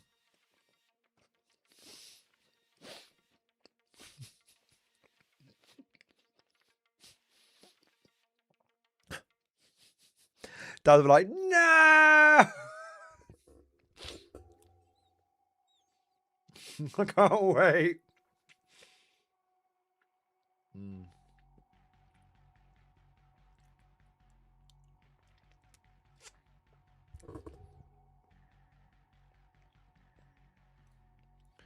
So, L10, wait, the Hormagaunts can fight 3 deep if the bases are offset? I mean, maybe they can do, bro. Maybe. But I think it's an element of, like, how much fucking around you actually... Yes, on paper you could do it, but moving them around and maintaining that offset nature, probably not, right? Backbone of the guard, ready to serve. But maybe you're right.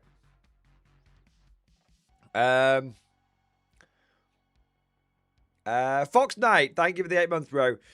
Hellhammers ignore cover and the melee -1 to hit. I mean, Fox Knight, you really want this Hellhammer. Look, Hellhammer, look. I think there's an absolute... Look, I know you love your Hellhammer. You're like, Morty, the Hellhammer. Like, it's okay, baby. I think the Hellhammer will be good too. I do. I worry that the 4 flamers won't be enough. But Maybe. I think the turret will be better because it fires a lot of shots. So don't worry. I'm on Team Hellhammer. I own a fucking... Where is he? He's right there. I own a Hellhammer. I'm on Team Hellhammer. I would love to bust my Hellhammer out. Yeah. But sadly, I'm not sure. Well, no, I'm not saying sadly I'm sure. I hope. I don't know if it's going to be good, but I hope it is. But you are right. Hellhammers are good. Well, they're not good now, but they might get better in 11th.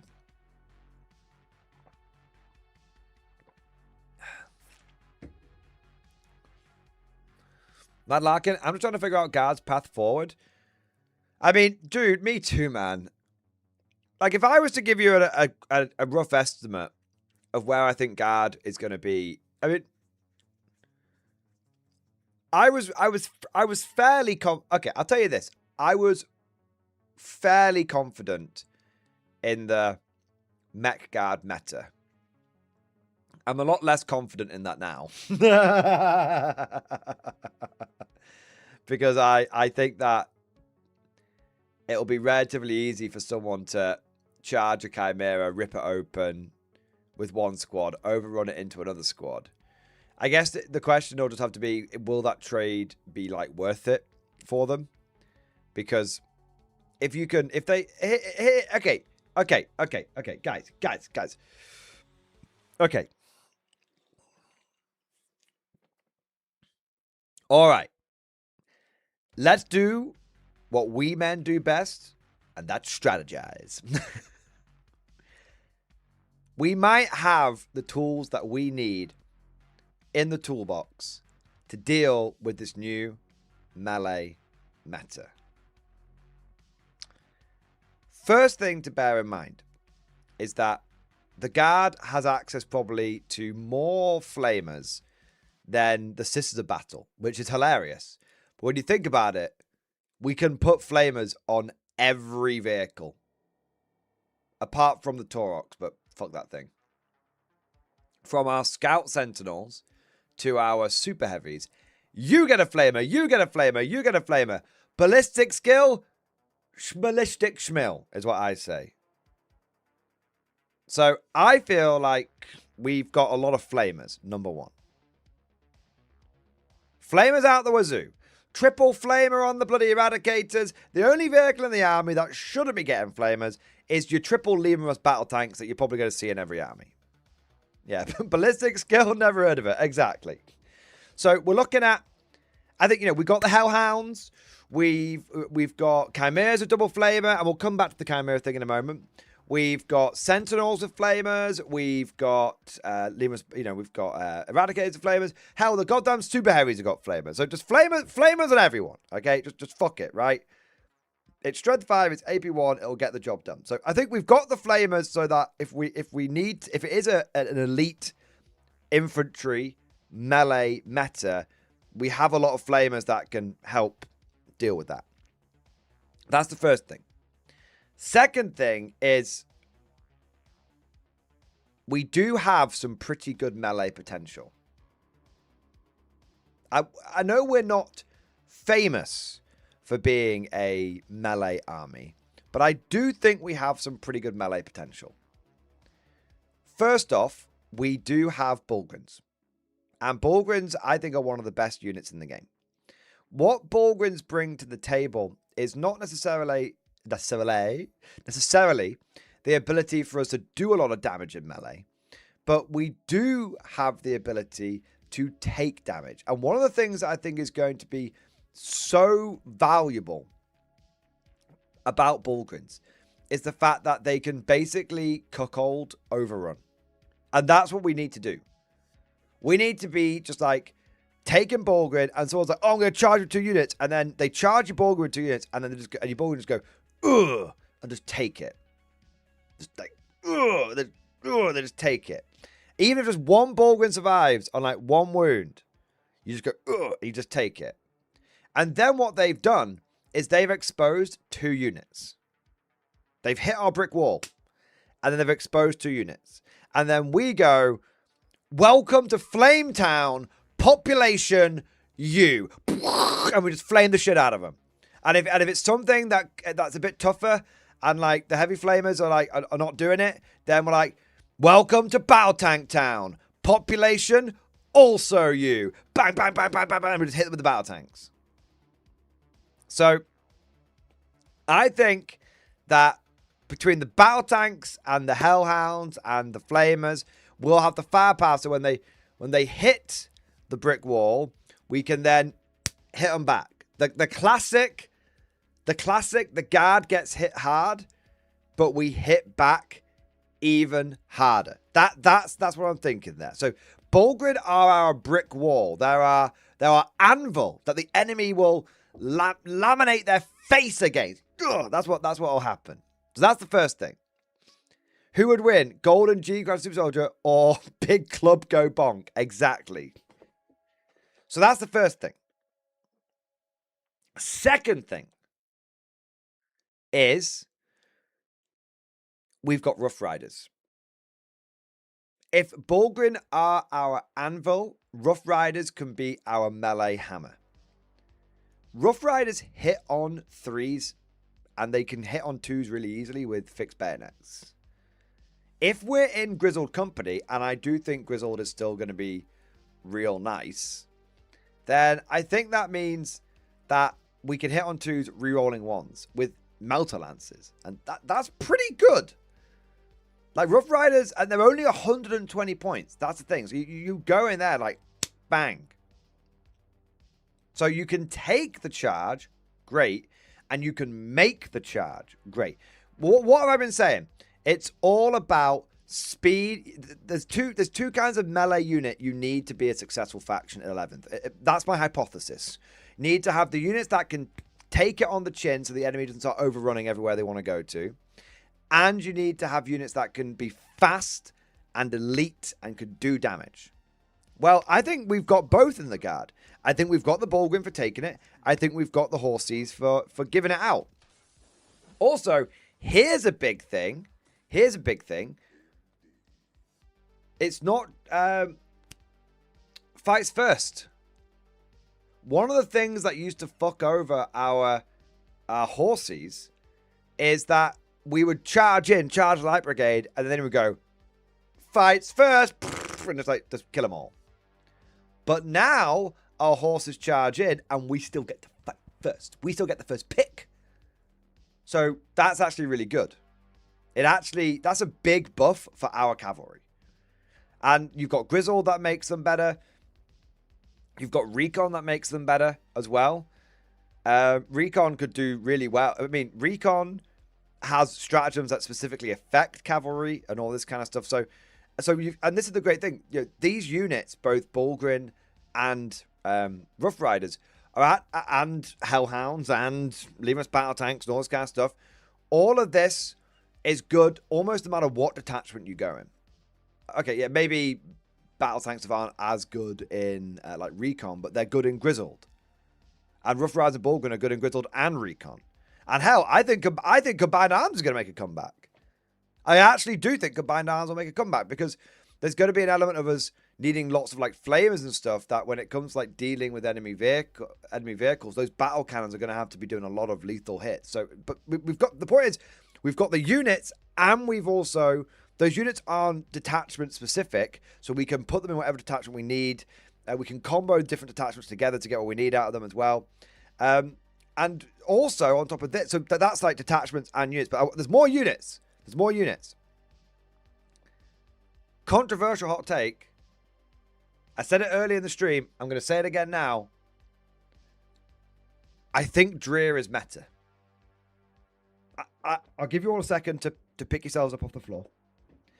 I think Dreer, right now, with like 0 points changes, is actually a good unit. I think we've had to wait 18 months for this goddamn Strachan wannabe to start like picking up the slack and doing his job, and I think now he's in. And I tell you why I think he's in, because what would you rather pay for? A Rogue or Dawn tank commander who's like best case scenario, going to get himself back to hitting on 4s in most games that he plays, right? For 290 points. I mean, I'm sorry, I'm not taking 290 points for a unit hit on 4s with like no decent rerolls or anything like that. Fuck that shit. Or do you spend 70 points less, get a unit which has now got really good maneuverability, just going, well, to be fair, the Rogal Dawn benefits from the same, the yellow terrain as well, but a unit that's, from a melee point of view, it's got the ability to go in the straight lines that it needs to go in now, it's got the speed, and it's got the dev wounds. Oh, but what about Melter Lances when you encounter Custodies? Dev wounds? Because I believe, correct me if I'm wrong, chat, but I believe that Custodies are way less resilient to dev wounds than they used to be. They used to have, like, in index days, it was like, hey, pop a strat, like, for feel no pain against dev wounds, all that kind of shit. Now, I think, like, maybe they still have that, but I'm pretty certain it got, like, successively nerfed or taken out, whatever it might be.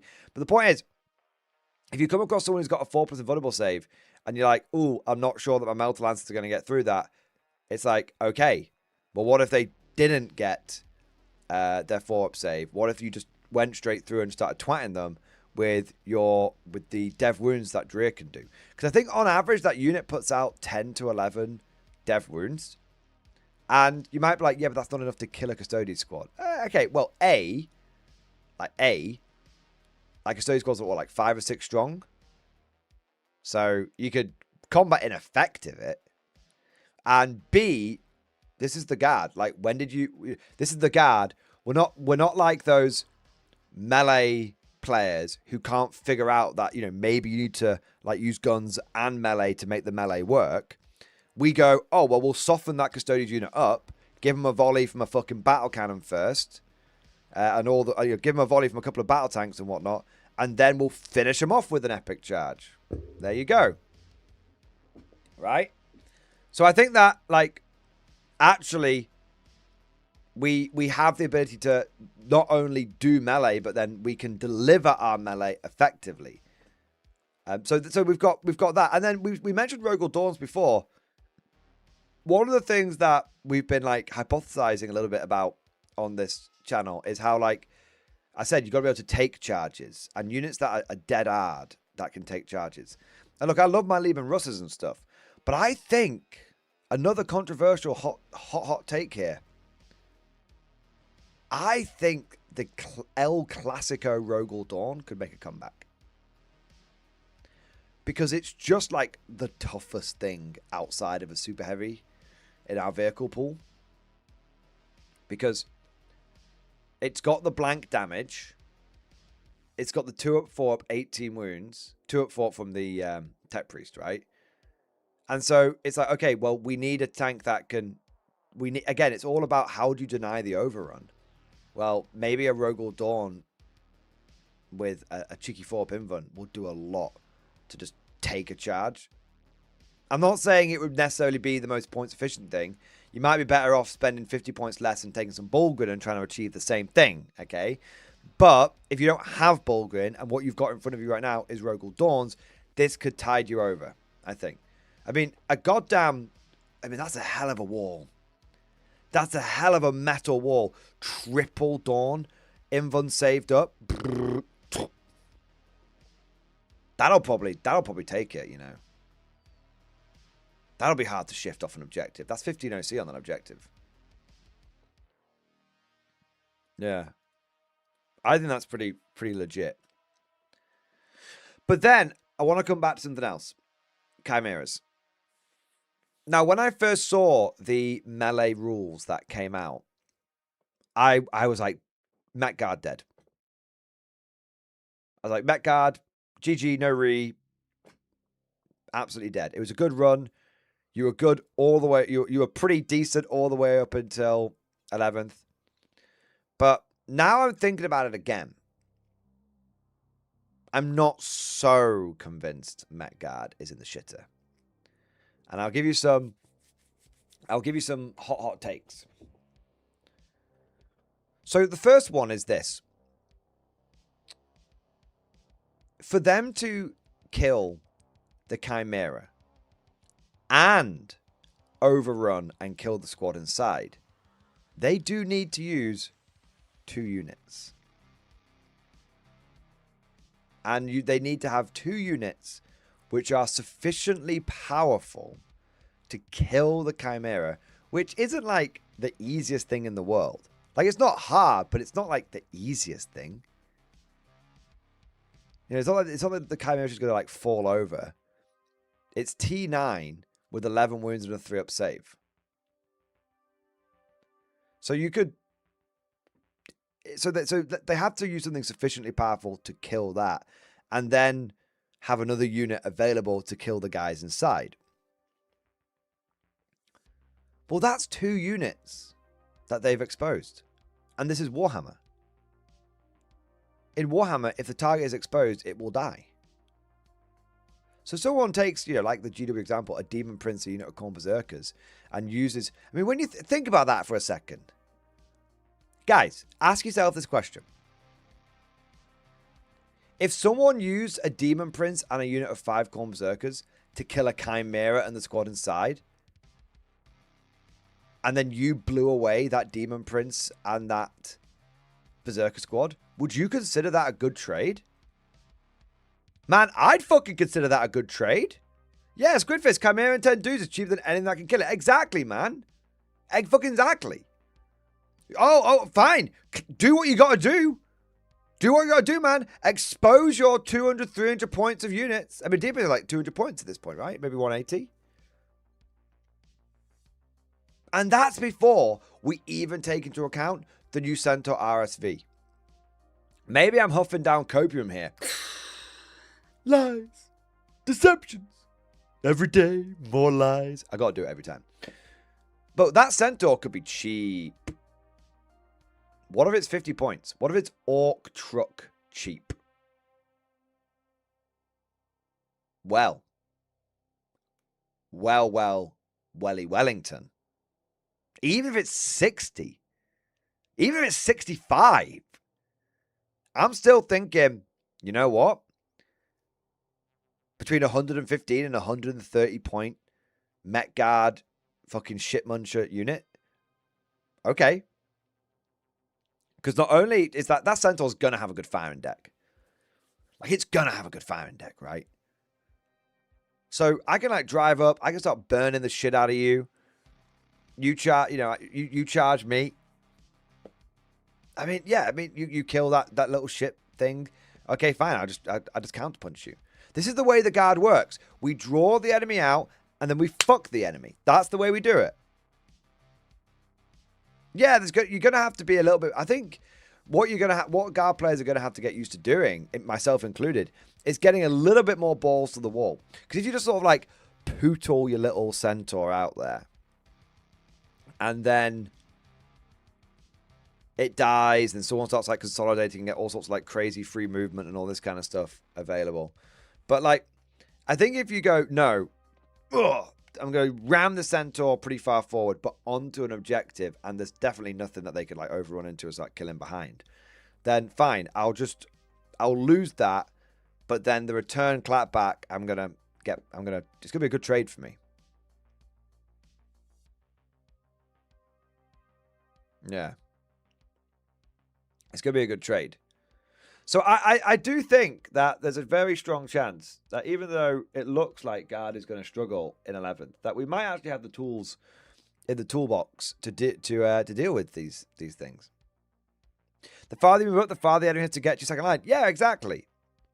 Look, upon sighting the enemy, I advance it. That's my style, sir. That's the way it's got to be. So that comes down to... So I think Met Guard will be fine, now that I think about it. I think we've got other tools in our toolbox that could work as well. I guess if I was to have any real concerns, I feel like it doesn't feel like the basic humble infantryman is going to be all that great. I do worry that someone's going to come in and like blender 25 guardsmen and then just overrun into another 25 and just blender all of those as well. I can 100% see that happening. 100%. But I can still see the humble guard infantry squad having a bit of play. You know, there's always going to be someone that needs to go out there and get that objective and die gloriously doing it. And there's also always going to be, there's always going to be a bit of play in the old, well, let's just dump like 40 OC onto an objective and say it's ours. And you've also got the different force dispositions as well, which could make a big difference. But I don't want to speak in could, haves, and maybes. I want to talk about like what we know. All right. And what we know is that we have a unit that can take a charge. We have a unit that can deliver a charge. We have more flamers than any motherfucker in the room. We got sharp knives. We got sticks. We got electronic ball breakers. So yeah, am I worried that it's going to be an 11th edition melee dominated meta? I mean, yeah, a little bit. I'm a little worried about that.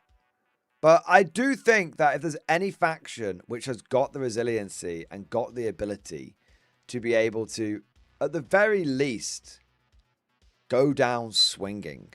That was a big go down swinging. I think it's the Emperor's True Finest.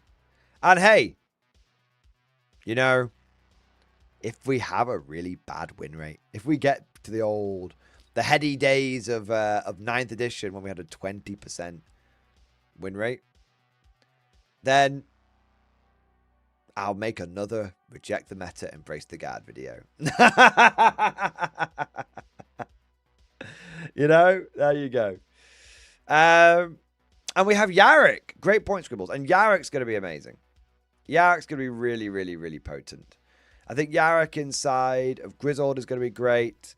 I think the Yarrick countercharge unit might work as well, but I'm not 100% convinced. But yeah, I think we're going to have. I think we will have what it takes to weather this storm. And I think what will be quite interesting,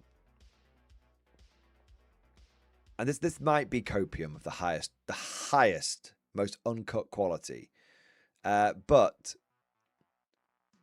I can definitely see a world where there's all these melee armies that are like slavering, like Pavlov's Berserker, and they're all like rubbing their hands like, yes, more choppy, yes, excellent, you know. And I can see them having a bit of a rude awakening when they turn up to a game of 11th edition and half the people they encounter have got invulnerable save monster mash spam like Catan and Demons. And the other half have got things like, you know, Bulgrins, Bulgrins and stuff, and Bulgrins and the equivalent, and they're just going to run into all these brick walls. I think people are, I do think that other factions will struggle, but I can definitely see melee armies getting a little bit of a rude awakening that maybe there's enough brick walls out there and there's enough things that just hard counter them where maybe they're not going to get to run quite as rampant as they thought. And I guess another big thing to mention is, how does guard play into that? Well, you know, if we've got the brick walls to take the charges, that's good. If we've got the cheap cavalry to make counter charges, that's good. If we've got, if we come across things like Catan, we can't neglect our guns. So if we come across Catan and we've got like 3 battle tanks, I reckon we can pop a Catan with triple battle tank. We're damage 3, so every shot that goes through is actually damage 2. That's decent. You know, concentrate fire on that. Yeah. So I do think, and I think that we can fit it all on a list. I mean, I don't know if you need 18 Bulgrin, but I think 12 Bulgrin's probably mandatory. You know, if you took, you know, I think if you took, I think it's 18 Bulgrin or like 12 Bulgrin Dreer and like 20 cavalry. But, you know, I honestly think that if you take a couple of Bulgrin squads, a couple of maxed out Cav squads, Commissar toward, you know, go Grizzle, Commissar toward the Bulgrin and whatnot. Few action monkey squads like infantry, and then lots of tanks and hellhounds. I think you'll be all right. I think we'll be okay. Or if that sounds like too much of a mixture for you, I honestly think the good old guard mech spam will do it. I I mean, think about it. So, you know, you move the old scout mirror. You move it forward. The enemy charges it, tries to take it out, and you just hit him. You just do it again and again and again. Yeah, I do think that mech guard could be all right from the trading perspective. Force the enemy into a dilemma. We love dilemmas, right? Force the enemy into the dilemma. Do they send one unit out to kill your chimera, but then your guardsmen will spill out and potentially still do what you need them to do? Okay. Or do they expose 2 units to kill the chimera and the guardsmen, at which point you then remove 2 units from them? And with the way firing lanes might be working in this new edition, they either have to go on the objective and expose themselves to our shooting, or off the objective, at which point we can drive into the objective and start burning them. I don't think it's going to be easy. But I do think that we have enough tools to weather this storm like every other storm that we've weathered. 11th edition is going to be full of new challenges. And I think we will be able to have a lot of fun exploring those challenges. That's what I think anyway. I think it's easy to doom. And in the moment it's good to have to treat yourself to a little bit of a wallow. Get down the mud and have a good old fucking wallow. But I think that it is not conduct becoming an officer to stay in the dirt. What we must pick ourselves up and brush ourselves off. It's not about getting knocked down. It's about picking ourselves up, brush ourselves off, getting back into the fight. That's what the guard's all about, right? That's what the guard's all about. At least that's what I think.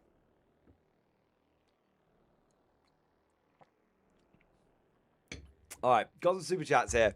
Killak Nelak, thank you for super chat, bro. Hear me out. Triple heavy flamer, Lehman Rust demolishers. So I'm not as convinced on the demolisher front that others may be. I'm not against the demolishers, but I'm not as convinced by them. For me, the reason I'm not as convinced is demolishers aren't cheap. And secondly, they are very unreliable in the terms of the number of shots that they put out. Like I can really, I'll tell you the exact moment when you're going to put the demolishers back on the shelf. When you roll a demolisher up, roll 2 shots, you know, because D6 plus 1, you roll a 1, miss with both. That's the exact moment you're gonna go.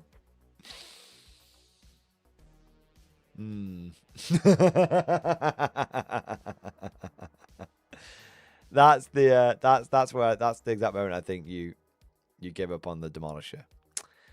Simple Logic, thank you for super chat, man. Thank you for the 5 gifted memberships. Thank you for doing your part, sir. Cosmic Drew, thank you for the super chat. I thought Garb was all about being racist. I mean, of course, but that's so obvious. That goes without saying, Cosmic. Obviously, right? Yeah. I feel like it'll be years down the line and we'll still be making the same jokes. Yeah. Just as we were like, I mean, I was going to say just as people were stopping to make memes about the Midwinter Mini situation. I feel like basically this is like the next evolution of that. Yeah, basically. All right. Yeah. Okay, I would get Drift for your... Oh, that's Simple Logic's talking to someone in chat. That's fine. No need for me to dive in on that. Yeah, so I don't know. I feel all right about 11th edition. It's easy to doom. It's easy to doom. But we've been in worse situations. I can't think of one right now. But I'm sure we have. Yeah. And hey, at the end of the day, guys, if it all goes horribly, horribly wrong, then just collect a green tide, and if you die, if it all goes horribly wrong, I'm going over to Orcs and I'm gonna lose every game and have fun doing so.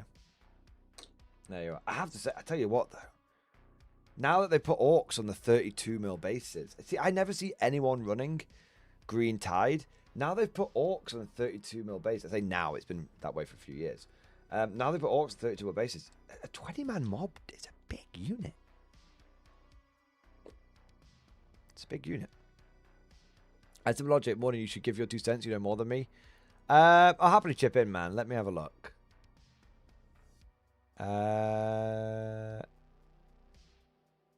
It's Death and Angel. Let me have a look here. Sorry for asking a game, but for us new guard players, can you please explain how many Bullgryns and what should they be equipped with? And do you think Death Riders would be better than Rough Riders? Okay, easy peasy, mate. So, firstly, I would be careful not... First thing I'm going to say is this. Before we even talk about units. We don't know what the points are going to be. We don't know what else could change between now and 11th edition actually launching. So, I would be hesitant to say you should go out and buy loads and loads of stuff. I don't think you should buy really anything until 11th edition is pretty much fully released. Because there's nothing worse than you going out buying 18 Bullgryn, which could be incredibly expensive. And then GW does an update and just trashes them. Because trust me, they want to do that on occasion. So I would say I will answer your question, but if I was you, I wouldn't take this as a shopping list. All right? All right. So how many Bullgryn? I think going into 11th edition, you probably... 12 seems like a solid amount, but 18, as in maxing them out, take as many as you can get, is not off the table. But I think 12 is a reasonable amount. What they should be equipped with, every single Bullgryn should be equipped with Bullgryn Mauls. Grenadier Gauntlets are terrible, and they've always been terrible. I'd be very surprised if that ever got changed. And for the shields, you want to go for the invulnerable save shields, the ones that give you the 4+ invulnerable save. I will say this, though. Outside of the guard, no one really can tell the difference between the two shields, and the big slab ones, they look better. So what most people do is they just put the big slab shields on and then just say it's the invulnerable save one. So yeah, Mauls and big shields look cool as fuck. So that's the one I'd go for, and you can use them whatever shield you want because no one's that picky these days. As for Death Riders versus Rough Riders are your good take all comers cavalry because they can do anti-tank and anti-infantry. So you can take as many Rough Riders as you want. Well, I say as many. You could take 10, 20, 30 if you wanted to. But I will say this. Rough Riders are a ball ache to build and paint. So don't buy 30 in one go. Buy 5. See how you get on with 5. No, if you are going to get them, I should say. Get 5. Build your first box of 5 and decide if you want to build any more because they are a pain in the ass. Cavalry always takes way longer to build and paint than anyone expects. It's universal rule for wargaming. As for Death Riders, if you're going to take Death Riders, 10 max. 10 with led by Lord Marshal Dreer. Probably your best bet. And if you, because 10 is good enough if you want to run 2 shitty 5-man squads running around doing objectives, or if you want to run one big 10-man squad for going in there and getting the job done. Because Dreer can make them punch quite hard. So your list was knocking around here as well. So far, you got 1 Leman Russ, 1 Rogal Dawn, 6 Greed Infantry, 10 Deathfires, 1 Heavy Weapon Team, 1 Artillery, 1 Basilisk, 2 Combat Engineers so far. So I would say you're absolutely Gucci. You're totally fine on Infantry. You're totally fine on Death Riders. You're totally fine on Artillery. You won't need any more of that unless... Any more you get of that, it's just because that's what you want to get. But you don't need any more of that. 2 Combat Engineer squads is fine. Yeah, you're great. So I think getting some Bullgryn and some more Leman Russes would be a good place for you to start thinking about next. And out of those 2 choices, I would recommend, if you're desperate, if you're gagging, if you're like, I want more stuff now, Mordy. Stop telling me not to buy things. I want to spend my money. Okay, that's fine. I love it. Me too, right?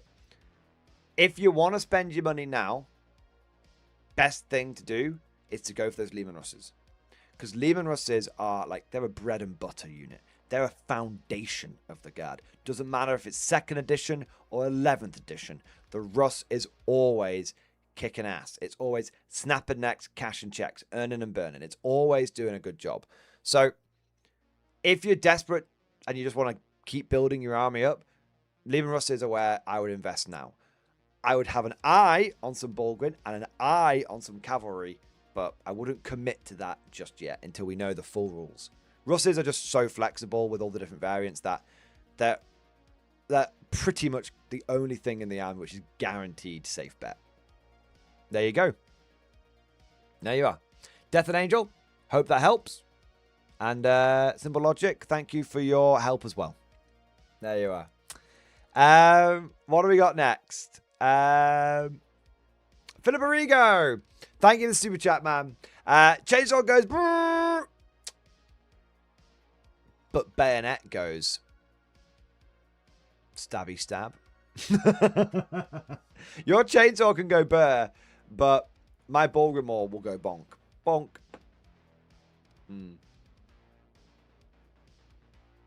It's funny. I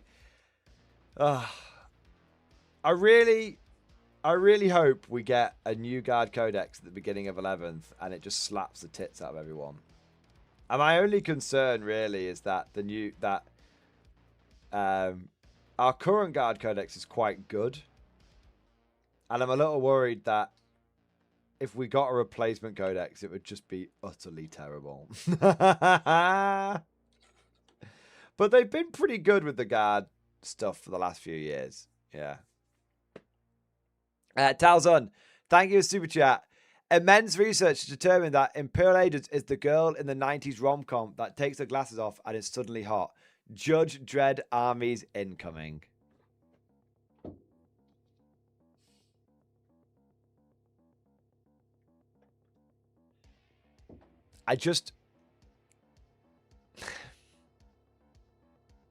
Okay. Take me through it. Take me through. Take me through the Imperial Agents meta incoming, Talzun. I think I have the Imperial Agents book around here. It might be on my old PC though.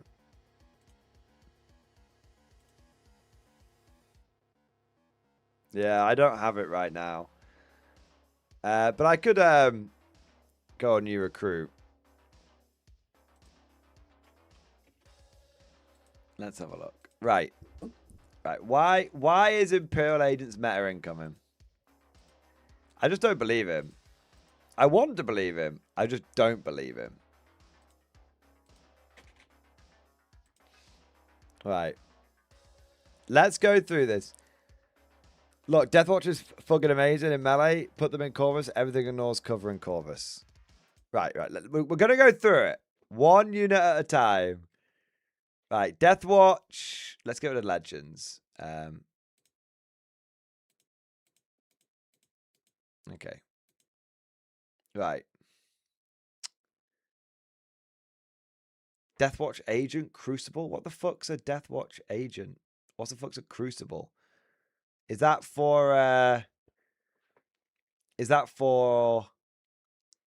like narrative play or something? I don't think that's for normal play, is it? Right, so Alien Hunters. That's your Deathwatch tactics. Okay, fine. Demon Hunters. Destroy the demonic. Each time an Inquisitor Agents or Auto Mass model from your army makes the attack, reroll hit roll of 1, and the target is a demon unit, reroll a wound roll of 1 as well. That's terrible. Order Hereticus is the one you were getting hard about. Ranged weapons equipped by Arbites, Inquisitor Agents, and Order Hereticus models from your army have the ignores cover ability. So, like, that's actually good. Each time Adeptus Arbites, Inquisitor Agents, or Order Hereticus model from your army makes an attack that targets a chaos unit containing 5 more models, that attack can sustain its one. That's very, very specific. So your army rule, which is the same as your detachment rule. Oh, but wait. Oh.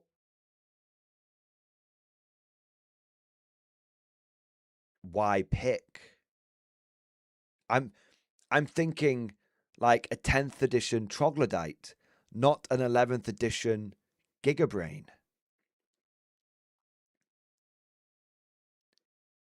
what if we could spam? What if we could layer all the detachments? I mean, surely Demon Hunters and Purgation Force and Alien Hunters are all going to be 1-point detachments. Like, surely, right?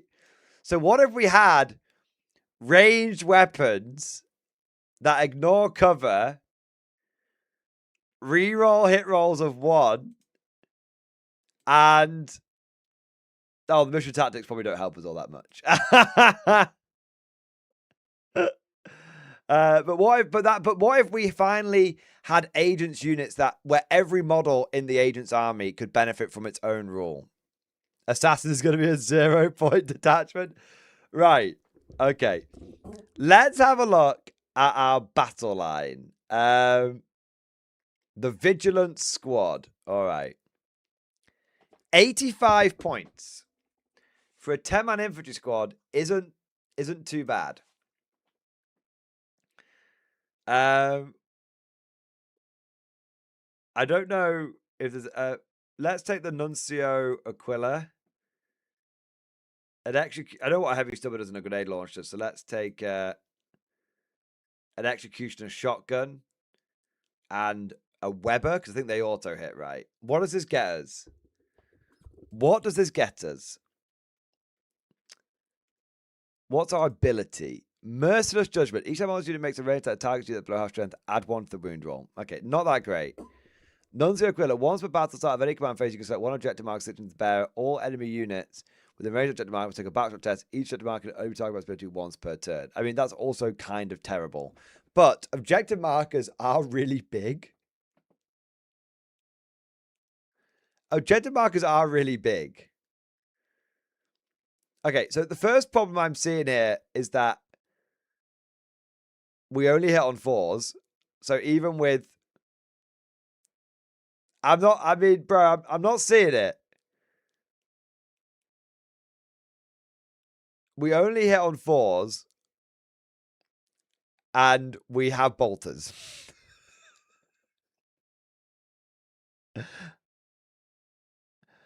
And okay, I'm not feeling it on the Vigilance Squad,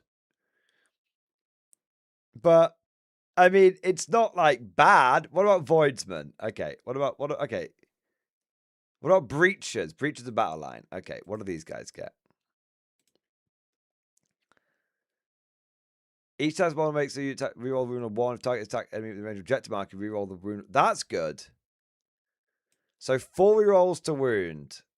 What abilities do we have? Are we missing out on anything? I'll take a chain fist. I'll take a power weapon. I'll take a demolition charge. Can you take another chain fist?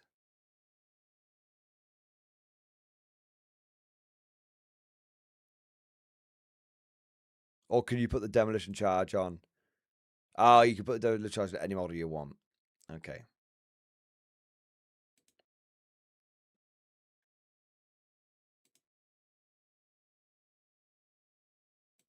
Okay. So we get 4 rolls to wound against the enemy, but we're only really tickling them with a few little weapons. Our demolition charge is very swingy. I'm sorry, man. I feel like the Imperial Agents data sheets just aren't going to pick up the slack here. Deathwatch is the only battle line. Deathwatch kill team. Now, I'll give you that. Deathwatch kill teams are absolutely viable. But they're also absolutely going to Legends. Because GW doesn't sell the models anymore.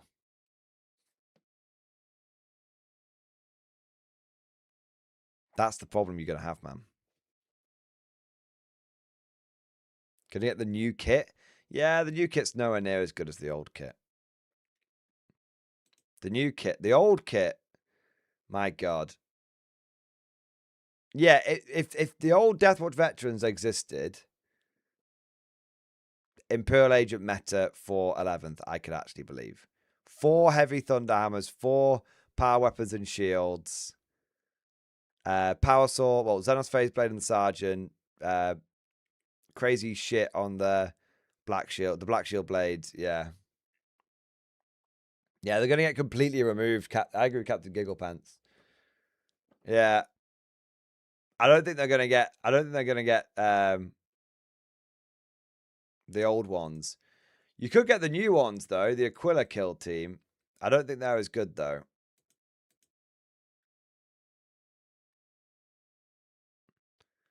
Two frag cannons, 2 stalker bolt rifles, 2 heavy thunder hammer, 2 bolt carbines, 1 Xenophase blade. Yeah. And here's the thing. These guys don't benefit from the ignores cover. You know? Because they're not in the right... They're not Order Hereticus. So they don't benefit from the... It's only specific units. So, yeah, I'm sorry, man. I'm sorry. What does the Chorus Black Star do?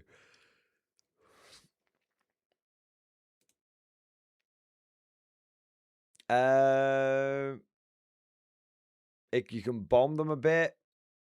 Does it have a different ability? Auspex array. Oh, you just get ignores cover. That could be pretty good. The Chorus Black Star could be alright. Exaction squads. They're just the same, right? Yeah, they're just the same. I think subductors are semi-reasonable. Because of the invulnerable save. Right? They get 4 up. Yeah. Subductors are semi-reasonable. Because of the invulnerable save. How much are subductors? They're only 85 points. I'll tell you this. I'll give you this one. What I'd rather have. 10 guardsmen or a subductor squad in my guard army. I'd rather have my subductors.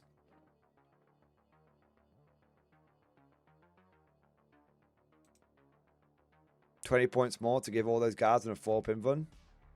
A little bit of melee potential. Fight on death. Yeah.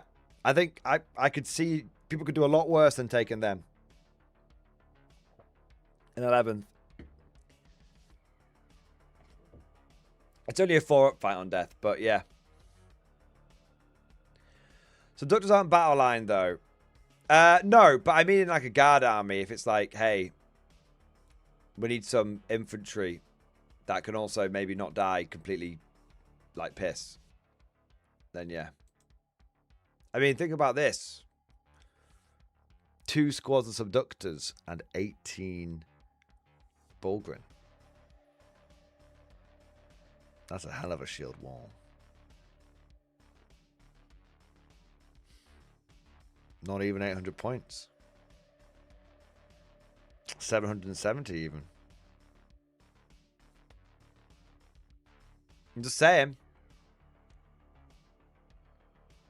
I'm just saying. Trying to see if there's anything else. I don't think there's much else in here, unfortunately. Oh, what was the Inquisitorial Agents? What's their ability these days? It used to be really good.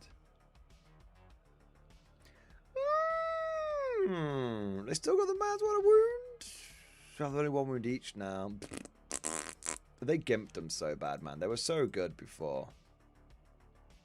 Yeah, fuck that. Yeah, okay. So out of all of your massive gigabrain thinking, Talzern, I will my outcome upon looking at it myself is that there are 100 points to ally. No, not, the subductors aren't worth it then. Sorry. Sorry, man. I'm not jumping on this IA hype train. I'm sorry. You do you, buddy. You do you. But even if, and it's a big if, they survive 11th edition, I'm not convinced. Well, when I'm at Worlds and you aren't, we will see. I love it, man. What have we got next? Russell W, thank you for super chat, bro. New old guard tank concept in stream discussion. Let's have a look.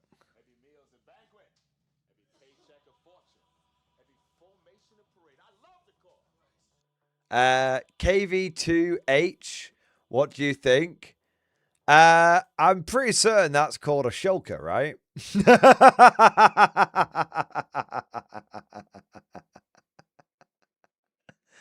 I think I've seen this one before. Yeah.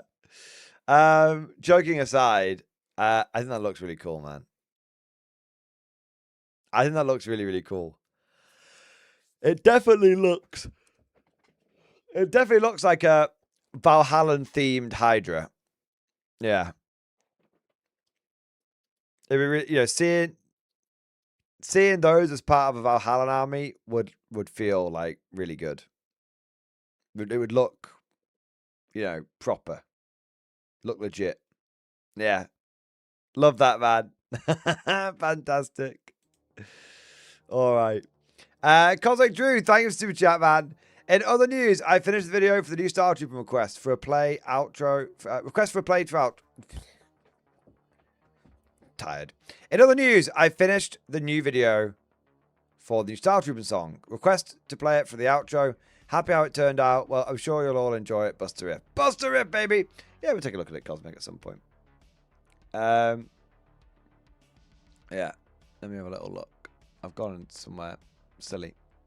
Oh, no, there we go. There we go. Yeah, Cosmic, chuck it in my DMs or chuck it in stream discussion and I'll pick it up. I didn't know you were going to do a video with it. Ooh!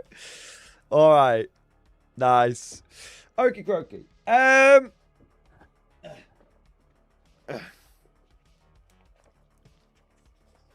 Let me do a thing. I need to make a couple of notes.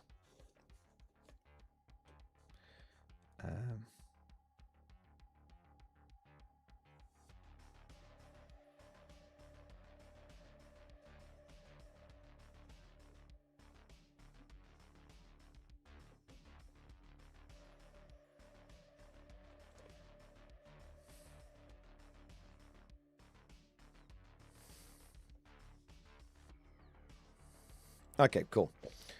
I'm going 26-0 with pre-subductor squads, and you're all going to say, why did he go off his meds and start living his delusions again? No, one, buy all the cheap and fair agents of eBay before everyone listens to Talzone. Wait, how cheap are we talking, man? I like a good deal. I like a damn good deal, sir. How cheap are we talking?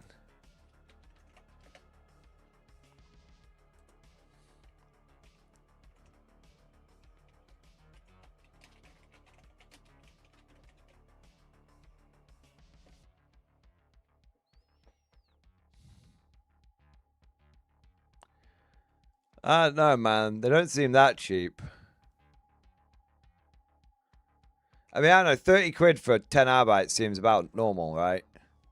Maybe it's cheap because technically there's like some tokens and shit that you normally get in the other box that you don't want.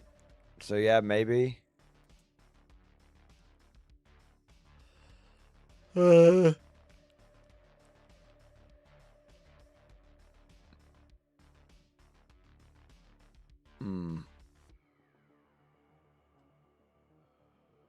I think your definition of cheap is different to mine.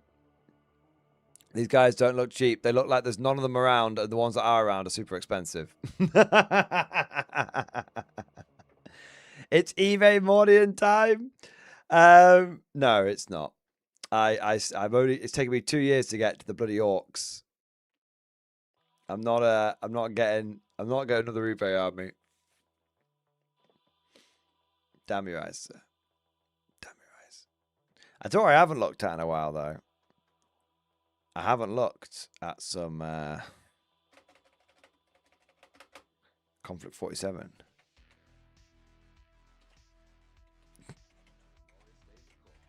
Love a bit. I often go trawling for a bit of conflict, you know. Ooh. Wow. Someone is selling a cheap. Oh yeah, Conflict Japanese will be really cheap, won't it? Right now.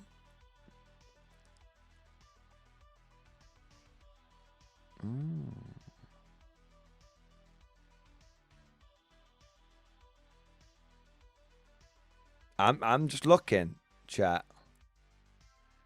I'm just looking. So you know, one can look without buying, hypothetically speaking.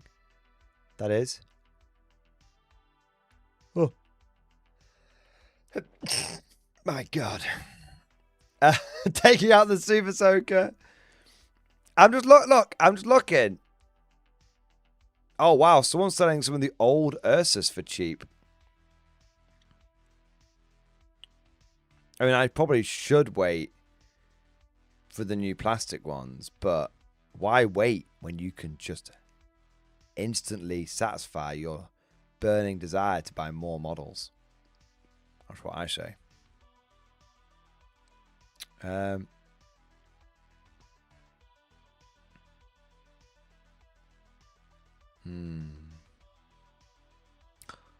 Someone's selling a pond skater. Must resist. Must resist. I really don't need any of this. I can say with some confidence that I think I have managed to complete Conflict 47 for the time being.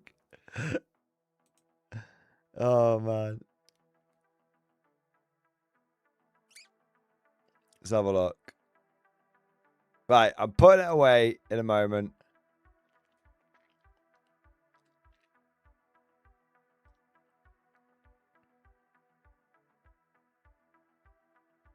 Oh, no way. What the fuck?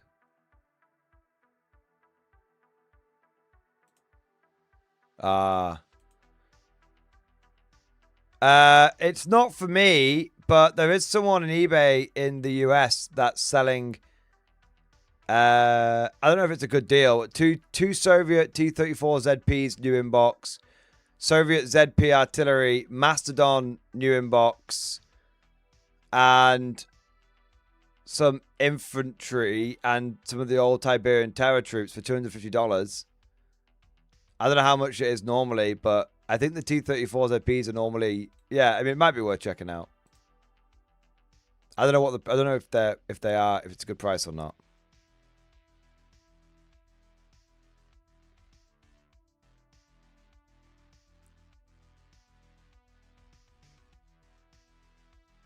Anyway, there's only one thing I was mildly interested in, and I don't think I'm. There's one guy selling a Chi-Ha with for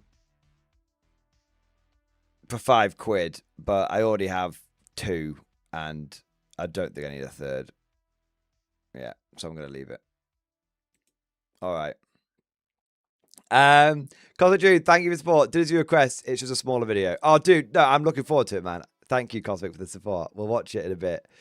Super Logic, thank you for super chat for the Imperial Agents Army. No, I'm not. No, I'm not committing to an Imperial Agents Army. No matter how much money you throw at me, I'm not committing to it. It's not happening again. It's not happening. It's not happening again. Oh man. Squid Fist, you can retire off your old Talan. Yeah, man. Like, I have to say, there's not been any real temptation, but there's been like a twinge where I'm like, I feel like I could sell my Warhammer. Like, Warhammer is actually an asset that, like, goes up in value. And I'm like, could I just, like, sell my Warhammer and retire? Like, I probably could just have the rest of... I don't know how much money I could retire off, but... I have very Spartan needs. I don't know. But like you said, it's like 15 quid a pop for a basic guardsman squad, and it's like I have one or two of those. Not basic guardsman squads, basic squad guardsman infantry man, single man. Yeah, it's like that's like, you know. But the thing is, that's what people are selling them for. But are people buying them for that? Is the question. Just because you can put it up at a certain price, will it actually? Yeah. Talzun, bro, I am also considering just selling all my Warhammer at this time. No, don't do that, Talzun. I know you said, what was it? Guys, we'll talk for a second. I'm pretty fucking depressed about 11th. All right, Tal. Talk to me, buddy. Talk to me. You should not be depressed about 11th edition. But I will say this. Tell me why, and I will address your concerns. But also, I do want to say it's quite not to kick a man whilst he's down, you know, but I do feel like you've been one of the people in the chat who's been like championing 11th. You've you know, when I've been dooming, you've been like, no, think of all this. I think is it fair to say that there was an element of projection and or cope involved in said statements, in said previous statements in previous streams? Oh, yeah. Welcome back. I'm also depressed about 11th edition, but I already have a solution staying with old editions. No one should be depressed about 11. Oh, I mean, you can do what you want.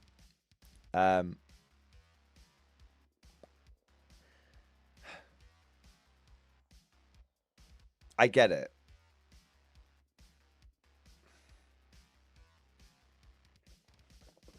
Like, you wanna have like a real talk. I'll have a real talk with you.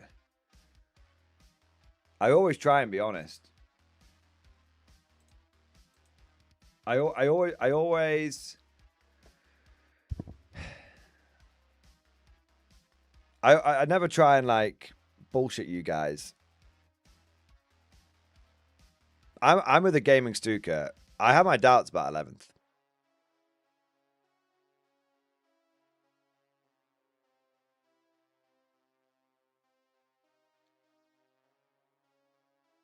Yeah.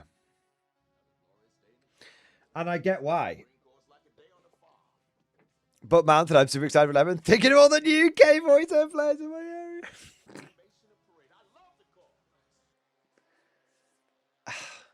There's so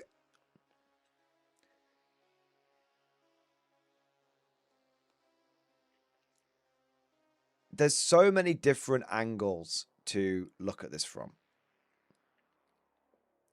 And let me tell you, I can absolutely get why people aren't feeling 11th edition.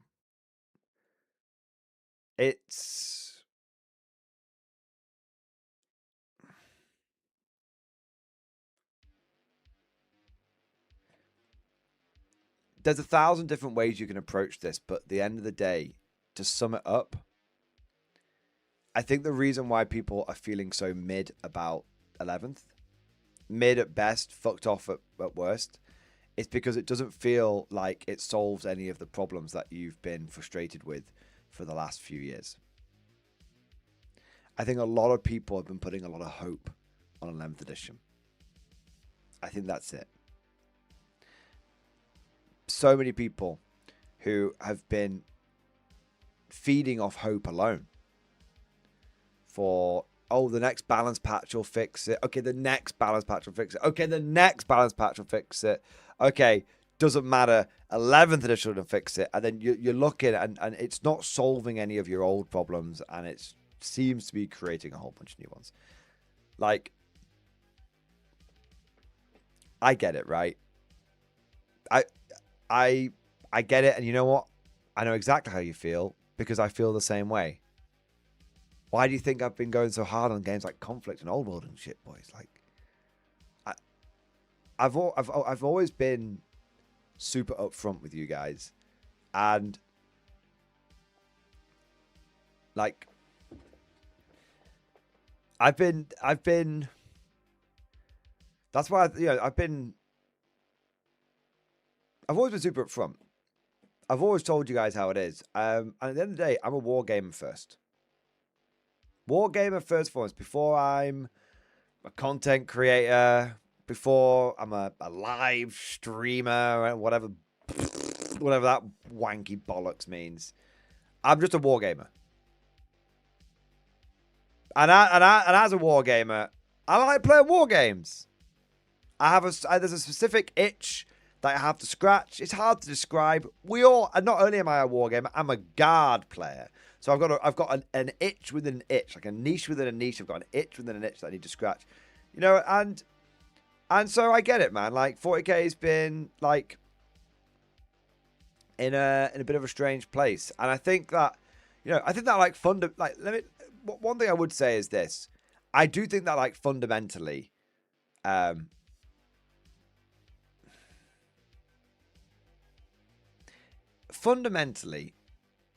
it's not that bad.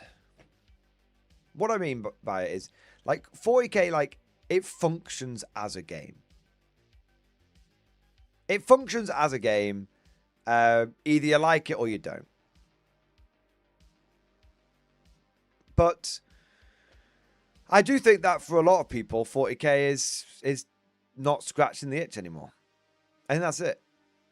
And the thing I can just say is, like, just like, if I'm going to give all of you guys, you know, if I was disingenuous, if I was disingenuous, you know, I'd be like, no, it's great. You know, I'd tell you it was hype. I would tell you it's great. I'd tell you all these things about it, like how good it was and all that kind of stuff. You know, and the reality is that, like, it's just a bit fucking mid, right? But this is why you need to have other games in your lives, guys. Like honestly, I'm not shilling Warlord right now.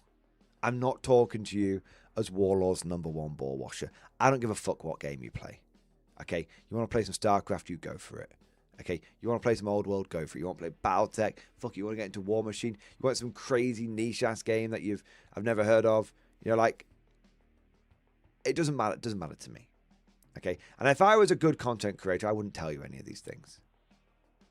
No, like seriously, if I was a good content creator, I wouldn't tell you any of these things. What would I do? I'd be on the GW 11th edition hype train. I'd be riding their dick so hard my asshole would fall off. That's what I'd be doing. Because I'd be like, oh no, I can't go against any of this shit because I don't want to, you know, scare my community off. I don't want to, like, you know, risk, you know, the growth and the direction and all that kind of stuff, right? And if I was being really disingenuous, you know, if I was being another flavor of disingenuous, I'd be not just like shitting on GW. I would be like actively telling you, buy this game, buy this game, buy this game, buy this game. And I don't do that. Now, some of you might be like, no, more than you do with Conflict. No, I don't. I tell you which games I enjoy. We make a few memes and a few jokes about the revolution spreading, the fire rises. But frankly, I play whatever game makes you fucking happy. I just play the games that I enjoy. That's all I've ever done. And I'll tell you right now, guys. I'll tell you right now. You want the ultimate truth bomb? Like, ever since I stopped only playing Warhammer 40k, my enjoyment of wargaming has gone up. I still enjoy Warhammer 40k, but you know, when we're getting those doomer moments. What happens? You know, 5 minutes later, I'm happy again because I just think to myself, if it all goes to shit, I'll play a bit of Conflict. You know, if it all goes to shit, I'll play a bit of Old World. Do you know what I mean? Like, it kind of reminds me of like Babylon. You guys know a little bit about Babylon 5, right? You guys know a little bit about Babylon 5. It's like when Mr. Garibaldi sat in the bar. And Lando goes up to him, it's like, Mr. Garibaldi, It can't be that bad. Guys, it's not that bad. 11th edition will either be good or it will be terrible, but don't pin your entire life on the fucking shit that GW farts out onto the market these days. And also, you know, I'll be honest with you as well. You know, I'll take it a step further as well. It's like GW gets a lot of shit, and they do deserve a lot of shit. But honestly, it can be so easy to get consumed by the vortex of doom. It can be so easy to only see the bad and never see the good.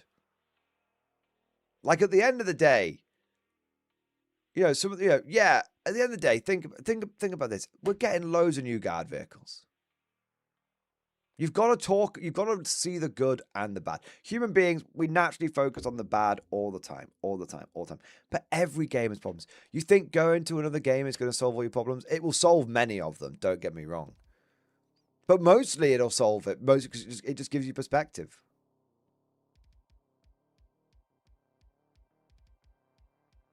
Yeah. Like, you got to take the rough with the smooth.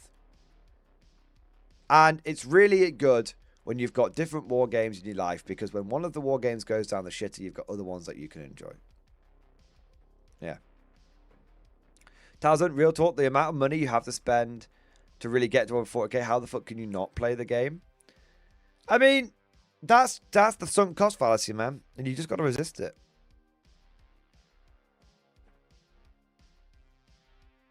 You just got to resist it, man. And Tarzan, like, at the end of the day, just don't buy new in-box on Games Workshop. Like, guys, just what are you doing? Like, there's no reason not to be getting your models for dirt cheap these days. Not dirt cheap, for getting your models for less than full price. Yeah. Models, you can buy models secondhand. It just takes more effort. It takes more effort to you've got two resources in life. You've got money and time. If you want to the easiest way to get your models is new in box from like GW. But it's not the cheapest way of getting it. But it'll cost you more time hunting through eBay and, you know, buying models which haven't got exact loadouts, you know, breaking them down, rebuilding them the loadouts that you want, all that kind of stuff. Yeah. But it is possible. Like, we did a video last year about how you can build an Imperial Guard army, a relatively meta Imperial Guard army for like 200 quid. And if you want to do that in America, it'd be $300. Wargames Atlantic, 5 boxes of Grognards, 5 Temu tanks, job done. Yeah. So this is the point I'm trying to make, right? Getting back on topic with this whole thing. There really is, it is very, very, very, very, very, very understandable why you would be feeling depressed about 11th edition. Because frankly, the edition, it looks like a bag of shit. It does. Like this massive over-favoring of melee, these fucking like bullshit like asymmetrical missions, which we all know aren't going to be balanced. I mean, you want real talk moment about 11th? We know we know the missions aren't going to be balanced. There's not a 1% chance. There is a 0% chance the missions are going to be balanced. I know it. You know it. We're all just coping, right? We're all telling each other, maybe the missions will fix it. Maybe the missions... They're fucked, guys. How the fuck is GW going to balance 15 missions against each other? Like, bro, they can't even... The one pairing we've seen is fucked. Right? So, you know, like 11th edition is going to be in its own special, unique, flavorful way. It's going to be fucked out the gate. It is. The missions are going to be fucked. The terrain is going to be fucked. The massive over-favoring of melee is going to be fucked. Like, it's going to create a massive 2-tier of like factions. It's going to go a 2-tier gaming system where like there's going to be some factions which basically just get locked out the game and are just coming out the gate with like a 20% win rate, and there's fucking nothing they can do about it. Like, it's going to be gigafucked, right? It is. But I'm smiling, right? Why am I smiling? Because that's just Warhammer, man. Like, it's just Warhammer. You just kind of... Yeah. You just get like... Look, Warhammer is the game... Here's the thing. Warhammer is the game that it is. It's not the game you wish it to be. This is one of the great revelations that I've been... You know, you guys know me. I was getting really depressed. I was just 6 months ahead. I was 6 months to a year ahead of you guys. Right? The year 2025 was the year of beef, right? It was the year of beef, the year of salt. And why have I just like not been that? How come I went away for Christmas, came back, and I was just like, I've been so much less beefy. We went from real beef to just like, you know, real beef, real sadness, real depression towards the state of the game to just like, psh, right? And it's just like, because that's just fucking Warhammer, man. I think Warhammer is gigafucked, but I think it's always been gigafucked. I think if I go back to every single edition, it's been gigafucked. It's just been gigafucked one way or another. You just have to decide. Look, it's like Mr. Bones is like Wild Ride. It's like Mr. Bones' Wild Ride. Like, you just gotta gotta stay on it, man. You gotta stay on it. You gotta enjoy it for what it is, man. Yeah. And if it's not the game for you, it's not the game for you. But if it's not the game for you, it's not the end of the fucking world. And the part of being on the part of playing Warhammer is just like Warhammer is the game that it is, and you can't wish it to being the game that you want it to be. If we go into 11th edition and we all just get bent over a fucking table and just fucking bummed by melee armies, which I don't think we will do. I honestly think out of all of the factions out there, Guard is one of the ones that's best placed for 11th. Like, does that sound like Cope? It's not fucking Cope.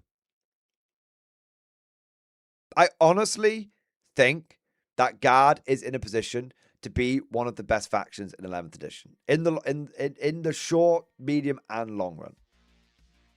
God, guys, imagine if you're one of those other factions out there which has got like literally hasn't got 2 data sheets to rub together. Yeah, like, and fucking hell. Not only, imagine if you're one of those factions that hasn't got 2 data sheets to rub together. Imagine if you're one of those factions that hasn't got good third-party and alternative support.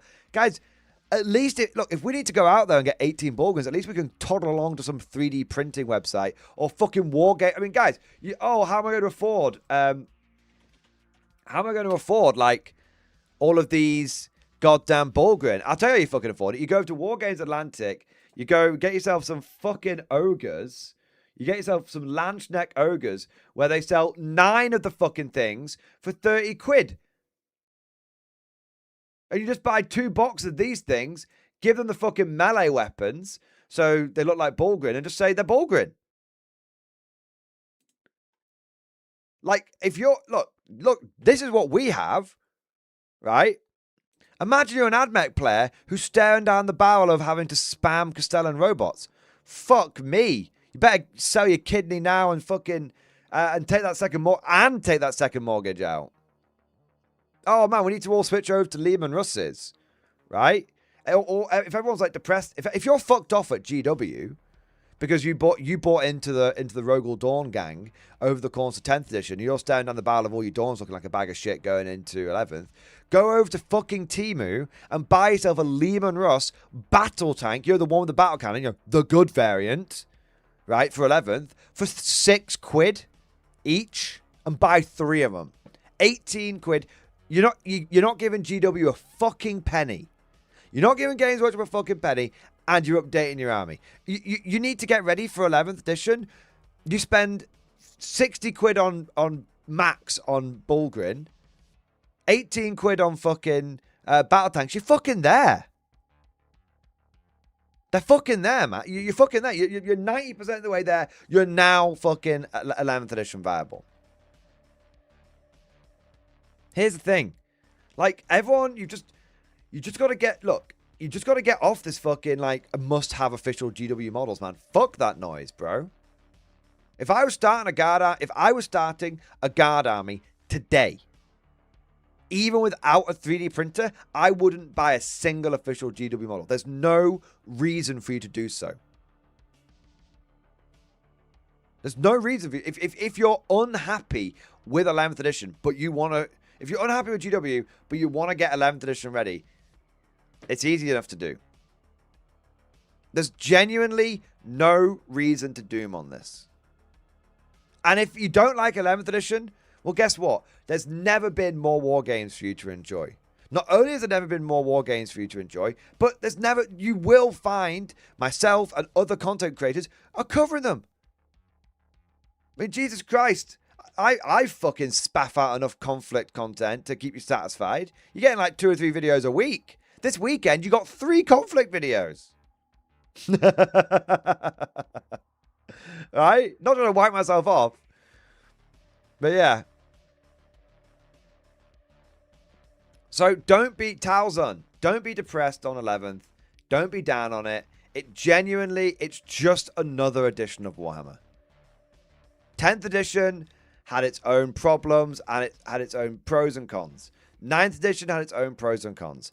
8th edition had its own pros and cons. 7th edition had a lot of cons, but actually the core game had a lot of pros. Same with 6th. 5th, like, don't be depressed. Honestly, it's not a pep talk. I'm not trying to like wank you off. I'm just giving it to you honestly. As one war gamer to another, like this is just Warhammer 40k.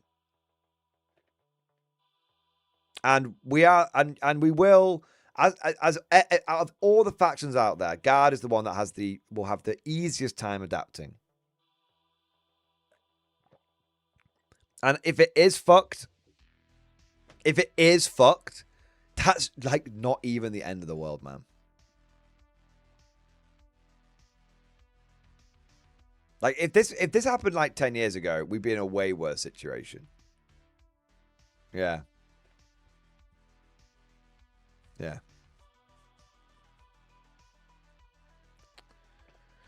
Aldeas, I honestly just straight dig a once weekly glance at smaller war games out there just to rubberneck around the hobby and even maybe find something fun and side game. Exactly, man. Exactly. And Zelda fan makes a good point here. Also, there are past edition rules, and in friendly games, anything really goes as long as players agree. Just get on the table and have fun playing the Grim Dart. Yeah. Did I say don't be Talzun? I meant to say don't be depressed, Talzun. Sorry. But yeah, like look. Guys, if 11th edition goes down the shitter, like properly go, like, let's say it fucking, let's just approach Operation Unthinkable. Does it absolutely bomb and go down the shitter? Is it just like a mess and all that? Not only do you have other games you can go to, you just go to a different edition of 40k, man.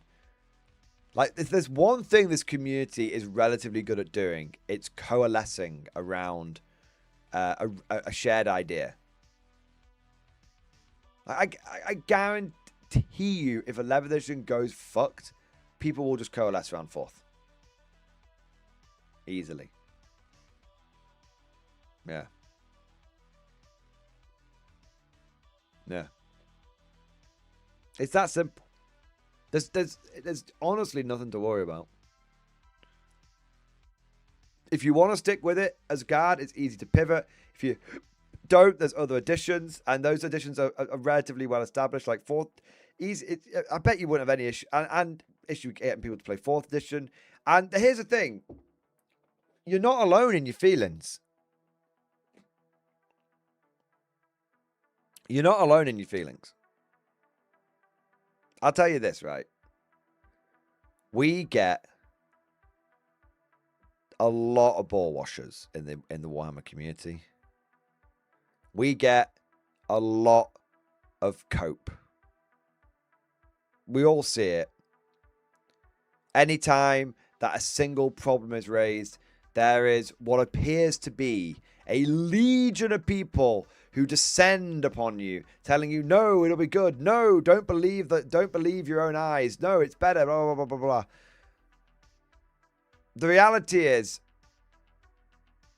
I'm looking around the Warhammer communities. You're looking around the Warhammer communities. We're all looking around the Warhammer communities. And the reality is that I think the vast majority of people are feeling the same way about 11th. I think that there are people who are genuinely like looking forward to it. But I think that the vast majority of people are feeling the same way about 11th. I think that people are looking at 11th and thinking, this looks a bit fucked. I'm not dismissing positive opinions as cope, Lich fan in general. I'll make a I'll differentiate in a moment. But the point is, sometimes you can feel like you're the only one thinking these things, and you're not. Like, if you're feeling this, you're a war gamer and you're feeling this way, you're not the only one who's feeling that way. Yeah. So don't get depressed by it. Don't get worried about it. Understand that you're not going mad and all that kind of good stuff. And, and at the end of the day, 11th edition will be whatever 11th edition is. And you want to take one last piece of, if you want to get one last piece of advice from an old grognard who's been playing this game, I mean, properly playing this game for the last 15 years. I've been playing it since I was like fucking 4, but for the last 15 years. Like, this is not the first time that Warhammer has waxed and waned. It's not. It's just not. And it won't be the last time. Like, I mean, fuck it, man. They blew up Warhammer Fantasy. You think this is bad? Guys, they blew up the game that Warhammer is named after. You know, the Warhammer in Warhammer? That was Warhammer Fantasy. That's Gal Moraz. They blew it up. That's how bad it got in the past. That's how much they fucked it in the past. Right? We are not there yet. We're not there. We're not even close to being there. Well, we're not. We're not close, but we're not far away. We're but it's not Warhammer End Times bad. Jesus, man. People have no fucking clue how bad it is to wait for Praetorian Codex. Gab Campbell, a Praetorian Codex that never came. They blew up the old one before they gave you a fucking Codex. Yeah. Talzon, exactly. It's fine because in a few days shipping, I'll be a Protoss player, so there's hope. What you need to do, honestly, Talzon, you need to just go balls deep into another game for like 6 months. Maybe 3. I'm talking you're stuck in this like, you're stuck in this like vortex of doom because you think that's like, it's like the only thing you like. You go out there, you fucking raw dog, balls deep, that fucking game that literally you fucking slap the shit out of it. That you go absolutely fucking ham on the StarCraft game, and you'll come back to Warhammer 40k, and your enjoyment of 40k will be tenfold. Yeah. Yeah. And do you want to know who I will? And if you don't come back and you just keep playing StarCraft, then bro, great, you're having fun. You're having fun. Do you want to know an example of someone who did that? I'm gonna arise him right now. Goddamn Squidfist. I think it was 2 years ago. Squidfist went from playing like 40k like an absolute mental bastard to dipping his little bony toes into Warhammer the Old World. And he's just never come back. But he's still here in the community. We still enjoy the game. We still go arise. He's got all the memes with him and everything. You know. It's that simple, bro. It's honestly just nothing. And, I know, and Squidfist came back for a little bit to 40k. I went, nah, fuck that. Went back to Old World again. And Cosmic as well. Cosmic used to be the biggest 40k shill. Cosmic was like, literally, I mean, guys, anyone who's been around this channel for long enough will know that Cosmic was threatening to ram pineapples up my rectum if I didn't start being happy about 40k again. And then he got into a little bit of K47, and now he's having a great time. Yeah. So just don't worry. You'll just enjoy your wargaming, whatever game that may be. We'll play a bit of 40k, and if it's shit, don't worry about it. If it's good, great. It's literally a win-win scenario. If it's great, it turns out great, then awesome. We all get to play some fucking 40k. If it's terrible, guess what? We'll all go over to fucking Old World and Conflict and StarCraft, and we'll all play a variety of games and have a great fucking time. And then when GW decides they want to unshit the game, they'll unshit it and we'll go back to 40k. Literally nothing to worry about. Literally nothing to worry about. So there you are. That is my honest, heart-to-heart, wargamer to wargamer moment. And in summary, Mr. Tarzan, it can't be that bad. Also, hashtag don't be Tarzan. But hopefully, to all of you that are feeling a little uncertain about 11th, hopefully those words have provided you with a little bit of perspective, a little bit of context, and a little bit of reassurance about the future. Warhammer 40k is not the be-all and end-all. I think for a lot of people, they're starting to realize that. And that 140k is a great game. It's a great franchise. It's a great thing. But if it goes bad, it goes bad. But it's only temporary. It always turns it around. Yeah. And if you're genuinely excited for 11th edition, then that's awesome. Awesome. You just enjoy the games you want to fucking enjoy. That's it. Life is too short for you to spend your limited amount of time on this earth forcing yourself to play a game that you don't actually enjoy. You only get to go around once, and there's no respawn. So play the games you want to enjoy. And that's the main thing. Yeah. Yeah. All right. Now, going back to what Lichfire Jenner was saying there for a second, there is a massive difference between genuine positive statements towards 11th edition and people who just will not hear any negativity about it and who will like try and shout you down and who will try and like say that what you're saying isn't true and is not the case. Like, there is a big difference. So Lichfire in general, you know, we have people like you and we have people like Mac IQ, for example, who, you know, they do, you know, you guys are more positive towards Games Workshop. You guys are more like pro Warhammer 40k and other stuff. But, you know, when criticisms are raised, you don't like dismiss those criticisms. You're like, yeah, I see what you're saying, but I'm excited for it in this way. And that's the difference. So don't worry. I ain't putting you in I ain't dismissing all positive things about 11th. I've got some positive things to say about 11th. And I ain't I am differentiating between mindless corpo ball washing and like legitimate enthusiasm. There is a difference. Yeah, Chido has never done anything wrong. There you are.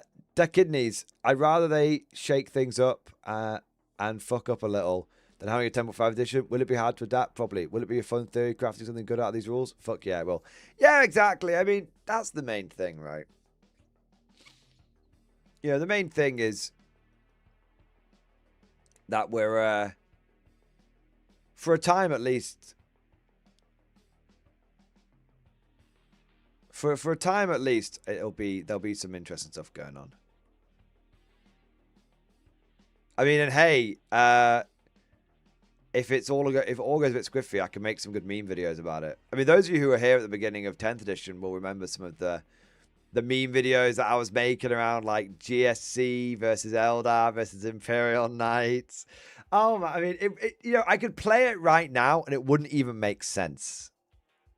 But at the beginning of 10th edition, like there were 3 factions that had like a 70% win rate, and everyone else, like literally everyone else, was like 40% or below. It was bonkers, man. Yeah.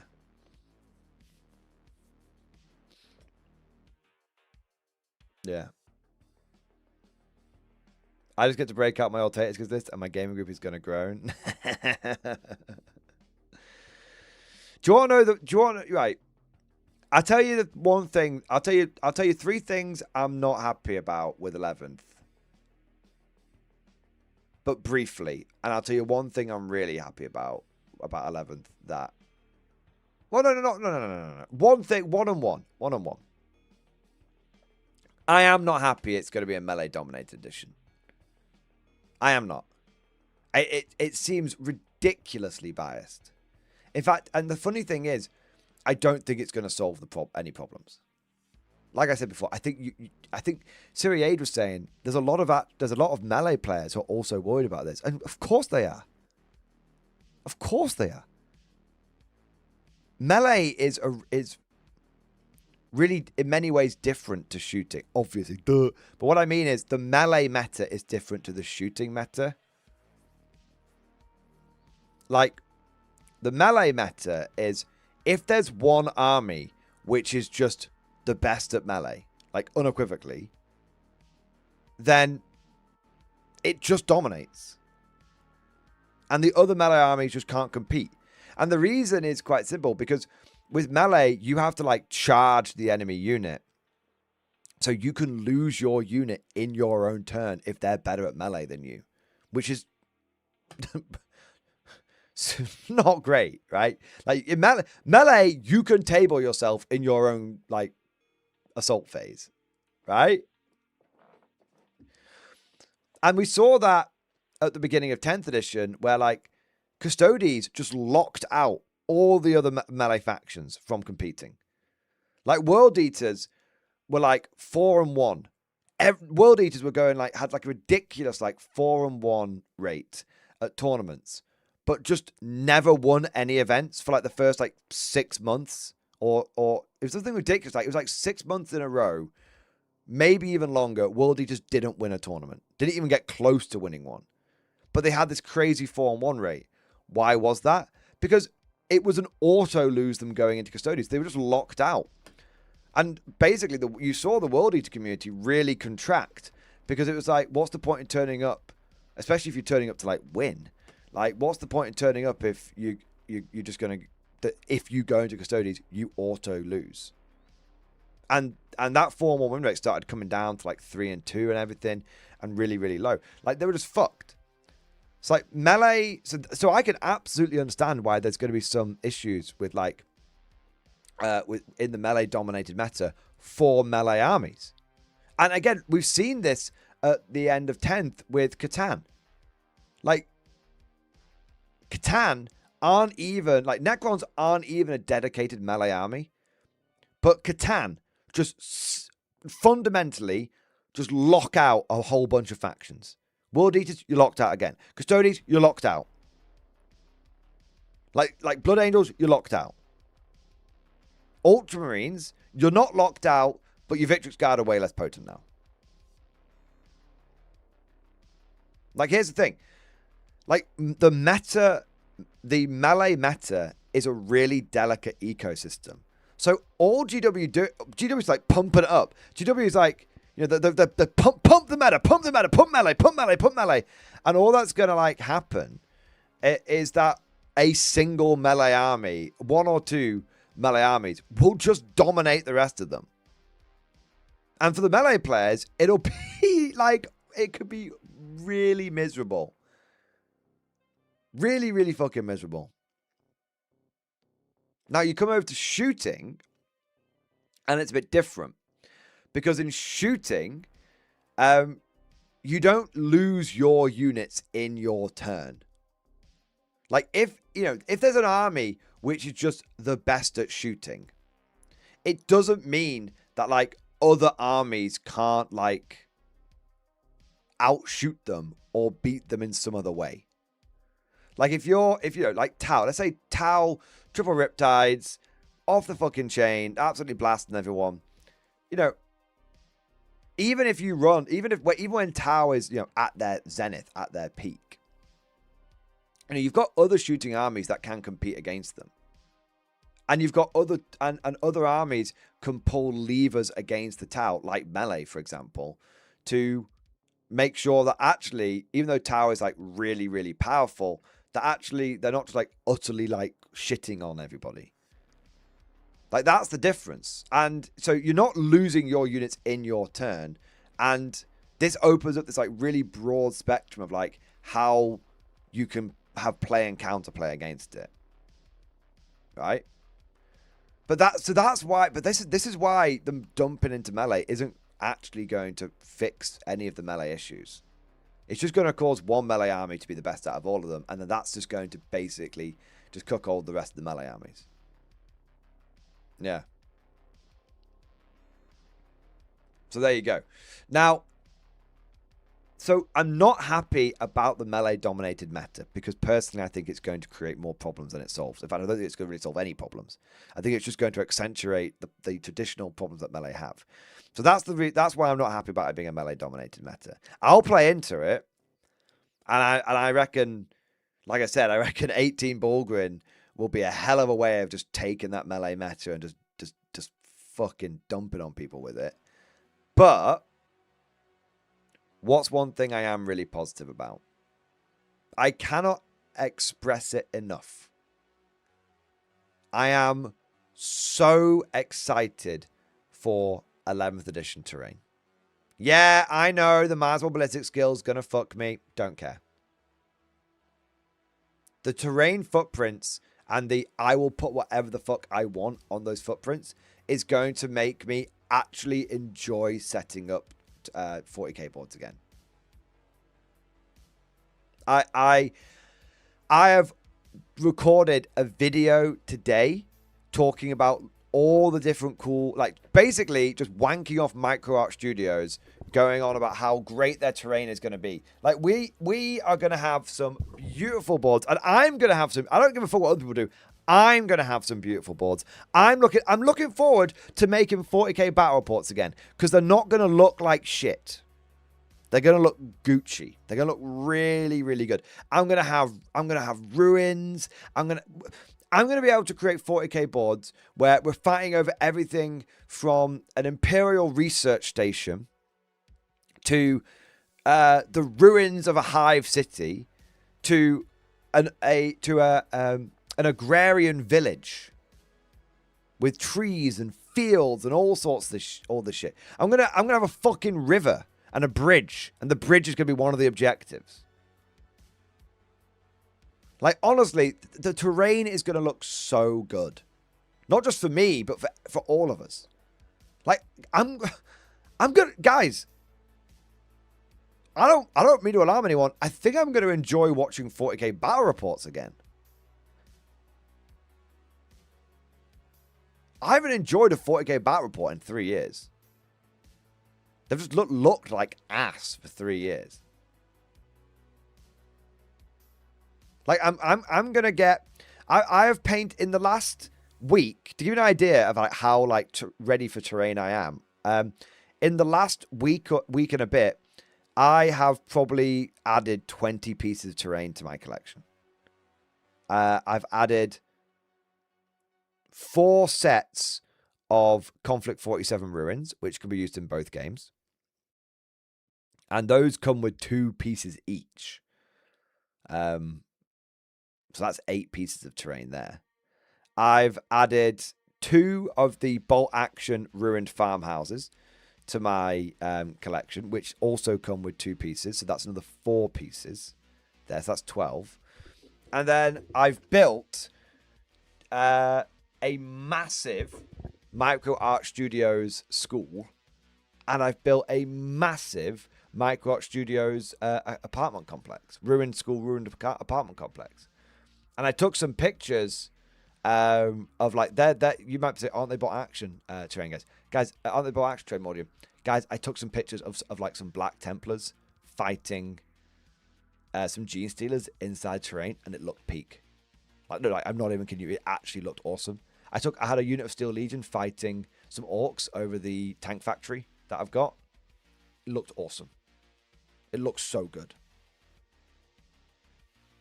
Yeah, like I am. Like I fuck it. I did. Let me. I did some footage for it. Let me take some pictures and fucking show you. Maybe I'm just getting hype over like something minor. But let me show you, right?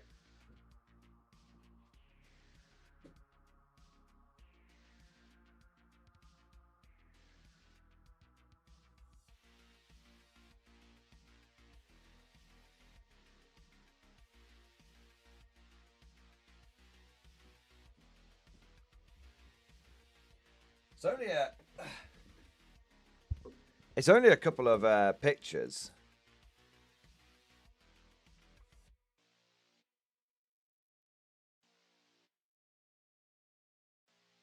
There you go, boys.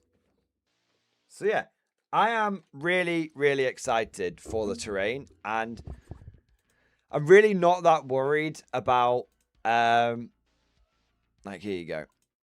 Like, look at that. That is a ruined school for Eastern Front.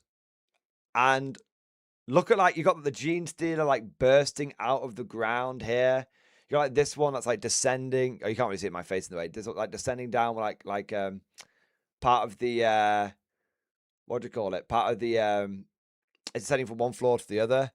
Like, look at this. Like, yeah, these guys like fighting over the ledges. Like, imagine like actually getting to like this. It might not seem like the biggest thing in the world, like a bunch of fucking Black Templars and Jesus like fighting over a fucking like building, whatever. But this has literally been unusable, unplayable, undoable for 3 years, if not longer. Now I can put that down. I've measured it out. That can be the central objective. The school can be the central objective. It fits the dimensions in my 10th edition game. And so it could be like, you're going to secure the school. Like, maybe you're an Imperial Guard platoon. You're fighting in a ruined city, and all the other ruins are like smaller ones. But this is like the most intact building, so it creates a really good fortification point. Okay, as a Guard player, we're going to try and take and hold that building and lock it down and turn it into like Pavlov's house. Boom, you can do that now. Like, that actually works. You're not fighting over some generic, soulless L-shaped fucking slop. Yeah. Yeah. It looks great. And then look, you got some I took this one a bit too close in, I'm sorry. But you know, you've got like a unit of orcs and like Imperial Guardsmen fighting over like a tank factory. And again, like, it might only seem like a little thing, but like, to me, that's actually like, that's awesome. We're fighting inside a building. Yeah. It's only little stuff, and I could take some better photos, so you know, give me a bit of rope. But I just think it's so much better. And being able to, and I think it's going to, as someone who likes to like create cool looking battle reports, as someone who likes to create cool looking battle reports, and like, genuinely, I like seeing people enjoying like the battle reports. When I ever do like a Conflict 47 battle report or an Old World battle report, well, mostly Conflict, because Old World terrain's fairly simple. It's just like, it's mostly open, right? But doing like a Conflict battle report and people saying like, oh my God, the board looks so nice. Like, I really loved like the story and scenario that you guys came up with and all this kind of stuff. Like, I've missed that for my 40k games. Like, it's all been a bit too bloody functional, you know? Yeah, terrain makes the game so much better. It does. So I'm really, really excited for the 11th edition terrain. And the funny thing is, like, good terrain can make even the worst game really enjoyable. Like, let's say Guard is just giga-fucked in 11th, right? You can still have, like, an epic moment where you know, get a couple of platoons of guardsmen to, like, fortify a building, and you know the enemy has to come in, like, storm you out and clear out. And hey, maybe they do. Maybe you all died to a man, but it's like an absolute charnel house inside that school, that ruined tank factory, whatever it may be. Like, terrain is going to make the game more immersive and more fun. Yeah. Yeah. And that's what I'm ready for. That's what I want. I want to get my 40k battle reports on, and I want to have beautiful looking boards, beautiful terrain, and all that kind of shit. What I'd love to do, and I don't know if it'll be possible, but I'd love to, I do prefer playing on a 6x4 board, I have to admit. I do much prefer it. And I wonder if the terrain footprints of 11th edition can be extrapolated onto a 6x4 board, even if it just means they get spread out a little bit more. I don't know. I don't know how it would work, but if I could play on a cheeky 6x4, I'd love to do that. Yeah. Let's what we got here. Got some super chats coming in. Let's find out what we've got here. Slightly out. Let me have a look here.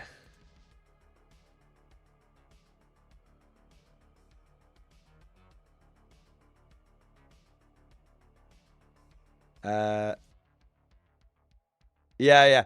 So it's slightly out of sequence, but I want to do this super chat now just because it's relevant to what we're talking about. Average White Shark, terrain you shown versus tournament board in stream discussion. 10th edition metagamers will look at this and be like, ah, yes, the way this game is meant to be played, this game has no soul. Exactly. Like, this needs to die and never come back. Never, ever, ever, ever come back. Like, I don't care about, tournament organizers and it's bad for, like, you know, the logistics. Fuck all of that. I don't give a shit. I want my boards to look pretty. I'm paying you top dollar. I want my boards to look pretty. I don't even give a fuck about your tournaments. Fuck off your tournaments. I want my games, the ones that I play, to look good. Yeah, this shit, the quicker it dies, the better. 100%. Totally agree, Average White Shark. What do we got next? Killak Nelak, thank you for super chat. Hobby update stream discussion. So happy to reach this midway point. Hanging out in the stream helps me stay on task. Let's have a look, man.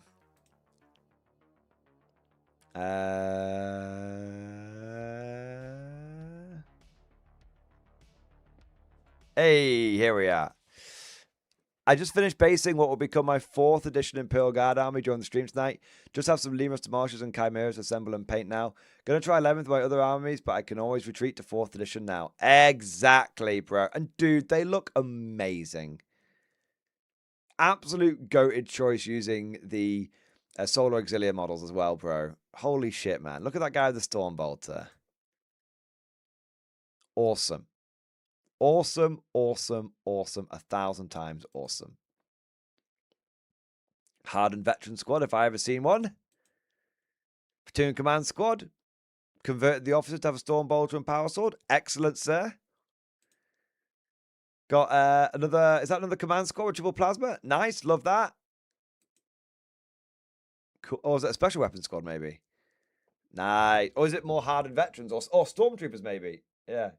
You got some options, right? You got some options. Yeah. That looks awesome, bro. And you're exactly right.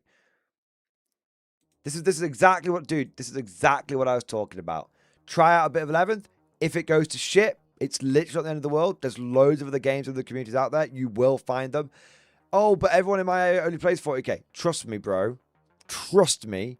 You will find other game groups. You've just not looked for them. Of course, you can't see them. You haven't looked for them. The amount of people that I know who, in this community, who have gone, oh, I've gotten to Bot Action. I didn't think anyone played it, but actually it turns out there is a gaming club where there's like a dozen guys that play Bot Action. Yeah. Or Old World. Yeah. What do we got next? John Henry Eden, thank you for the super chat, man. It came yesterday in stream discussion. Ooh, let's have a look.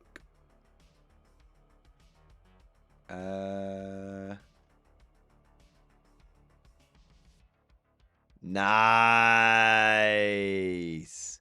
Holy shit, man. Is that a Macarius Omega? Bro, I've not seen one of those since 8th edition, man.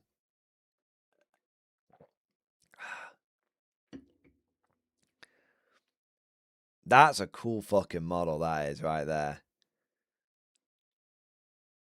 Yeah, man. A legendary tank. A proper legendary tank. Drop your phones, kids. Well, no, if you're watching on your phone. But anyway, drop your cocks and grab your socks. Pay attention. You're looking at a slice of history right here. That's a rare model. Yeah. That's a rare fucking model. And it's a big fucking deal. Slice of guard history right there. At one point, the Macarius Omega... Well, Macarius Omega has always been badass. For a brief moment in 8th edition, it was actually, like, really dominatingly good. That and the Macarius Vulcan. Yeah. No, I mean, no one ever took one because no one owned one. But in theory, they were very, very good. Yeah. Very, very cool.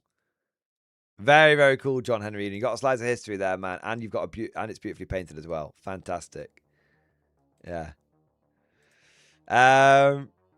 Macon, thank you for super chat. My rating of 11th edition in stream discussion.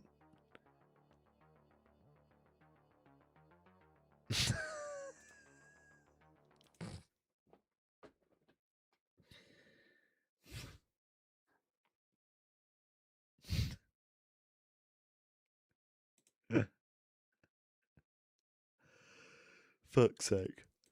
I love it. I love it, man. Top memesmanship, sir. Top memesmanship indeed. Tech Priest, my boy. Tech Priest, thank you so much for the super chat, man. Hello, Biomass. I'm back in stream discussion. Hey. How are you feeling about 11th edition Tech Priest? He's painting some guard up. I feel like he's not feeling... I wonder how... I'd love to know how each faction was feeling about the edition. Yeah. Let's have a look.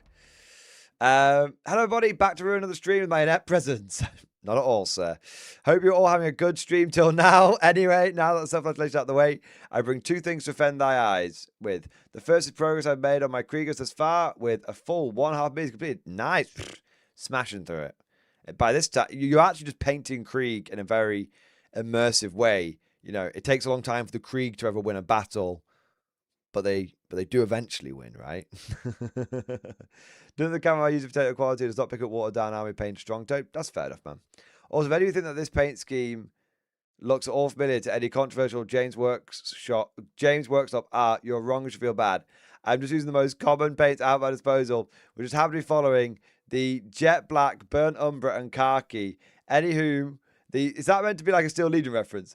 The second thing I wish to show is the 1,000 point army list that I have. I'm taking to LGT, going down in my local game store.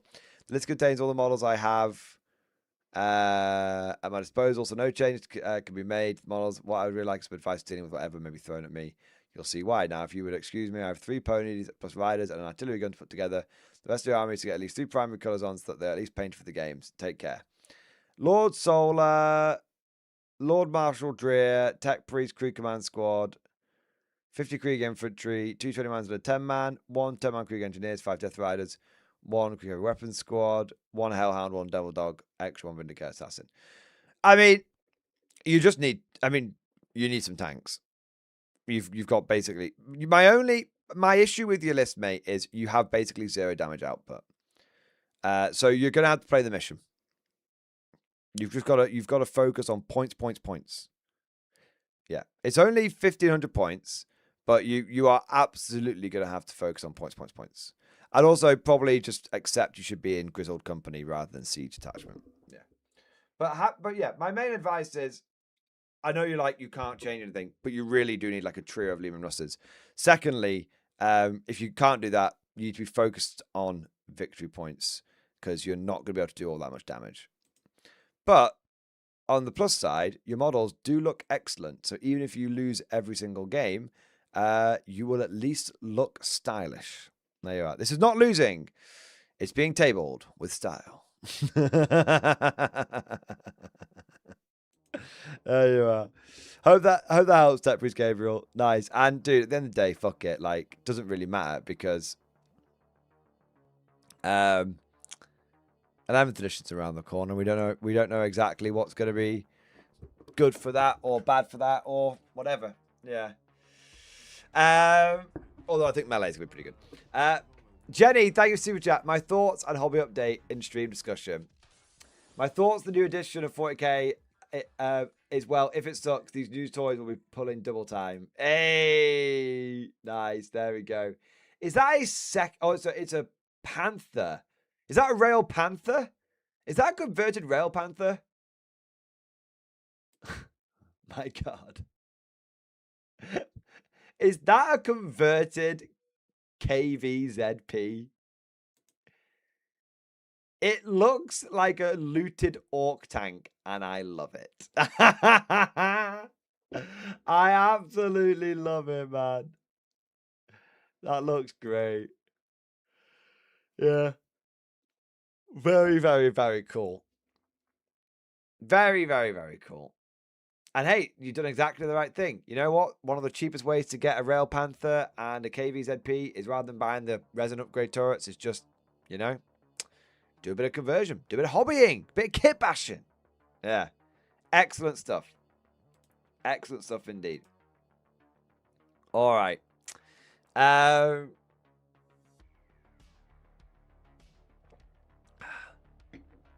we go. Death and Angel. Thank you, Mordian, for giving me a new player, hope for 11th, and all your advice you and Sublogic have given me. 07. No worries, man. No worries. Yeah, it's interesting. It is interesting. I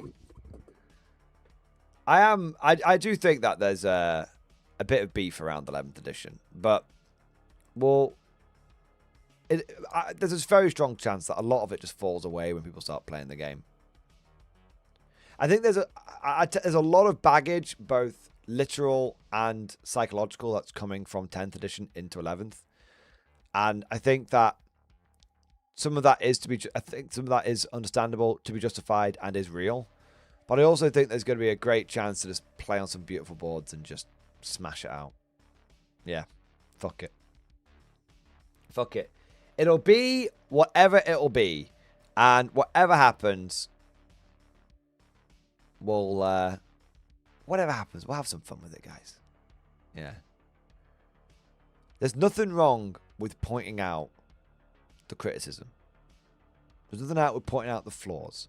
There's nothing wrong with taking a big old steaming dump on Warhammer. Right? There isn't. If it deserves it, it deserves it. But there's no reason, there's no point in letting it upset you. Yeah. I think terrain is going to, and I think the terrain is going to be a big one. And hey, like I said, if it all goes wrong, collect orcs, lose every game, have fun. There you are. There you go.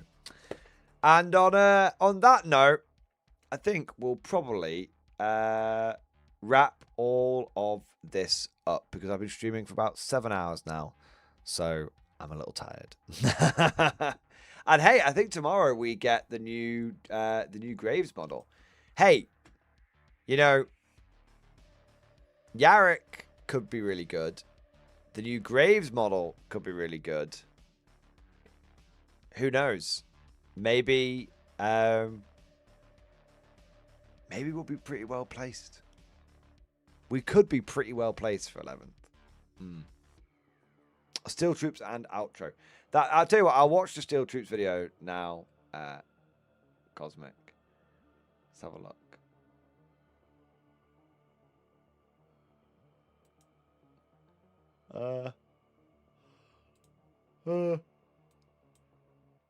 Oh, sorry. Let's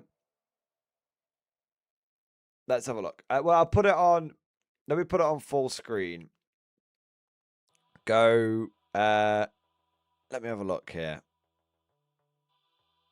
I wonder if this will work. This might not work. If it goes funny, you can all lambast me.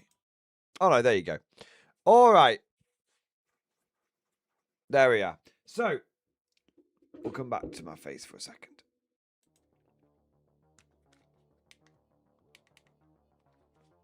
Need to turn my headset on. Okay, cool. So, ladies, gentlemen, small furry creature from Alpha Centauri, thank you so much for all of you joining today's stream. It's been a really funny one today. I know that there's been a little bit of emotional whiplash, heady heights, terrible lows, all that kind of good stuff. But I do think that overall, it's been a really, really, really good stream. We've talked about, we've not shied away from our concerns, but we've not let those concerns consume us and ruin our enjoyment for wargaming and hobbying and all of that good stuff. So I want to say a massive thank you to all of you that not only joined today's stream and liked and subscribed and chatted away, but all of you who really contributed to the discussions. And I tell you one last thing to say. It's good to have the discussions again. I keep saying this, but it's nice to be able to talk tactics and how we're going to improvise, adapt, and overcome, and all that kind of stuff. I'm actually looking forward to some of the new tactical challenges of 11th edition, and if it ends up just being super crazy, then I'm not too worried because, like I said, there's other games that we can enjoy and all that stuff. So yeah, it's good. Yeah, I think I'm looking forward to it. I'm worried. I'm scared, but I'm looking forward to it. Nervously excited. Yeah, cautiously optimistic and nervously excited is the way I describe it. But definitely not full beef mode, pineapples at bum and its situation anymore. Yeah. I also want to say a massive thank you to all of you that shared your own thoughts and feelings. Like I said, contributed to discussions and came up with some ideas and tactics for how we're gonna deal with the situation, all that kind of good stuff. And I want to say a massive thank you to all of you that went above and beyond the Call of Duty, coming in with all the super chats and member flexes and gifted memberships and all that amazing stuff.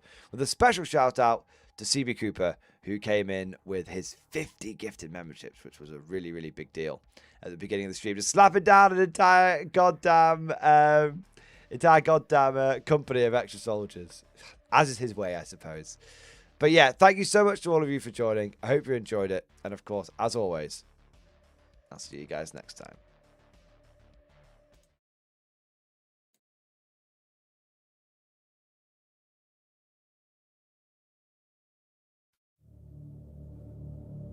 Geschmiedet aus Stahl, gehärtet im Blut.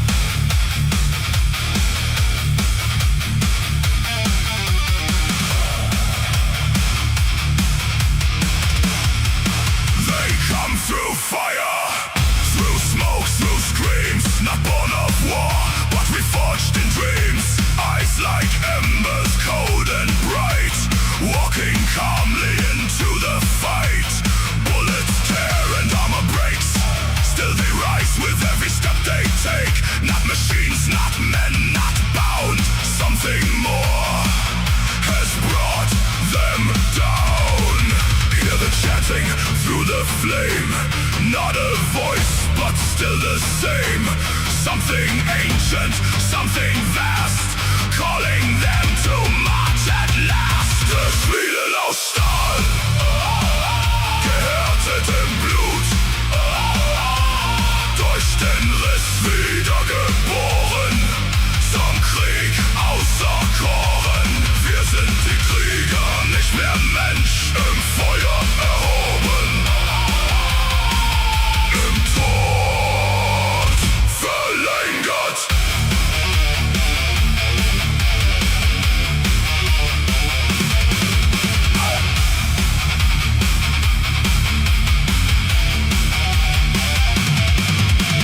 Tesla fires splits the line, men collapse and bodies ignite. Still they walk through ash and flame, calling out no human name.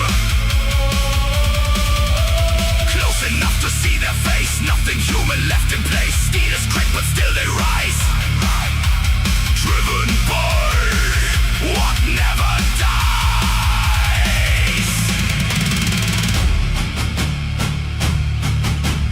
Vorwärts, kein Halt. Der Riss führt uns nicht gestoppt, nicht gebrochen im Riss, geformt, neu geboren, nicht gestoppt, nicht gebrochen im Riss, geformt, neu geboren.